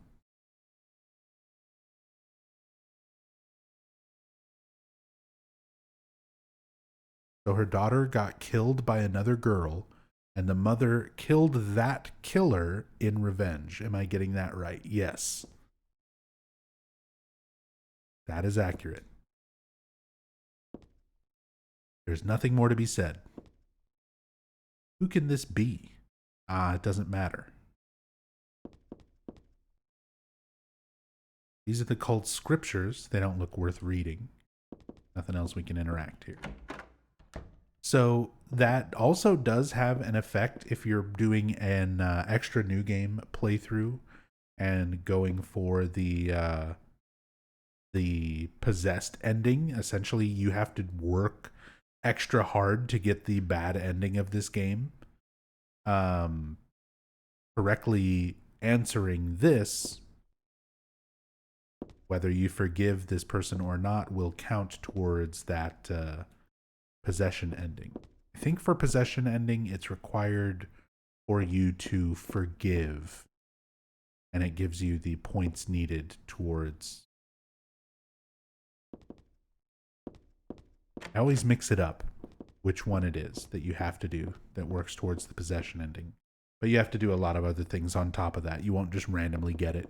You'll never get it on a first playthrough. It has to be a subsequent playthrough after you've beaten the game once already. You have to take a lot of damage. You have to get a certain amount of enemy kills. And then, I believe, forgive that confessional. And then that counts towards possession.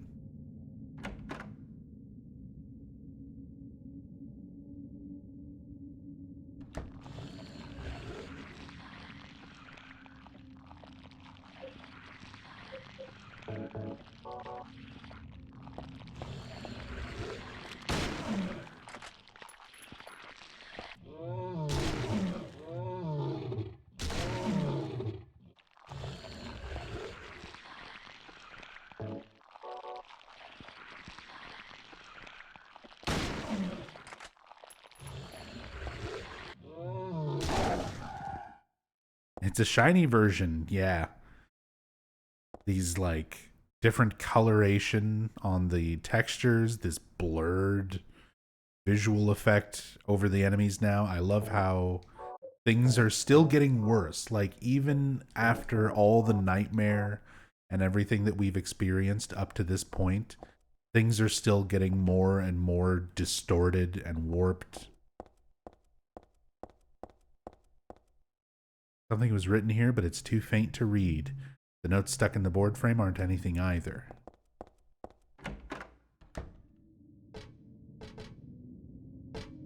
Is this a person? Not quite, maybe, but I don't feel like pulling back the sheets to see. This is kind of our equivalent to the end of Silent Hill 1 being Nowhere, where it's a combination of all sorts of nonsensical areas combined with places that you've been to before. Like, everything sort of combining into chaos.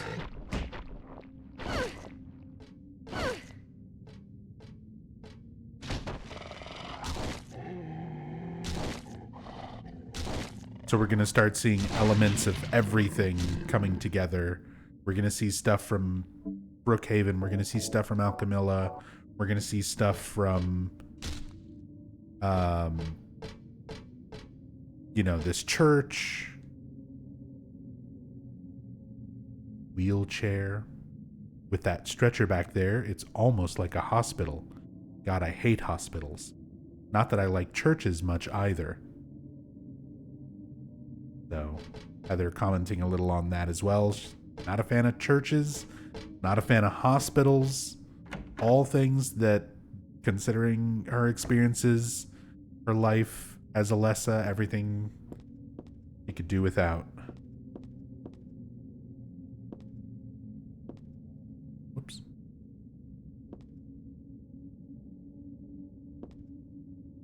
It's a lap blanket. I don't think I'll need it. I'm not cold.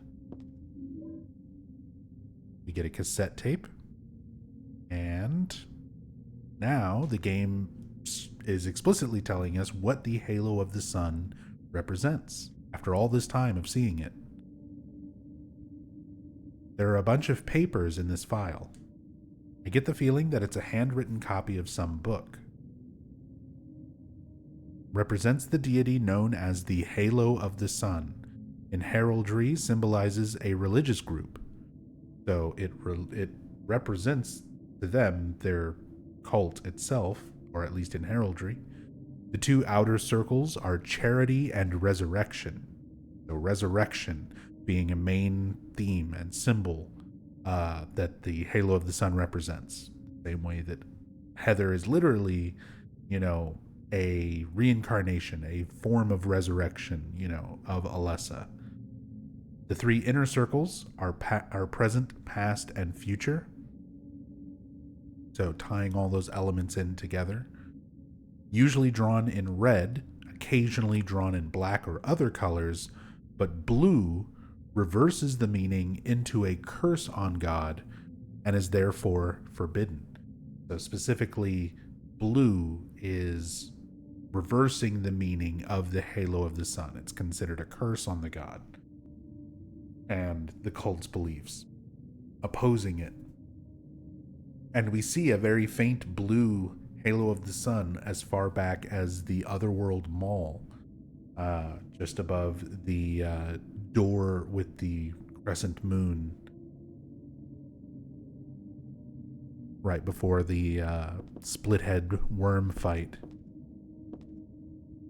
The shelves are covered with file folders and boring books. There's no useful information here as far as I can tell.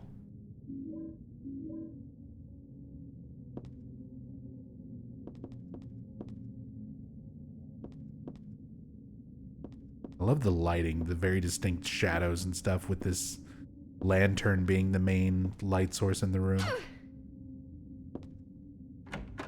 Just gives that, combined with the camera angle, just makes it look like, shadows darting all over. Ow.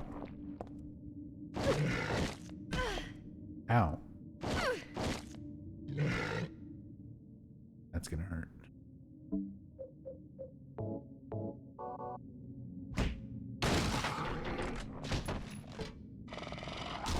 Kick him in the balls. No. Yeah. A lot of people might not realize they can attack you while they're on the ground like that. Yeah, the wake up slap.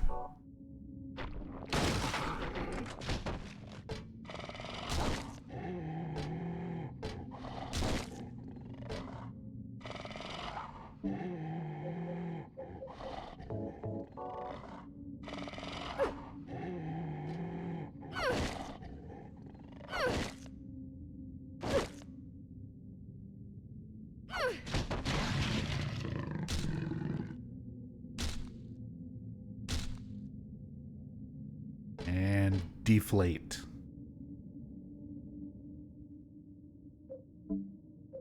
And we are really burning through our supplies.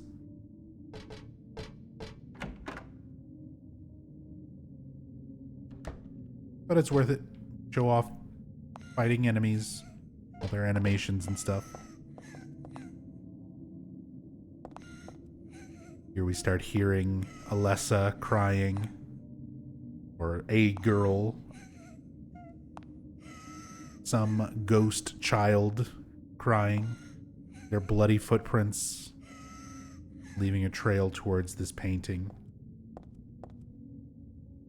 There's a picture here of an angel flying into the heavens. Nothing special. I get the feeling there's something behind this picture, though. That girl's cries and footsteps disappeared beyond it after all. Will you move the picture of the angel? So if you examine it before the footsteps get to it, Heather won't actually move it. The speedrunner's pain. Yeah, you have to, well, there's ways to glitch past it depending on what category you're doing, but if you're doing glitchless and stuff, you're standing there waiting for the footsteps to go towards the door so that you can interact with the painting and move it. Once you've moved it, she comments on it and says, actually now it looks more like a fallen angel now that it's been turned around. I like that she changes how she views it, looking at it upside down. A fallen angel. There's a wheelchair here, just a plain old wheelchair. Wheelchair symbolizing Alessa being wheelchair bound after being badly burned. The only way that she was able to be moved around.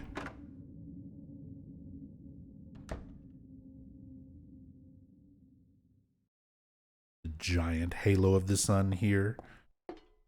In between the three saints that the cult believes in.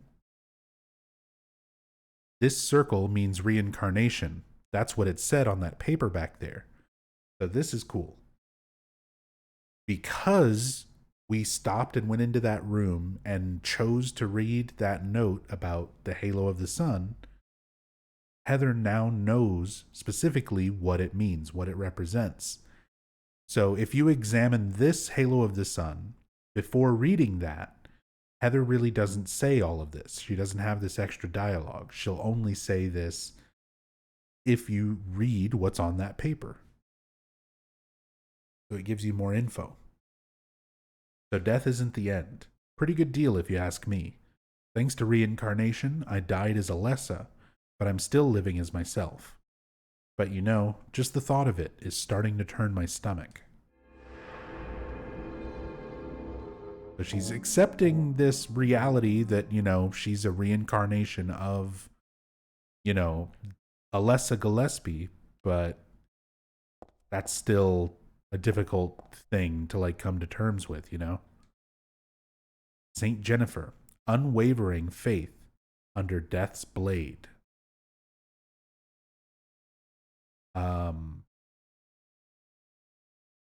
So Saint Jennifer,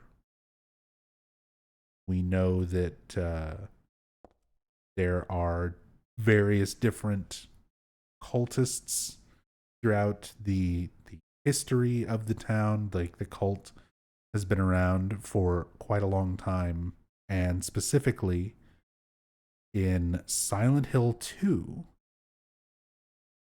in Rosewater Park,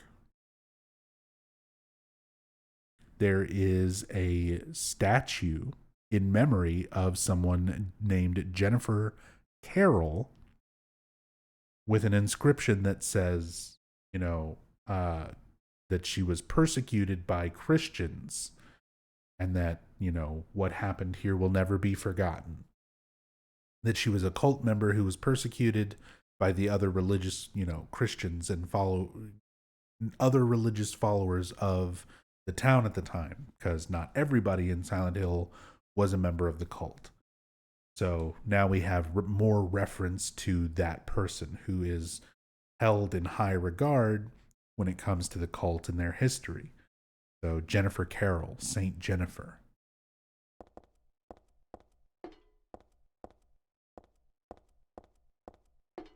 Little more information here. Saint Nicholas, miraculous hands, a doctor of God. This one we have less information about as far as I'm aware. Nothing as direct as the statue of Jennifer Carroll. Let me double check. Saint Nicholas, Santa Claus. If I had any notes on Saint Nicholas.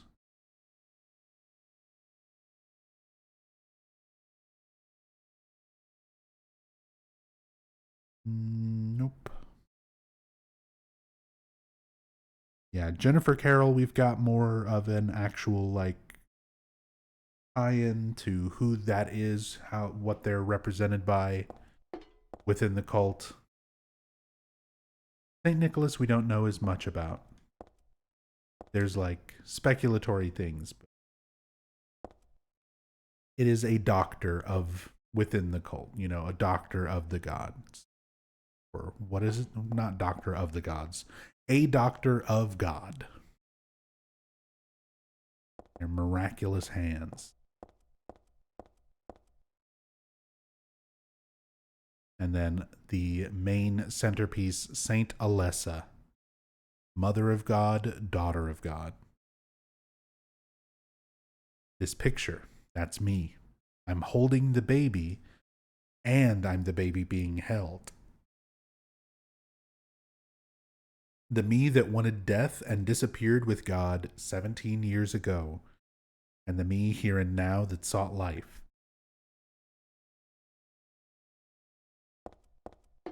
So, literally just a depiction of Alessa looking very much the way she did at the end of Silent Hill 1. Even the flames and things behind her. Not too dissimilar from the flames and everything that rain down after you kill the final boss, and she creates the new reincarnation of herself and gives that baby to Harry, which we see held in its arms. That is Heather. That is the baby that grows up to be Heather as she is. Yeah, that's an existential crisis right there. You're looking at a painting of your past self, your past life, holding your current self as an infant.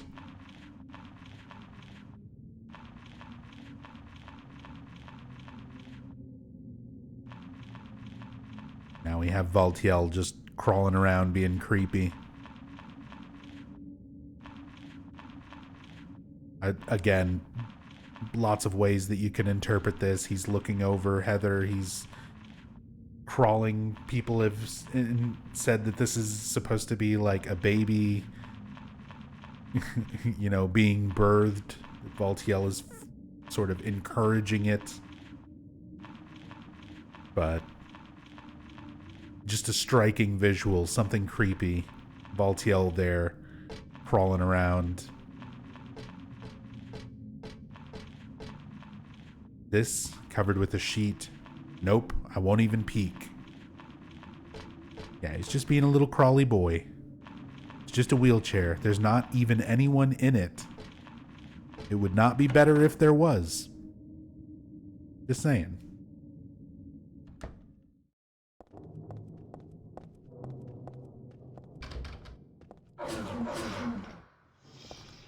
And our boy missionary is back. No.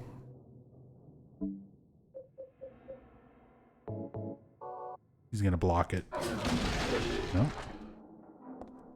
Destroyed. This is for Dad. And for being an annoying boss fight.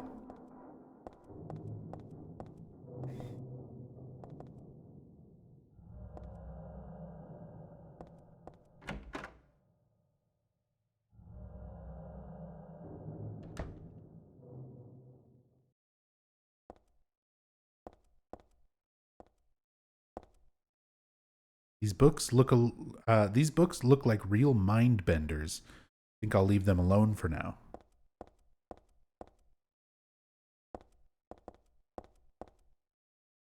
There is a few of these things that we can read. Get some more information here. There's a book on tarot here.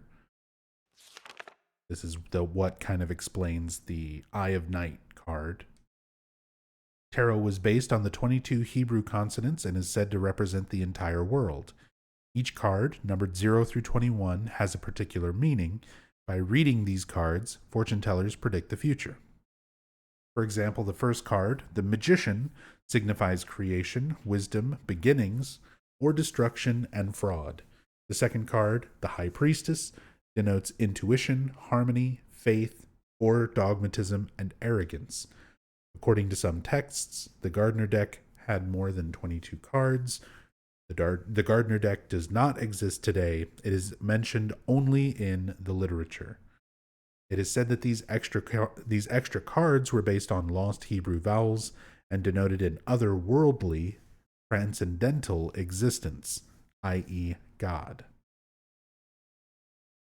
So, specifically, these are like these what are described as being these lost tarot cards denoting something otherworldly or godlike in their nature. They're using Rider Waite deck images in the book. Oh, is it for the tarot card images we see there? Rachel's an expert on tarot, so I 100% believe that's accurate. Something I would not pick up on.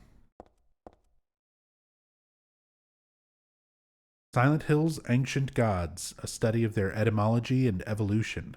What a mouthful.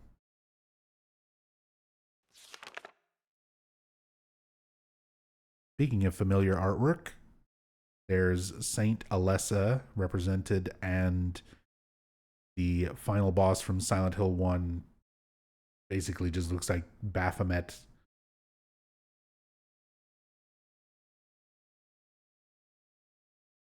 There is no religion that has remained unchanged from the moment it was founded. This one is no exception. So this kind of gives us an idea of not only the cult's belief structure, but how it has changed and shifted over the course of time. When this religion fell into the hands of immigrants, it was deeply influenced by their own original Christian beliefs. For example, the traditional representatives of these primal gods may have been given the names and descriptions of Christian angels. Thus, shared characteristics begin to appear. So you kind of get these deities the cult believes in being shaped by kind of mishmashing them with Christian angels and things from other religions. There is also one rare example of the chief deity, creator of paradise, or lord of serpents and reeds, being dubbed with a demon's name. Of course, this was not done by believers, but by their opponents. you'd have other religious groups mocking the cult's beliefs and referring to their chief deity, their god, as a demon's name. It doesn't specify what, but that might be Samael, the way we hear Dahlia use it in Silent Hill 1. And from Dahlia's perspective, that may have been a way of her trying to like convince Harry that she's not a cultist. You know, she's an outsider, so she views it as the mark of Samael. She doesn't think that it's, you know, a god. She refers to it as a demon. She's pretending to be someone from outside the cult while still very much sounding like a cultist. But it's interesting getting a little bit more history of the cult beliefs, how they're shaped by Christian beliefs, the way that they view angels and demons, and why there are, you know, similar characteristics and parallels and themes between cult deities and Christian and Catholic, you know, biblical deities. Found another tarot card, the Moon card, and time for another meeting with Vincent. Haven't seen Vincent in a minute.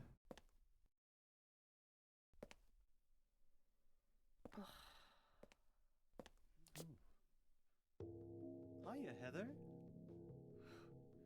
You show up everywhere, don't you? You make me sound like some kind of unwanted pest. Well, who are you anyway?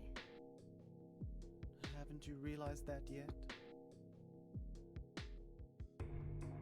Yeah, you're on Claudia's side. I told you not to put me in the same category as that mad woman. Well, you're pretty loony yourself. It's true. We believe in the same God. But I'm quite sane. So why did you help me out then? Was that also part of trying to resurrect God? It's not uncommon for people to worship the same God and still disagree. God? Are you sure you don't mean devil? Whichever you like. The point is that now I really am on your side. I don't want God to be born. Wouldn't be convenient. Much too unpredictable. So you've been using me to stop Claudia, is that it? Yep, that's exactly it. Do your own dirty work. My dirty work? I think we both had our own interests in mind. You hate her too, don't you? You're the only one who can get it done. I don't have powers like you two. That's where we get our inference that Claudia also has powers. Hot. Sweaty. Oh, really? I'm just looking out for myself. Everyone does it. Huh. Don't stand there looking so smug. You're the worst person in this room. You come here and enjoy spilling their blood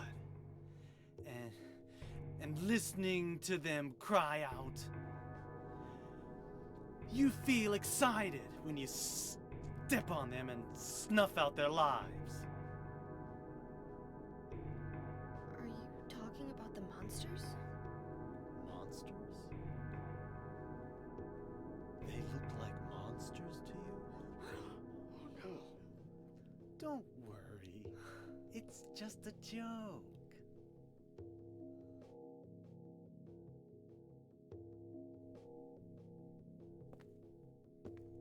By the way, I forgot to ask you. Did you get the seal of Metatron? What's that? You don't have it? Leonard was carrying it. this thing? Yes, that's it. As long as we have that, we're fine. Here, take this.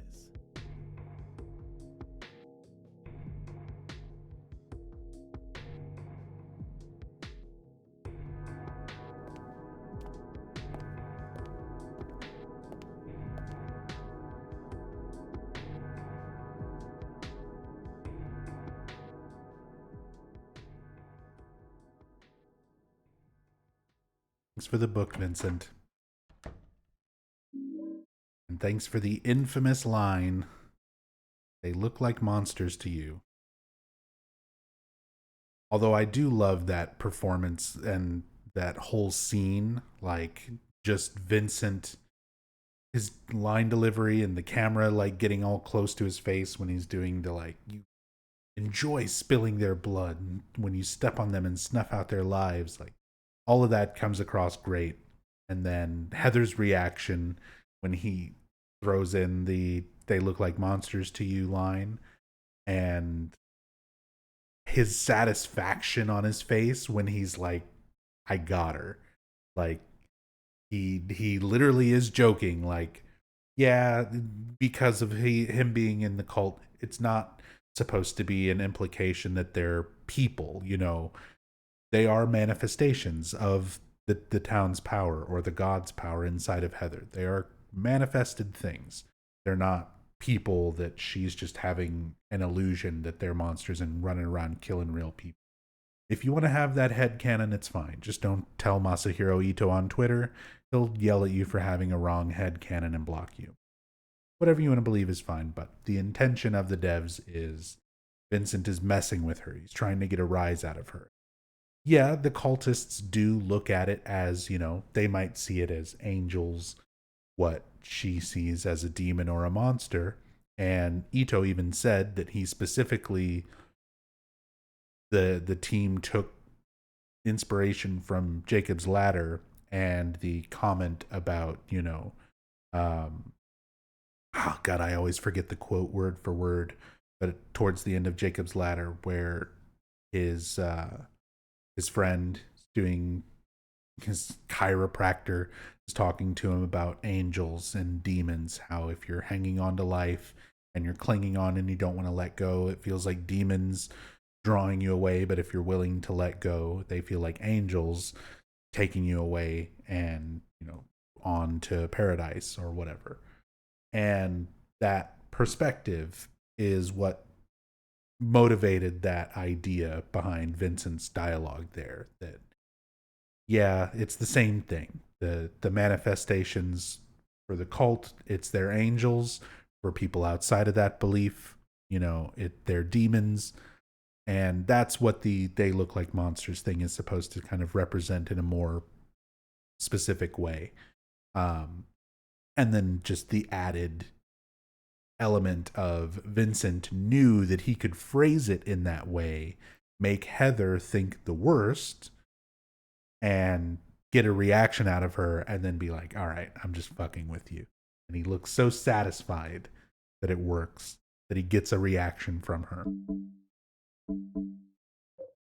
And he gives us the book of Otherworld Laws. Oh, thank you, Rachel. The way he sees it, if you're frightened of dying and you're holding on, you'll see devils tearing your life away. But if you've made your peace, then the devils are really angels, freeing you from the earth. It's just a matter of how you look at it.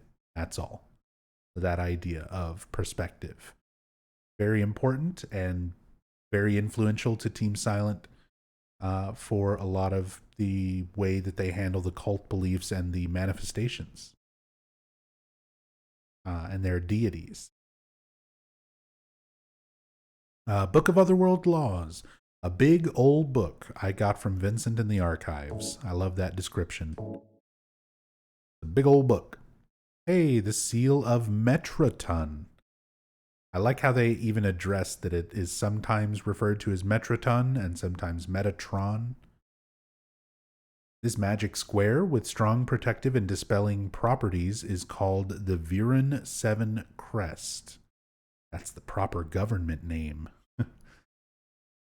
Or the seal of Metraton.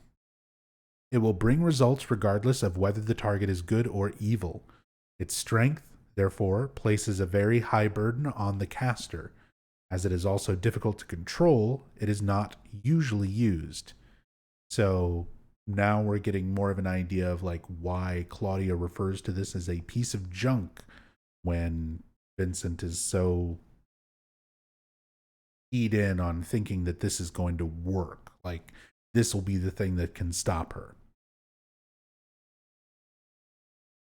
It will bring results regardless of whether the target is good or evil. It doesn't focus on that.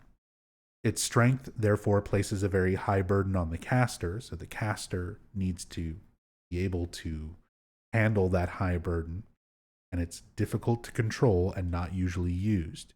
This is why it bears the name Metraton, after the angel Metatron or Metraton, also known as the Agent of God. And the Metatron, for anybody who's ever seen the movie Dogma, is Alan Rickman. It's the voice of God. It is the angel that speaks to God and then relays God's word to other things and other life forms.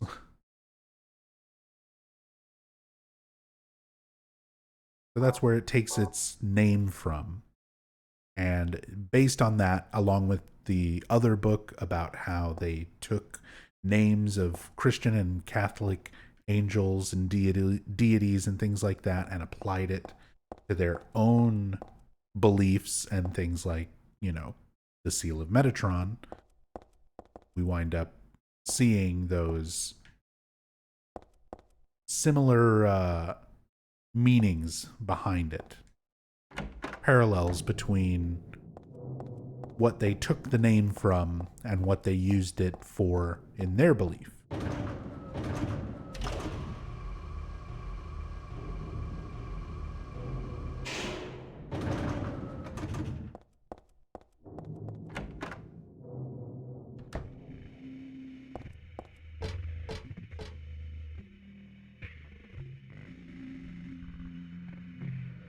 Again, I love a lot of the imagery in this part of the game.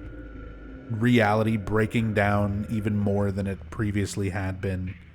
This is this game's version of the of Nowhere, the ending segment of Silent Hill 1. But I love all the lighting, these sort of like endless voids, the change in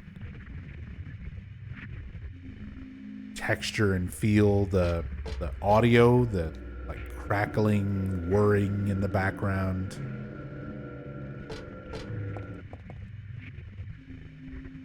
And we start seeing a lot of familiar places all thrown together. For instance, we are now back in Heather's apartment that she shared with her father, Harry. The bed where Harry's body had been left.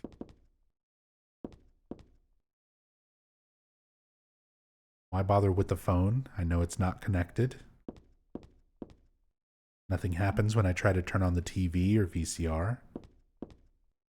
None of the books catches my eye, although the bookshelf and books are all the same as Dad's. So she's acknowledging this is like everything that is, you know, in Harry's room. There's a musty diary on the bed.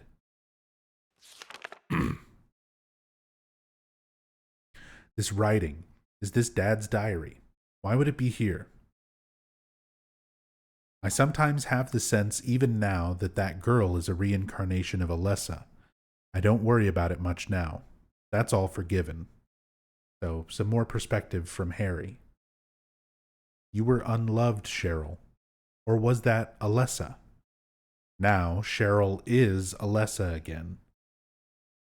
No matter whose reincarnation she may have been, that girl was my most beloved treasure.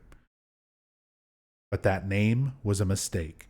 At the time, I thought of her only as a replacement for my lost Cheryl. When she knows the truth, will she feel bad? That's what worries me. Thanks, Dad. So I was Alessa, after all. But I do have just a trace of one more memory left.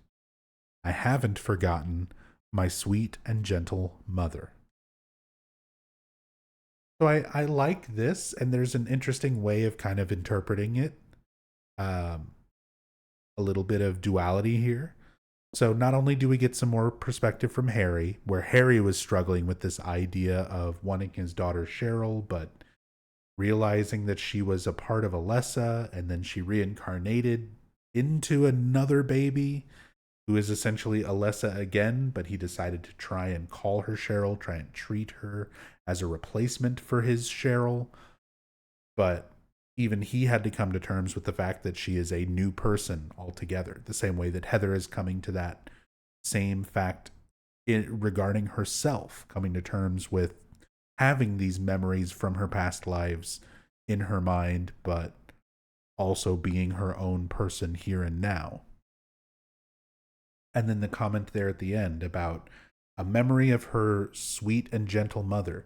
So you could view that as being a sincere comment where she's talking about her memories of Jody, Harry Mason's wife, who would have helped raise her for the first 4 years before she fell ill and died. Or she could be saying that sarcastically, my sweet and gentle mother, sarcastically in reference to Dahlia Gillespie. I lean more towards the former. I think it's more of a sincere moment. She's remembering Harry and she's remembering her mother, Jody. But you could sort of interpret it also as a snarky, sarcastic teenage response in memory, at the memory of Dahlia Gillespie. There's a mystery novel here. It's the same one Dad was reading. This room looks just like Dad's. It's more than just a resemblance. Dad's not sleeping in the bed, though. He wasn't sleeping in the one where you left him either. Interesting that her mind still goes to sleeping. Like, that's kind of how, in some ways, she's still trying to separate out accepting, his death. She hasn't really had time to process it. The blood all over the walls, that, orange tint from the start of the game is definitely worth pointing out. It makes a return here. Keeping in that orangish, reddish kind of lighting theme throughout the course of the game. Very distinct blood trail leading away from the bed to the door. Very creepy all around, but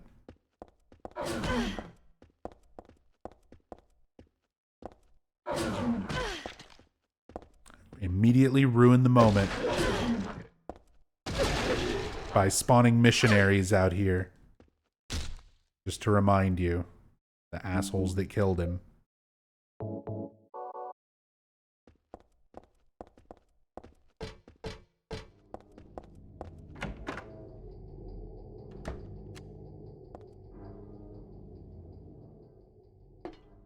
The door's open. Inside, there's someone wrapped in a bag.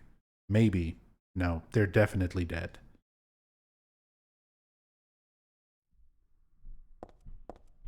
Go through the morgue. There's nothing important here. I haven't looked too closely, though. I don't think I want to. Another tarot card, the Hanged Man. A corpse wrapped in some vinyl-type bag. This crazy mixed-up world has got me used to the strangest things. Easy for me to say. They're still totally disgusting. I feel like I'm going to go crazy myself sooner or later. I might even already be crazy. Who knows? Heather just, again, having a moment. I'm in a room surrounded by corpses in bags and blood everywhere. And she can't help but recognize that, it's all horrible and disgusting, but she's also somewhat used to it in a lot of ways.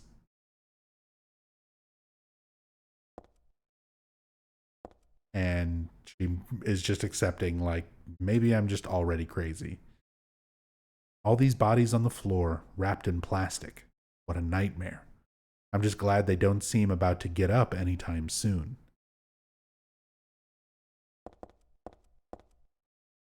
One wall is covered with what looks like lockers. Inside, no, never mind. With this rotting stench throughout this place, anyone can guess what's inside. I'll just want to puke if I take a look. Anyone could guess. Everything is bodies and corpses and blood and horrible shit. So yeah, if there's a wall of lockers, I love that the dialogue is basically just like, what do you think is in there? Do you really have to open it? Do you really have to know? And see like a foot partway sticking out of that one. Another smaller body bag in that one.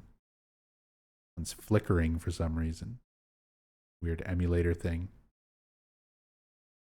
Cheez-Its. I don't think there are Cheez-Its in the locker.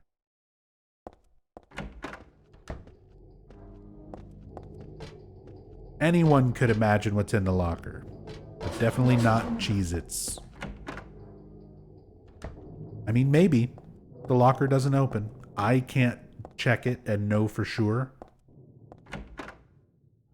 So maybe.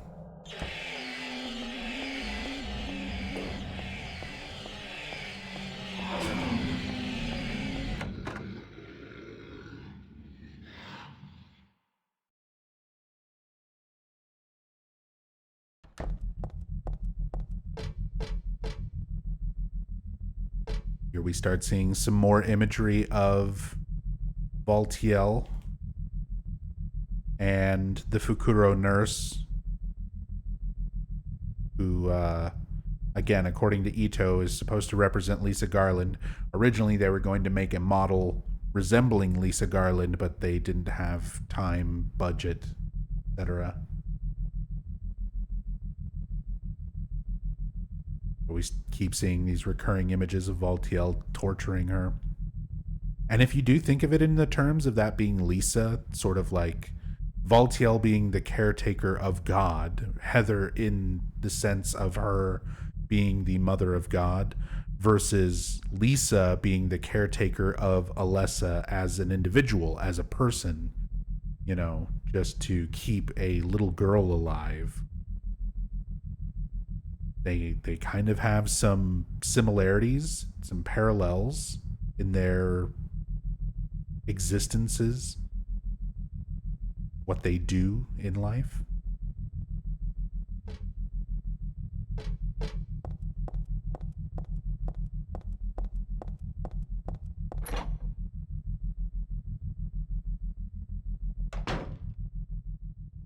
Another recreated Silent Hill 1 area. God, I wish there was so much more of these kind of moments in this game,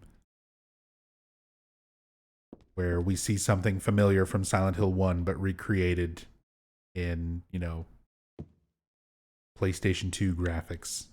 It's Alessa's room. I know it wasn't me. Alessa wrote this a long time ago. That chapel altar. It wasn't that one beautiful chapel. It was some other altar somewhere else.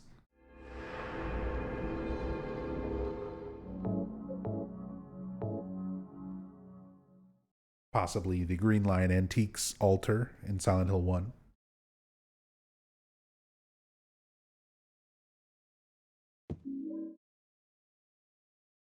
Got a brass key from one of the broken butterfly displays. Alessa, who liked to collect butterflies and moths, the reason for there being caterpillars and moth creatures in Silent Hill 1. Another notepad. This is actually where the final save point of Silent Hill 1 is. So again, Harry Mason writes down in a notepad as a means of saving the game in Silent Hill 1, but you never get a chance to read what he's writing down.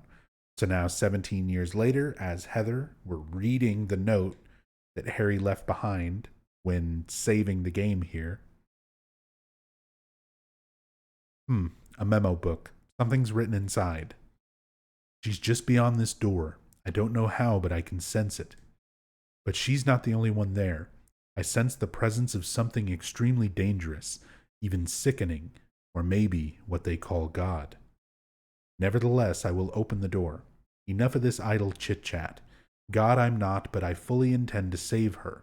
No, them. The last entry was written some 17 years ago. It looks like Dad wrote this, too.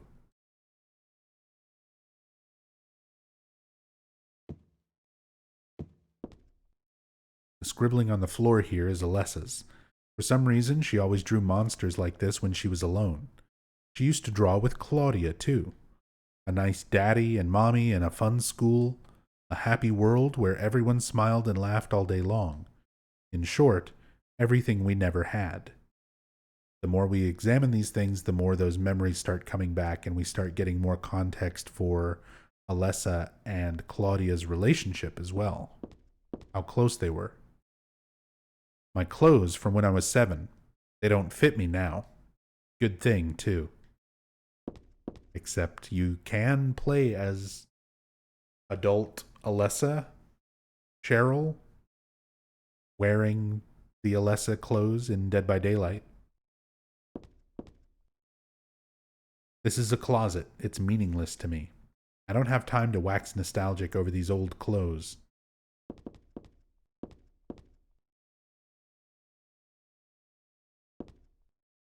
The shelves are jammed with books. The top shelf has books on religious teachings and textbooks, serious stuff. The other 2 shelves are full of fairy tale books, like Oz, Alice. Here's Mother Goose and Cinderella. I used to love these. So, again, those memories of the fairy tales and storybooks and things that she used to like from her life as Alessa, her childhood as Alessa, combined with all the religious texts and everything that she was also forced to read.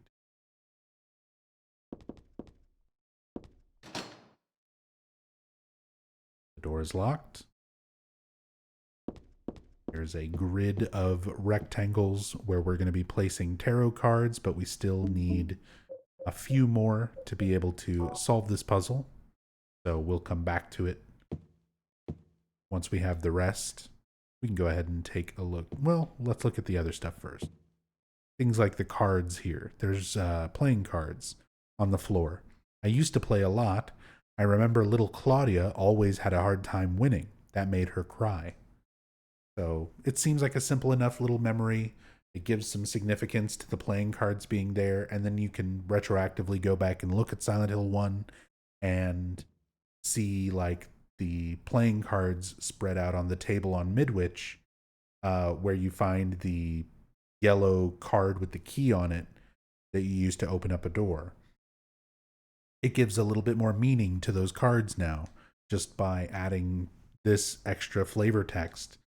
You know, a little more introspection, a little more history of Alessa, how she felt, how Claudia felt, what they were like when they were younger. You know, Claudia didn't like to lose and would cry. So that, all it takes is a sentence, literally 1 or 2 sentences when examining something, and it adds so many layers and extra depth to Claudia as a character, Heather as a character, Alessa, you know, all of these things. I used to take these dolls with me when I went to bed. Scarlet and, damn, I forgot the other one's name. So she has dolls. She mentioned having the 2 dolls in her bedroom in the apartment. And things like that. So that's something that is carried through even from when she was Alessa. I like the name. The doll is, one of the dolls anyway, is named Scarlet. She can't remember the other one's name. very likely that this was used by the Silent Hill Homecoming developers for inspiration when naming their character Scarlet Fitch, who becomes a boss that is literally a giant doll. So, very likely that's a direct reference. In fact, I don't even know which one is Scarlet. Hey, NDR. Yes, I'm playing this on PC SX2, PlayStation 2 emulation. But we got a key, the brass key. This was the model for my old room key. So we can go backtrack and open up another room or another couple of rooms. We'll take a look at the drawing block before we go. Again, this is part of the tarot card puzzle. Same drawing block from Silent Hill 1. The text and the image are mirrored. They're like flipped horizontally compared to how it looked in Silent Hill 1. But otherwise, it is the same texture. It is the same image. This is my sketchbook from 17 years ago. On the front cover here is a picture of Dad. Really awful work. Wonderful. It looks just like Harry. What's this doing here?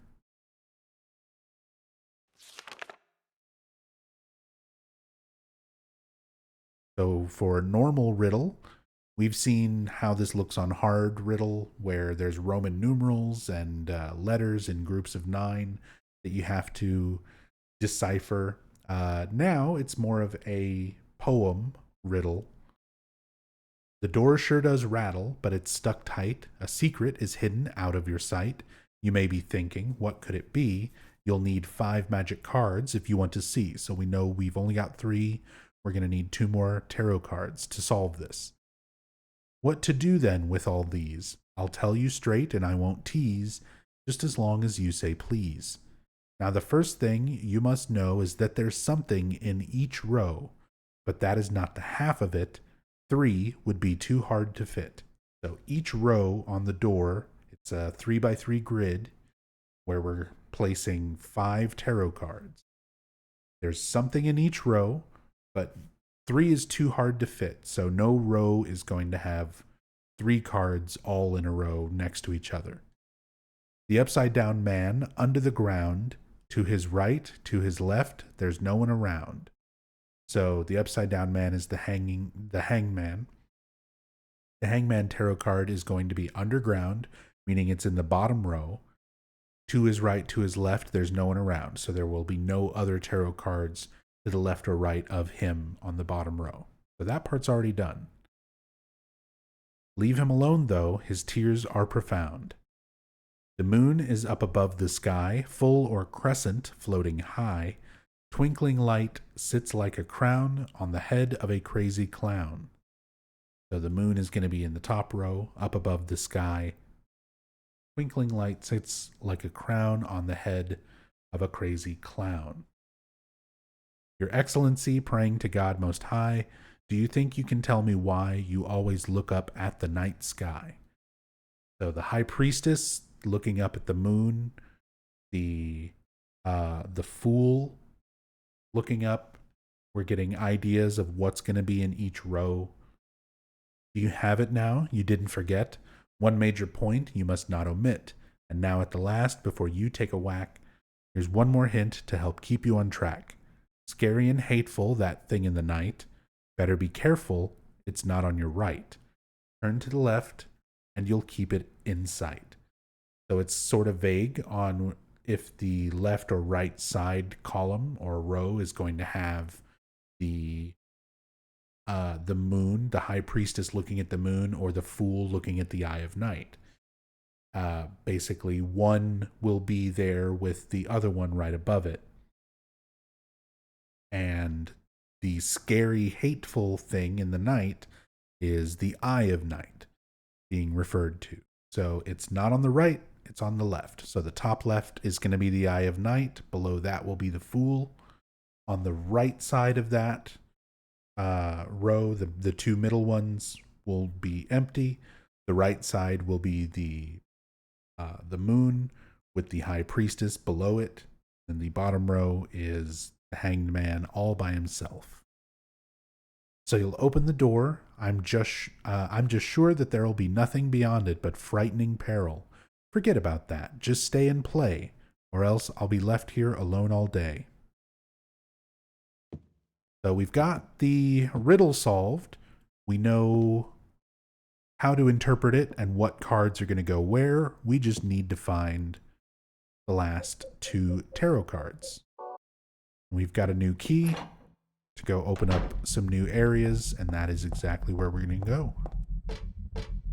We also need to go this way. We haven't been down this passage yet.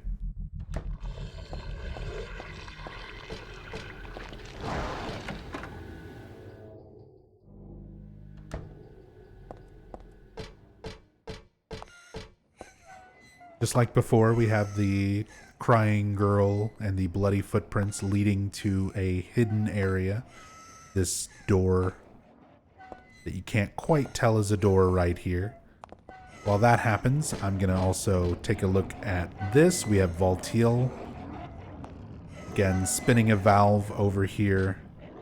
Oh, it's so hard to get a good camera shot.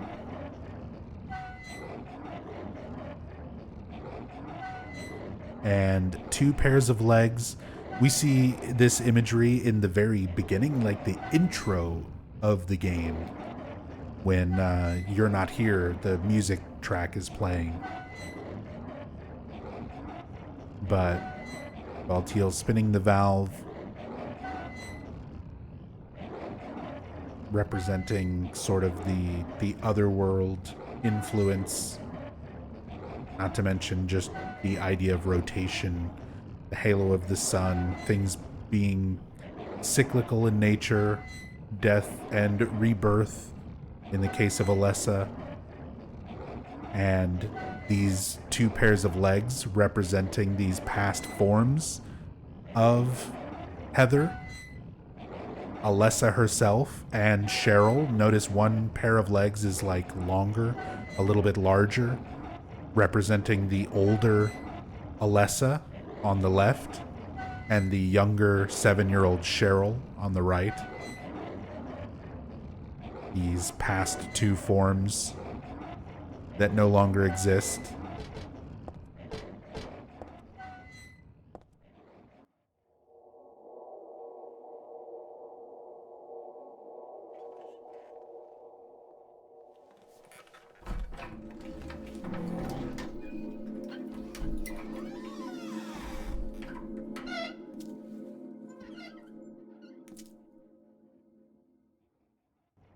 And hidden behind the wall, a door that doesn't even look like a door, just the same way that Alessa was hidden away in the basement underneath Alchemilla Hospital all those years ago.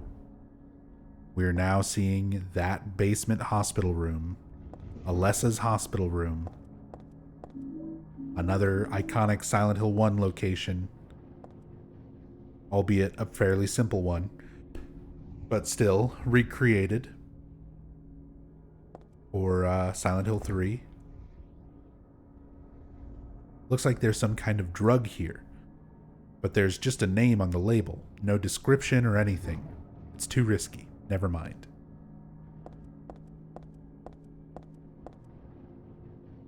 It's a picture of me when I was 7. I look bored and sad. Well, of course I do. I was always like that back then. That is the same iconic picture of Alessa that we see in Silent Hill 1.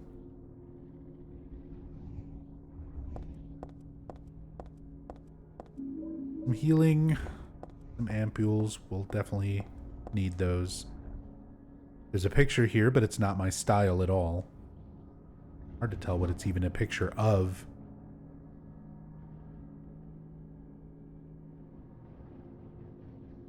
Looks like might be a person like leaning over to the side. Woman with dark hair like leaning to the left. Maybe it's a Rorschach and I'm thinking about Alessa, so I'm seeing Alessa.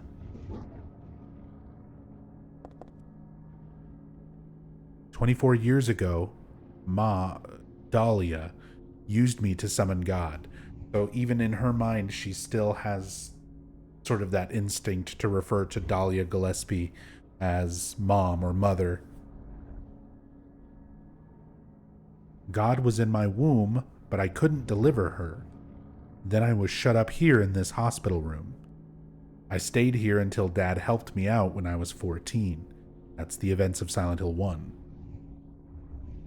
God ate away at me from within, driving me mad with suffering. So that's explaining why Alessa's shrieking insanity became a thing, why Alessa's mind was lost, that God eating away at her, driving her mad with suffering. There I was, wishing I could just die and be done with it, but I went on living that nightmare for 7 years. Looking at this bed just reminds me of those awful days. And I don't want to remember them because I'm not Alessa anymore. But Alessa is still me. I'm really not trying to deny it or anything. I just don't want to remember. Get me out of here. Almost like she's begging the player directly. Get me out of here. We'll get out of here, but we need the thing that we came here for. There's something stuck in this book. Cool tarot card.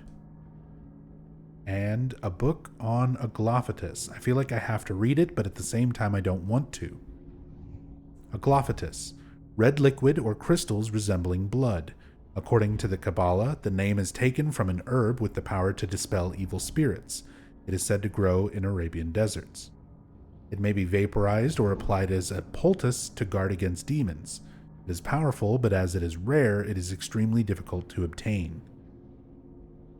So, same exact substance used in Silent Hill 1 by Harry Mason to force the god or demon out of Alessa. Technically, Kaufman uses it to force the god out of Alessa. Harry does use it in the Good Plus ending to bring the god out of Sybil, or not a god, but a demon, a manifestation, possession, slug thing.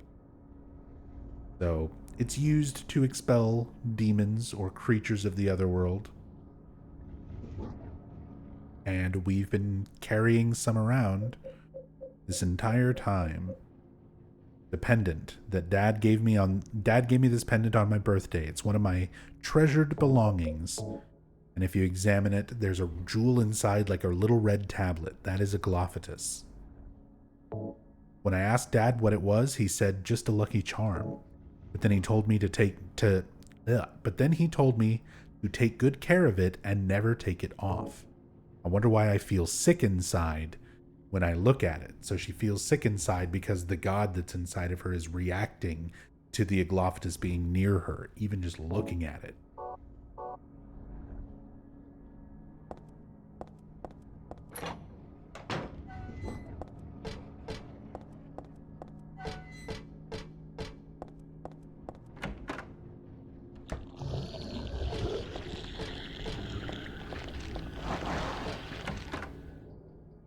All right, time to backtrack. We need to go all the way back, almost to where the confessional happened.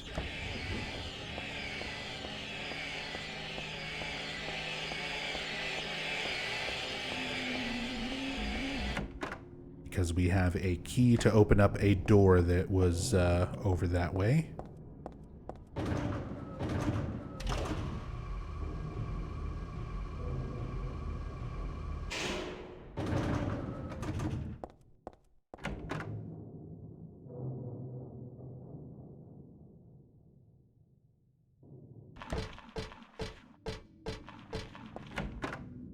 Still hear Valtiel crawling around back and forth there.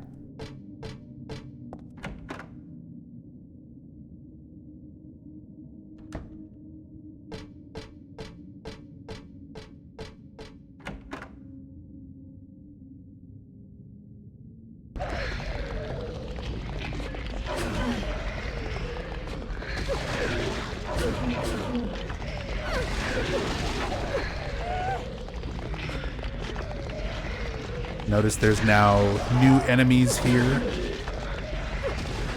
after clearing it out earlier from the, it was just a closer.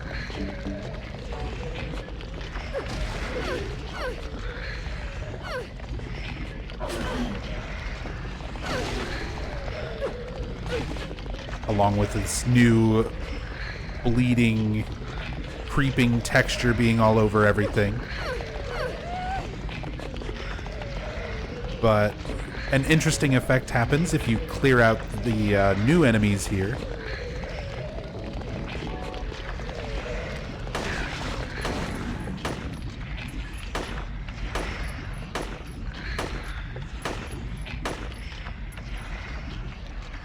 There you go. Once you kill everything, the effect on the wall kind of starts to disperse.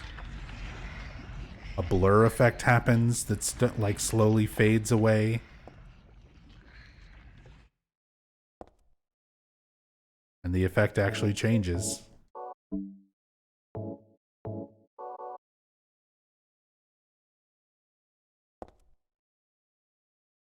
And that effect looks and changes very differently on the PC version compared to the console version. PC version, it makes these very specific little, like, congruent circles. We've also got this effect here.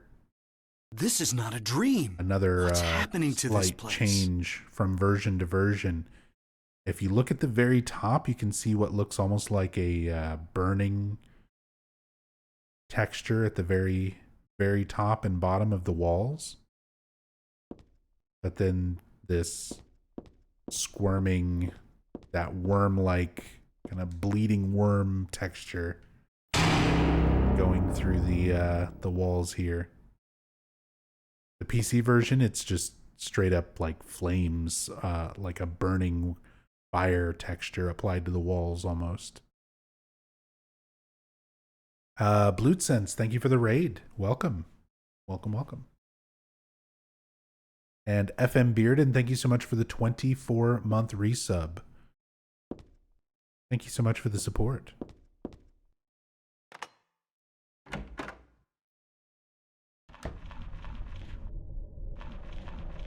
Must have looked better on the old day on CRT.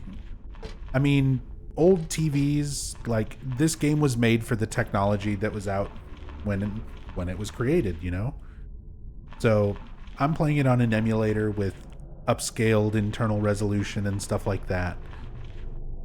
But this game was very, very good looking. This was like one of the height of utilizing the PS2 hardware. Like this and Metal Gear Solid 3, Metal Gear Solid 2 and 3. Some of the better looking games on the console. And yeah, the effects definitely kind of hit different when you're looking at it on a CRT TV. All the original things. Valtiel crawling around just like before. And stepping into this side room in order to get around that insane cancer kind of blocking the way. We have another Silent Hill 1 area recreated. One of the Midwich classrooms. Even has some similar textures and posters that we saw in Silent Hill 1. I love that they bring those assets back to recreate this room. What a tiny chair. I can't sit in it anymore. Thank God.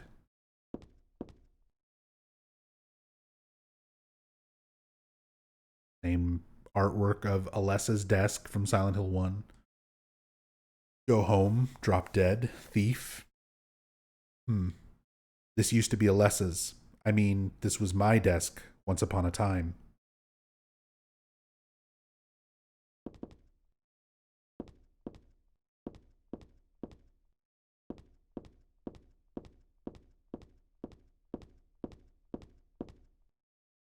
This is a picture of a wolf.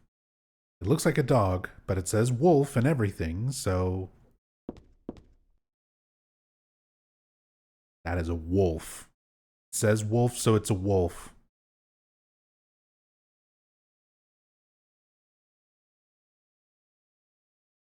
Yeah, again, I just love all these little animal pictures and drawings and things. Again, straight out of Silent Hill 1, being used to recreate a little piece of Midwich on the PlayStation 2, just for the sake of this game. I can't say enough how much I wish we got more of Silent Hill 1 recreated in better graphics for Silent Hill 3.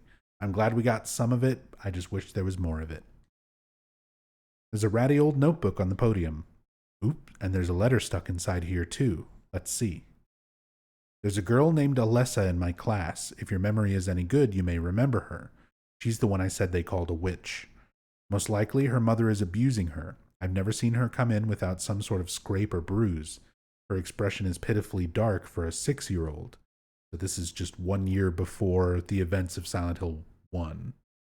Or no, 1 year before the ritual where she was burned and impregnated. Something like this may not be so uncommon. Rather than coming up with pointless ideas, it's best just to watch and wait. But isn't there something I can do to help? I'm considering consulting a lawyer, but I do have my reservations. That's why I thought I'd ask you, my friend, for your opinion first.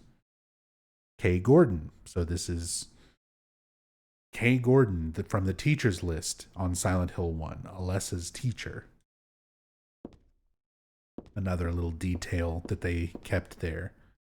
A reference, by the way, to Kim Gordon from the band Sonic Youth.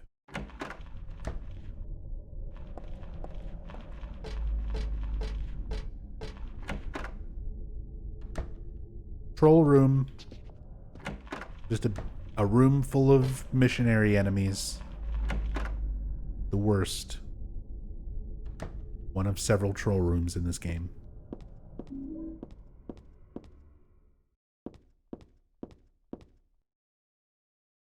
What are these? Letters? No, maybe a bunch of suggestions. People are starting to voice their dissatisfaction about Father Vincent using the organization's money for his own personal benefit. So now we get a little bit more context about Vincent and his role in the cult. I've also heard rumors that Father Vincent has been extorting donations from some followers.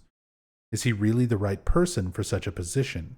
I'm in no place to deny all he's done to make the organization grow. Even though we believe in God, if there were some sort of gathering, shouldn't we be valued not for our limited talents or our talkativeness, but for the depth of our faith? LS. So we don't know specifically who LS is supposed to be, but it's a member of the cult that is expressing dissatisfaction with Vincent.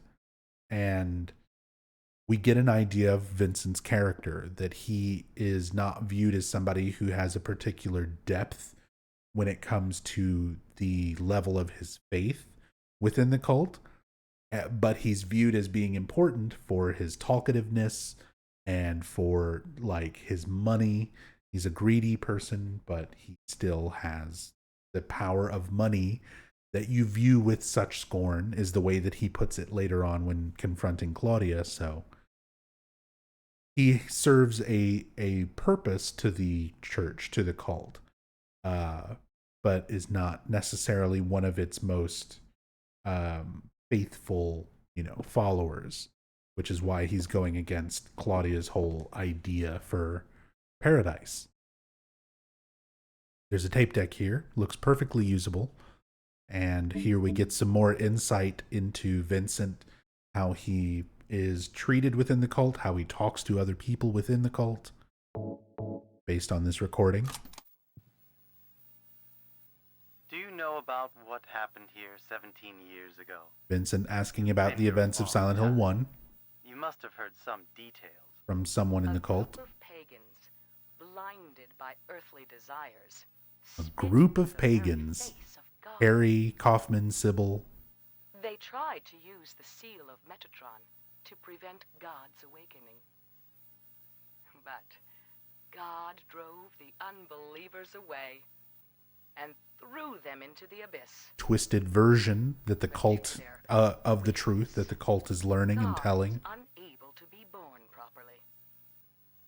And so, she has slumbered ever since in the womb of the Holy Mother. God continuing to exist the time of the awakening inside of Alessa after reincarnating. That's it, huh? Well, thanks. Father Vincent, I heard that the Holy Mother has been found. Referring to Alessa's reincarnation. Has been found? Did Claudia say that? See, she calls Holy Mother, he says Alessa. Her sight. Different levels of respect for the same Maybe it's person. because of her great faith. But I could never be like her. I wouldn't want to. Nor I. The truth is, Sister Claudia frightens me a little. Even the other cultists are not down with Claudia. Both show our faith by forgetting about this little talk, okay? Yes, but does that mean this land will finally be the home of eternal paradise? If God wills it, my sister. If God wills it. So, some secret recording being made of this conversation with Vincent when, Claudia first maybe hired Douglas and found Heather, tracked down the reincarnation of Alessa. But yeah, we get so many little bits of context for the cult and the way they view each other, the way that they view Vincent, the way they think of Alessa as being the Holy Mother, all these different aspects that are very, very important things, very important plot points to the story that are worth taking into consideration. Easy to miss as well. Got the High Priestess Tarot card. So we now have all 5 tarot cards needed to solve the puzzle. Just a candle. The name Claudia Wolf is written very small on the cover. Looks like this is her diary. So now we get some insight into Claudia Wolf from her own perspective, her own writing. November 10th. She didn't die then. She was born. I knew that for a fact. Referring to Alessa's death and reincarnation. But then why haven't I found her yet? They were supposed to need her power to build paradise for the happiness of the people. She was supposed to be reborn for that. I'd really like to see her. So, Claudia and Alessa were close in childhood, but then Alessa had this ritual performed, the splitting of the soul, the birth of their god, the events of Silent Hill 1, her reincarnation, and then after all that, Claudia lost essentially her sister and thought she was supposed to come back. Like, she was supposed to be reborn and come back to the cult and lead us to paradise and birth the god again. Like, it wasn't happening. And Claudia was expressing, through her diary, her concerns about that. November 14th. Read the Book of Praise. I want to thank Father for lending me such an invaluable book. We don't know if she actually means like Father as in another member of the cult, or Leonard Wolf, like giving her this material, this resource to learn more. I found what I'd been searching for in there. How to awaken God, but it's much too cruel. Will I be able to pull it off when I see her? So doing more research into what she believes could be done to call back their god or birth a god. November 16th. I was free all day, so I read A Modern History of Refugees and Young Slaves, Child Exploitation. She started reading information about, horrible atrocities in the world and realizing how much pain, how much suffering, how much evil there is in the world, in humanity. I don't want to be a mere bystander in this world. I can't do anything now, though, and that's what's hard. So there's a lot with Claudia's motivations. You know, what drove her to thinking there's so much pain and suffering. My belief is that we can birth this god and everyone will go to paradise and everything will be better. Like, her intentions are overall not evil. She's not trying to, like, I'm going to destroy the world. Like, she thinks what she's doing is right, that she's guiding mankind to paradise, but it's through a god that just does that by ending life. This bookshelf is nothing special. Nothing else, just that diary. There's an old birthday card on the desk, so she was still hanging on to this. So a birthday card from Alessa to Claudia. To little Claudia, happy 6th birthday. I love you as if you were my real sister. Here's to you. That's all you need, and all you need is that bit of information. How close were Alessa and Claudia? They weren't related, but they were both part of the same, cult. They were both raised essentially together. They both have like potential for psychic powers. Again, you tie that in with the whole history of Silent Hill using the orphanage, Hope House or Wish House to raise orphans to believe in the cult's teachings, to try and perform rituals and to find children with abilities, psychic abilities that would allow them to manipulate the town's powers and perform these rituals. Even through all of this, they were just two children who saw each other as sisters, some of the limited family that they had in their lives.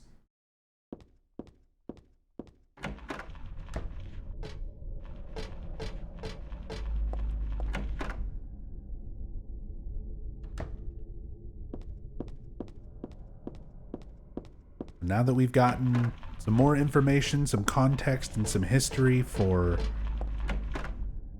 Claudia, for Vincent, everything's sort of up to this point.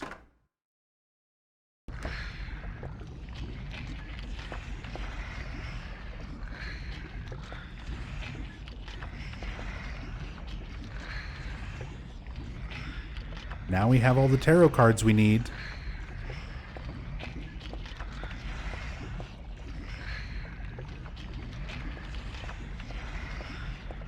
I like how this effect comes back in here. So creepy.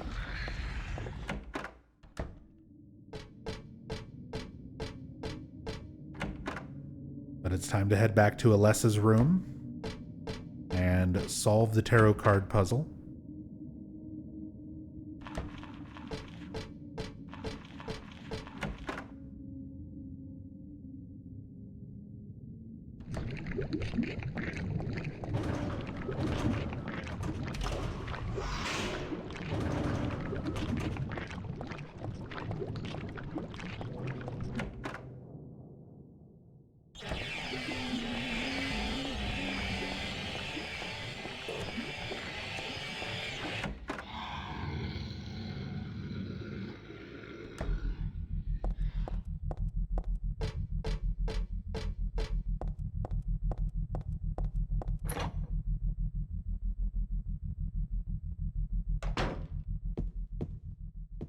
So one more look at the poem from earlier, now that we have all 5 cards. You'll need 5 magic cards if you want to see. First thing to know is that there's something in each row. So there's always at least 1 card per row, but never 3 cards per row. The upside down man under the ground. To his right, to his left, there's no one around. Leave him alone, though his tears are profound. So the Hanged Man card, the upside down man. If you examine the Hanged Man, he is hung by his foot and hanging upside down. So, underground.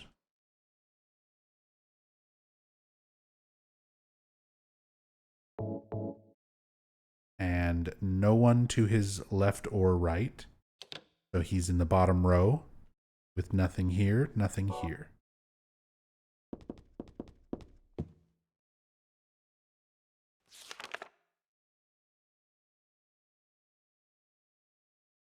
The moon is up above the sky, fuller crescent floating high. Twinkling light sits like a crown on the head of a crazy clown. So the moon is up above the crazy clown.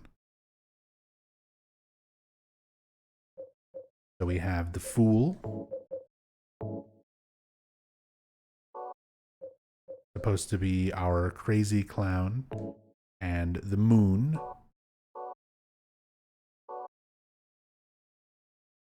So there's a few different spots.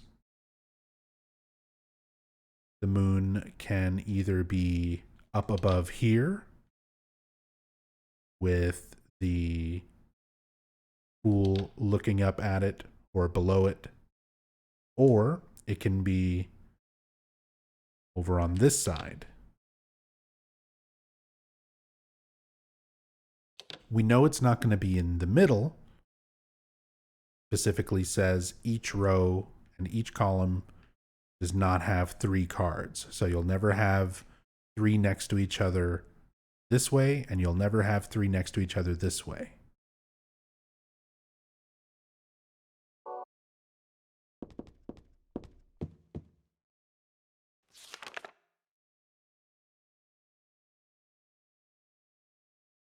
Your Excellency, praying to God Most High, do you think you can tell me why you always look up at the night sky? So then we have the High Priestess, the one being referred to as Your Excellency, and the Eye of Night, always looking up at the night sky. Do you have it now? You didn't forget. One major point you must not omit. And now at the last, before you take a whack, here's one more hint to help keep you on track. Scary and hateful, that thing in the night. That's the Eye of Night. Better be careful, it's not on your right. Turn to the left and you'll keep it in sight. So the Eye of Night is going to be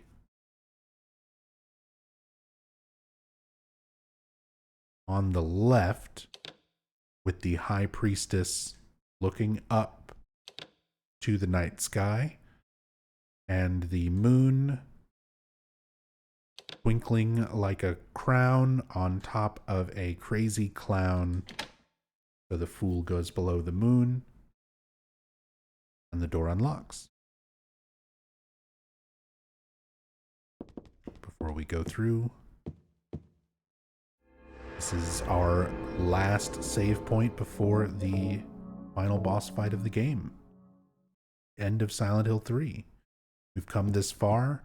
We've experienced everything from Heather realizing who she is as a reincarnation of Alessa, fighting our way through this church, finally catching up to Claudia, getting the chance for her revenge after losing the only family she's ever known, her adopted father, Harry Mason.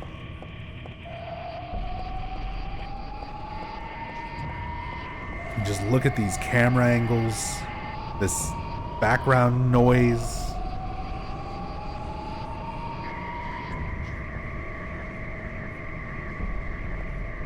It almost sounds like the classic siren, distorted.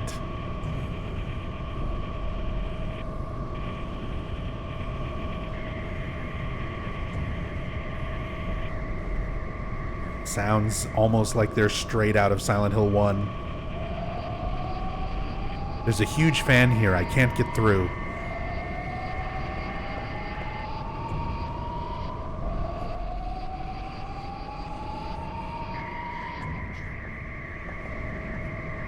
Yeah, that's one thing that people have definitely pointed out about Silent Hill 3 is it doesn't have that consistent use of like the air raid siren or like the otherworld siren, but now we kind of hear a siren-like effect coming through with this ambient sound right before our final confrontation.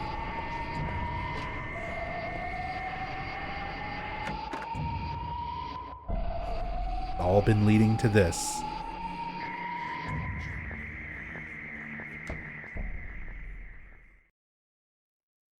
What do I want?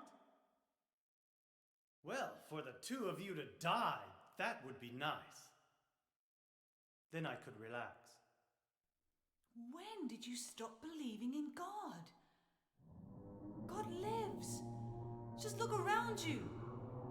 But I do believe in her. In my own way. I fear her, and I adore her. But I haven't lost my mind like you. You think that this is the work of God? Isn't this all nothing more than your own personal nightmare? Just like Alessa 17 years ago? If this really is the work of God, then I'd say she has lousy taste. You mock God?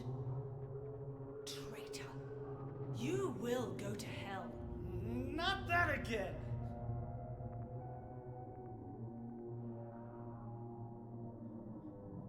Who do you think you are, claiming to know God's will?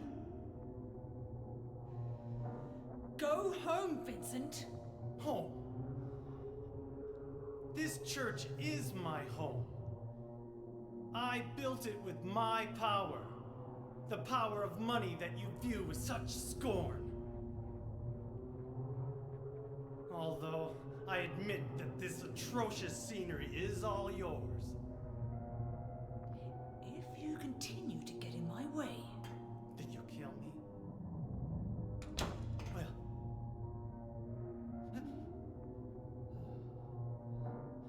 Well.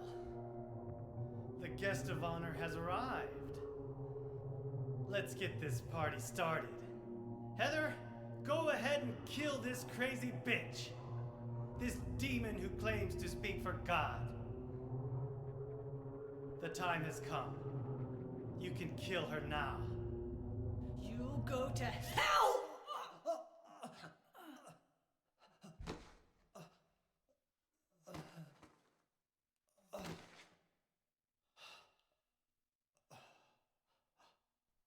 What did you do? Nothing important. You're not going to run? I guess this is the end. No, the beginning. As Vincent said, the time has come. Alessa, I'm saddened that you didn't agree to this on your own.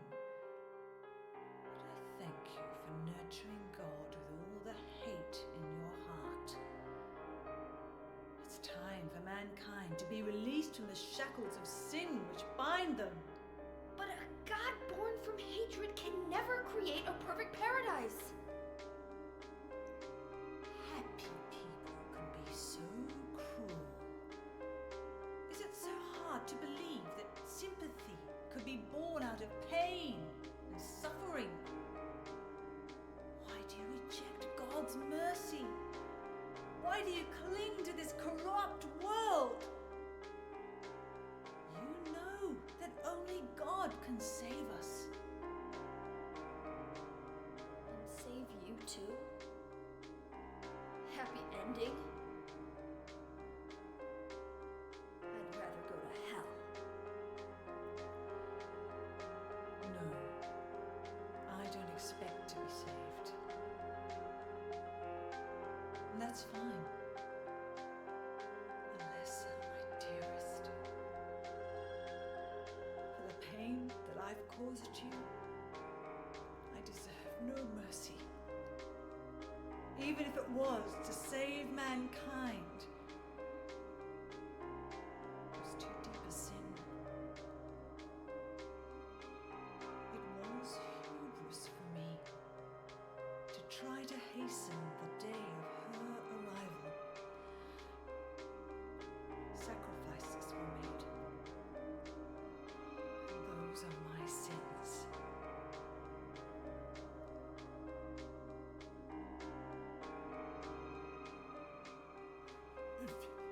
feel so guilty about it.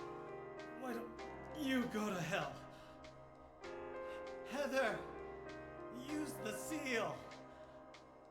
Vincent?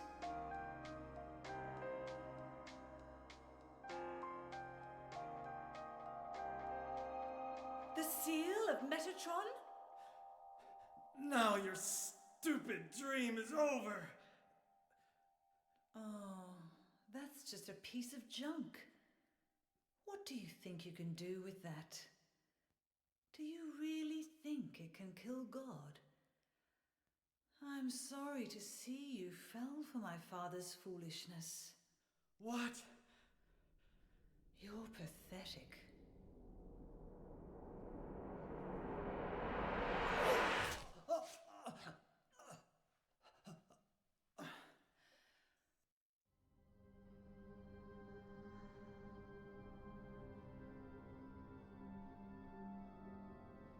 But God loves even you.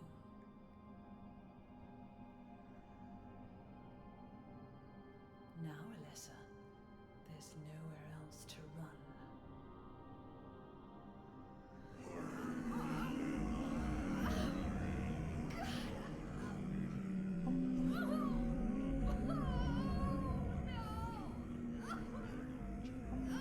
Just accept it, Alessa. The pain will disappear. I've been waiting so long for this. Even as a child, I knew I would see the coming of this day. I knew I would be a witness to it. Judgment Day.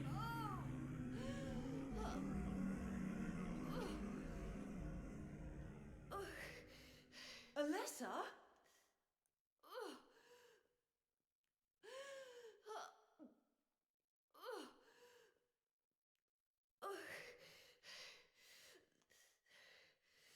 Shut your stinking mouth, bitch!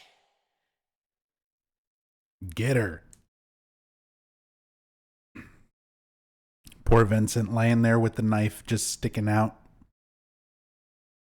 His whole plan, you know, we went through all that trouble, had Heather go track down Leonard Wolf and kill him, get the seal of Metatron, and yeah, ultimately, in Heather's hands, in the current situation, it's not going to do anything for them. You know, it's a ward, it's a safety in the hands of like Alessa, but Heather is not Alessa. You know, Alessa has been reincarnated, but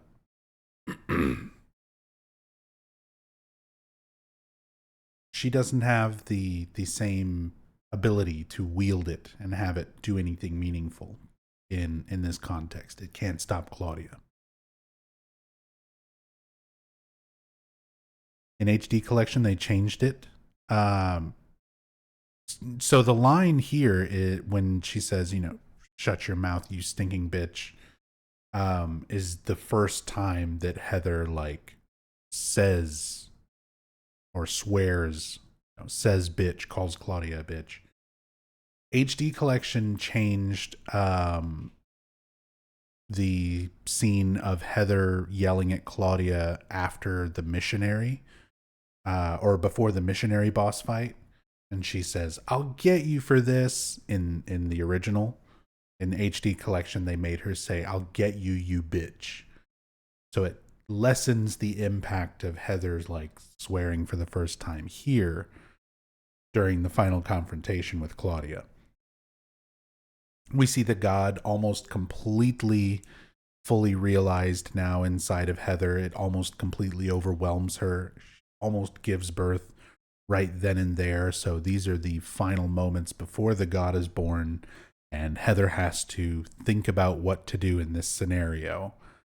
And there's a few different things that we can do that the game kind of lets you do.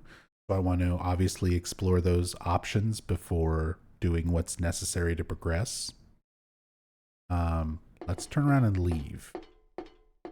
I've come this far. I can't run away now.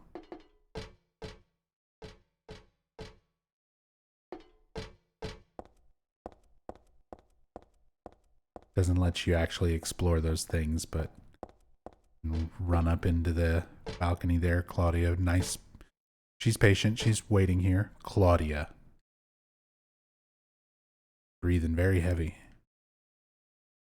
Look at that. It's like a fighting game idle animation. Vincent's dead. I hated him too, but it doesn't mean this makes me happy. Why couldn't I have stopped Claudia?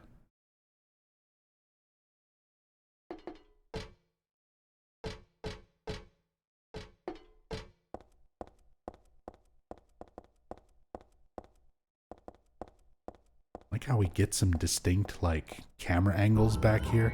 Oh, and there's the timer. We ran out of time. And God is now being born.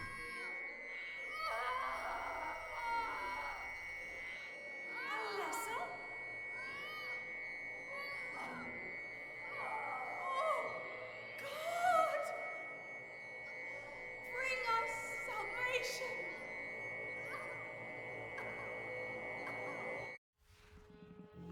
All of humanity ended. We're all going to paradise.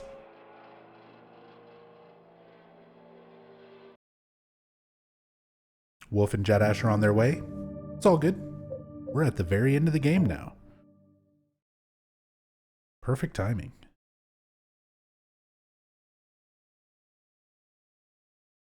Finish up some Silent Hill 3 and go play Dungeons and Dragons with my friends.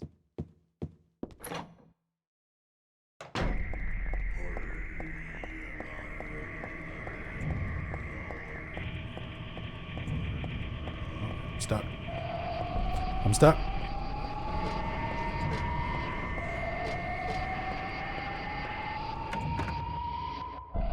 You double checked on YouTube, HD collection, it's shut your mouth, you stinky bitch, instead of shut your stinking mouth, bitch. Okay, thank you for the clarification. They did change that, Freddy. I couldn't remember if that was an actual line change. I know they changed the one in the missionary fight, but I didn't know if they changed that. So thank you. Being specific.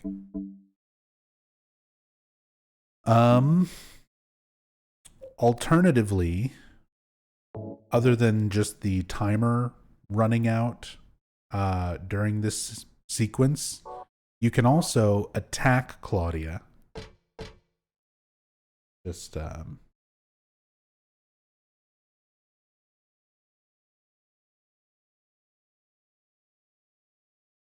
make sure we have a save state here.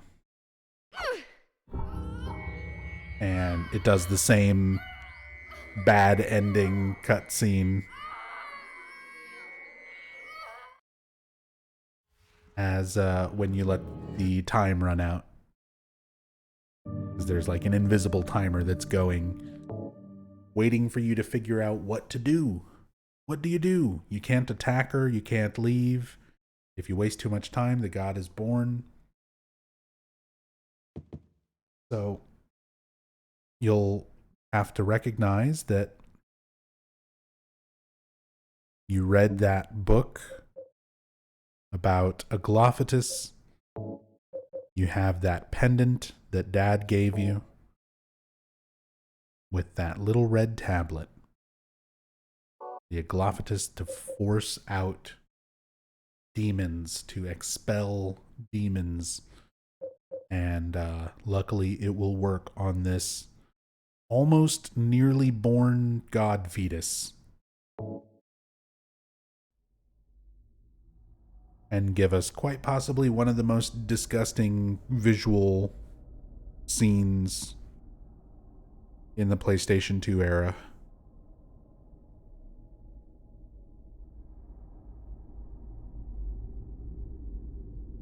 What are you doing? Dad.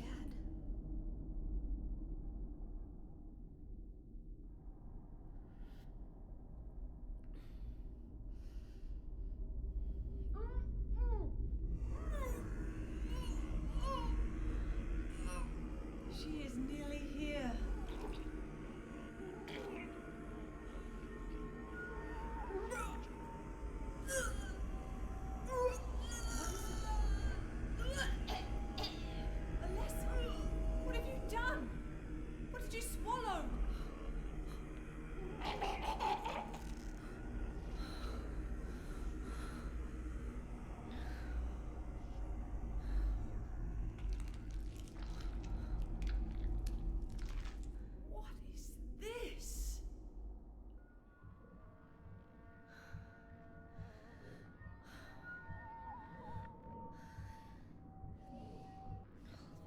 Looks like God didn't make it.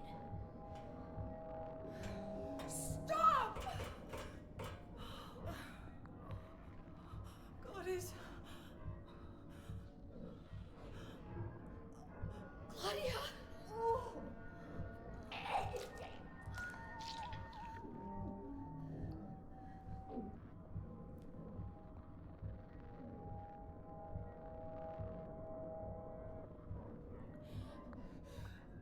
Alessa, you cannot kill God.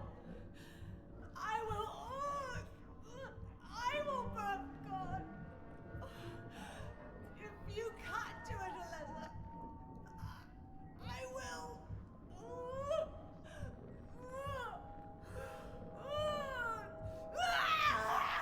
Claudia! Claudia!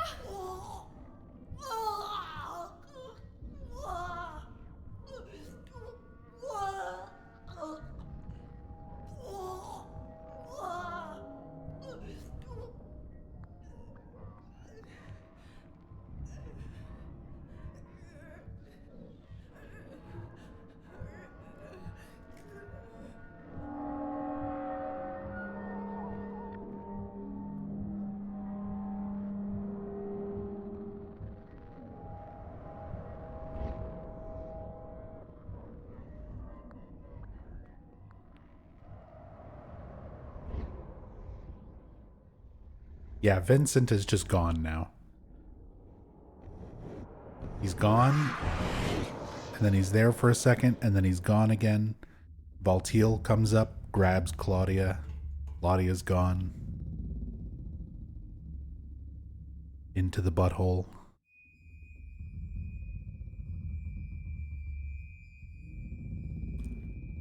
A butthole that was actually foreshadowed, by the way, when we were looking at the Stations of the Cross comparison, the origins of the cult's beliefs in the very first room of the church, right before the confessional.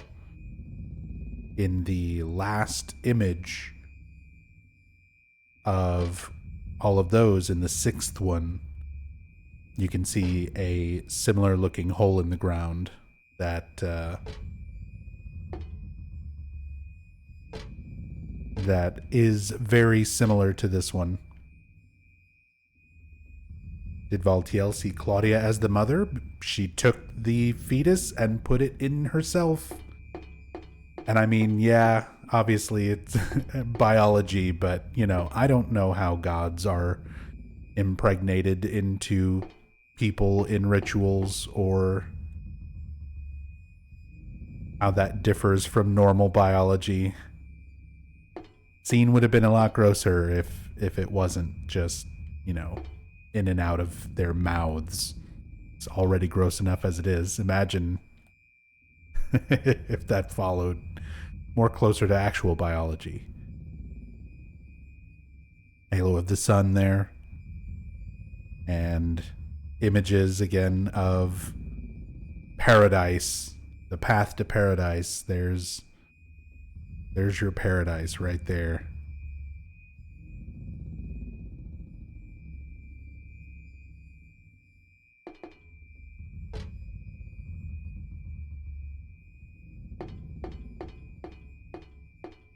There's some really good acting during that scene as well.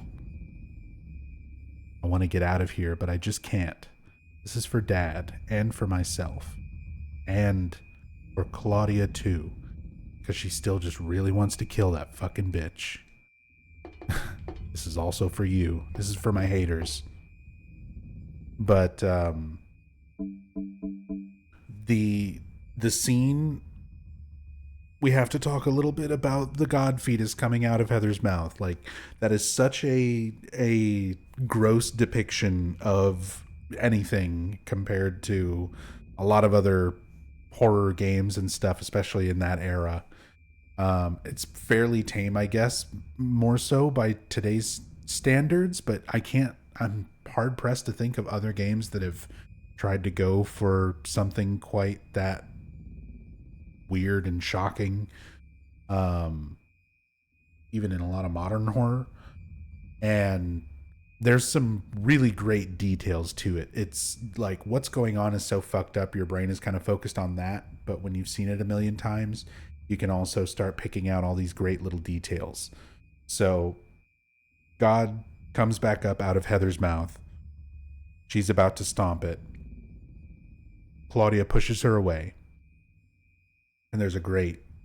Heather looks like drunk almost in the way the mocap looks, where she like tries to catch herself and regain her balance after being pushed away.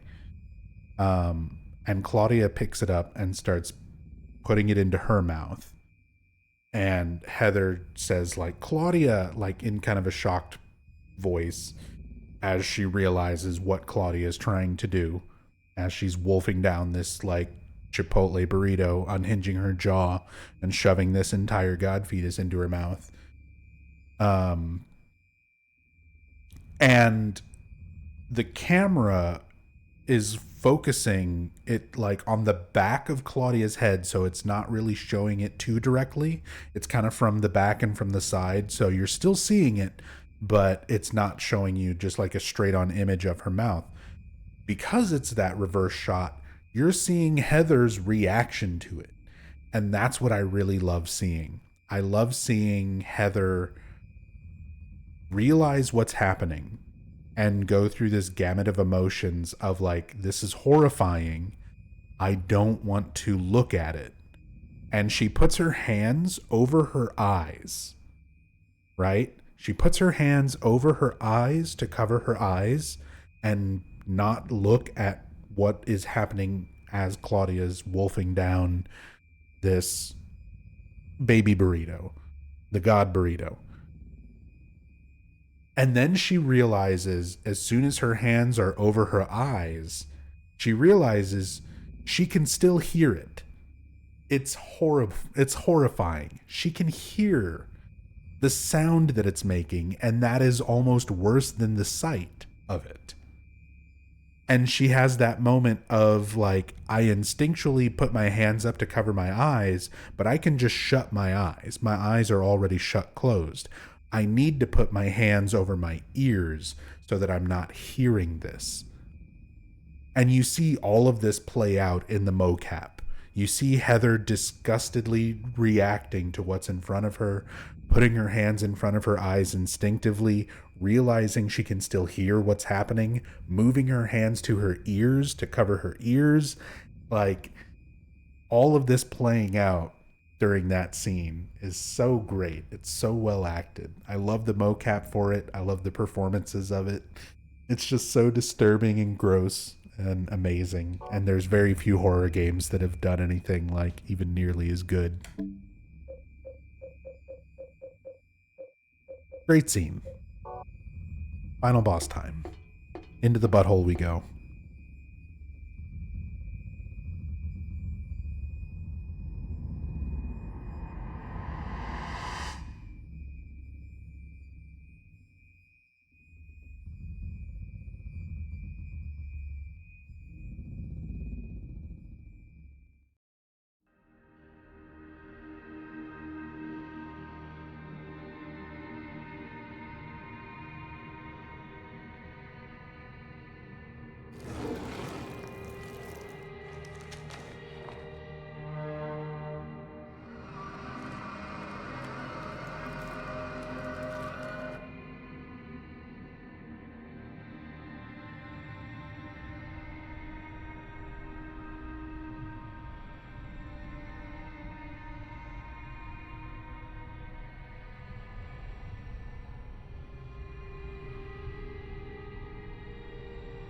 Can't be dead.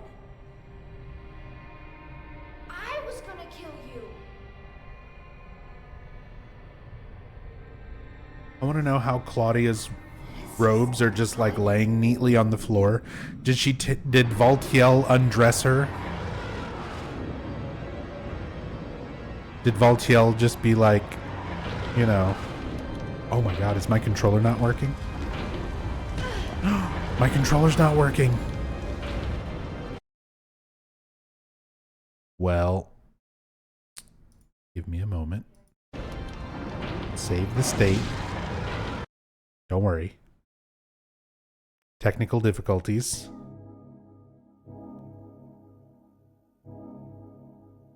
Let me reset the emulator, make the save state, so I can replug my controller and have it detected by the thing.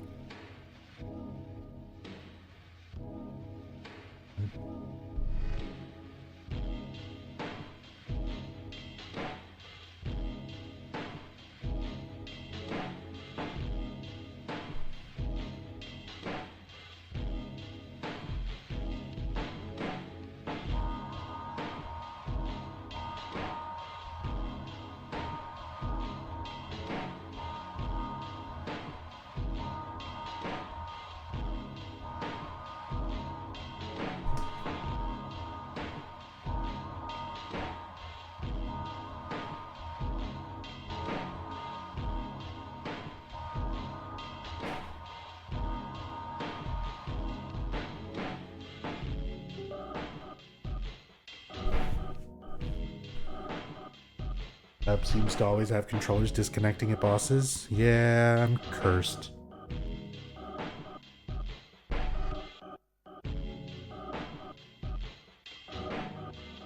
don't know why I'm cursed to have technical difficulties, but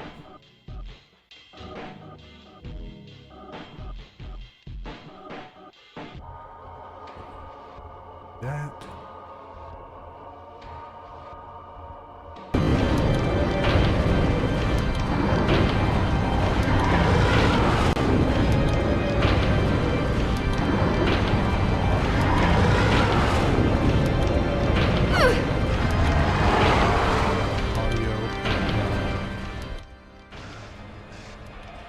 For some reason, audio is extremely loud.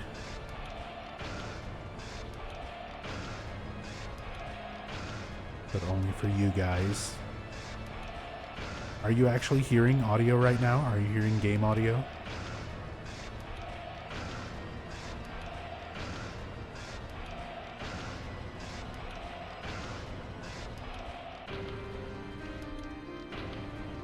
You should be seeing a pause screen in the boss arena. Seeing and hearing. Okay. Alright.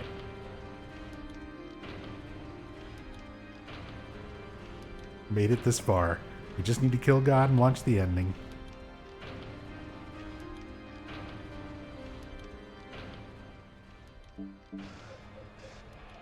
I don't have audio, but that's fine. You guys have audio, that's what counts. Go forward.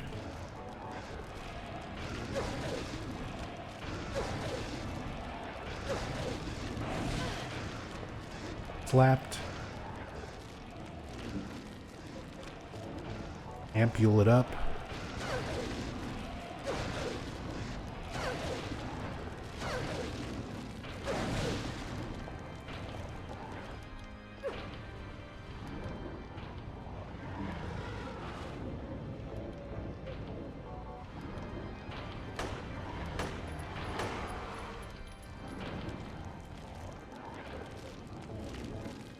I'm killing God, BRB. Give me a sec. Gotta kill God real quick.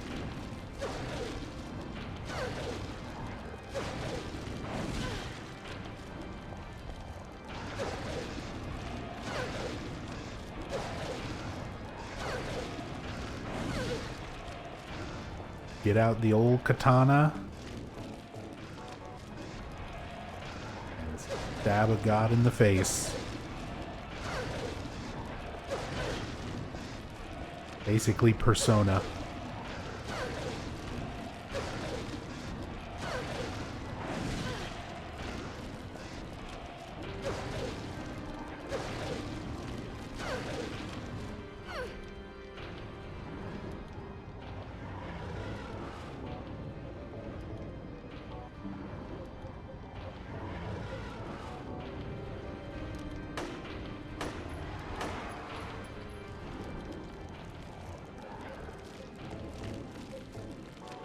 Shotgun.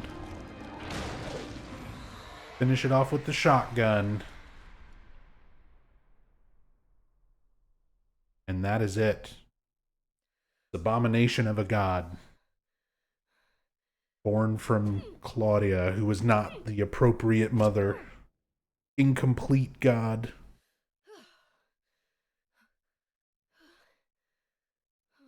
And Heather can go back to her life and mourning her father Harry. And that is it for Silent Hill 3. I guess it's time to roll the credits.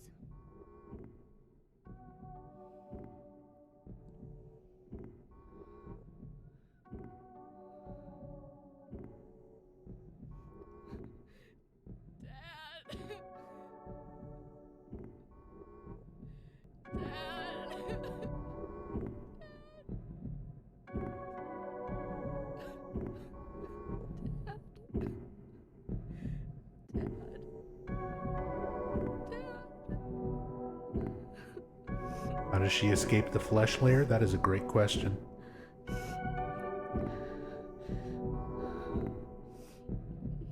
One of the many mysteries of Silent Hill.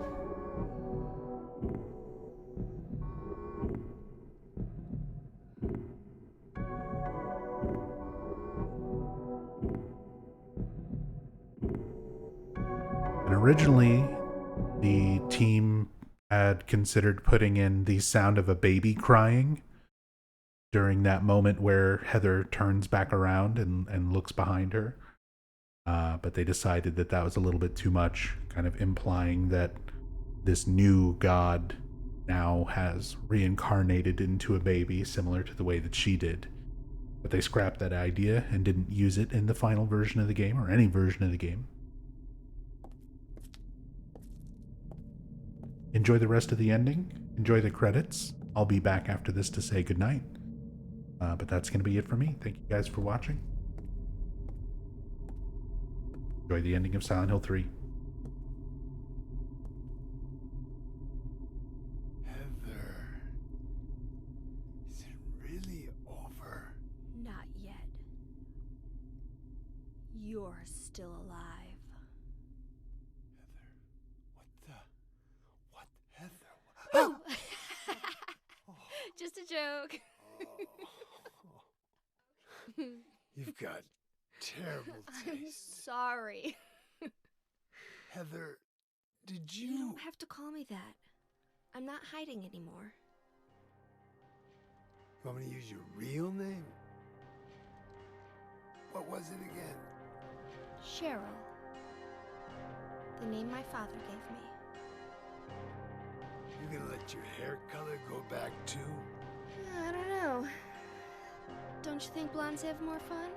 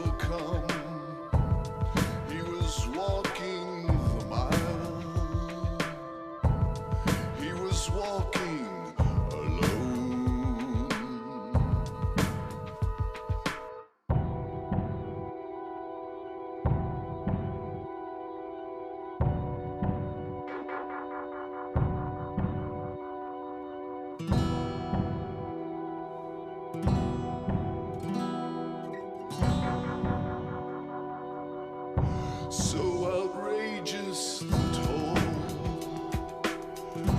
You can lose all you have. He refused to give in to the town that takes all. Survive, you must have the will. This movie doesn't end the way we want. All the time when he shouts at the moon, she's gone, and fear has overcome. He was walking the mile. He was walking alone. 4 and 20 dead birds, they bleed upon the nest. There was no time for reasons. They had no sign of a threat. Now it's too late for me. This town will eventually take me. Too late for me. This town will win. Through this fog they came along. Dark creatures singing a terrible song. The rest of the bar laughed at him. Only I felt my own crept in. They found him dead the very next day. No more stories from him, I heard him say. We blame bad luck for his fate. Only I felt terror so great. She and he will know that someday all things will end. That misty night, that dismal moon.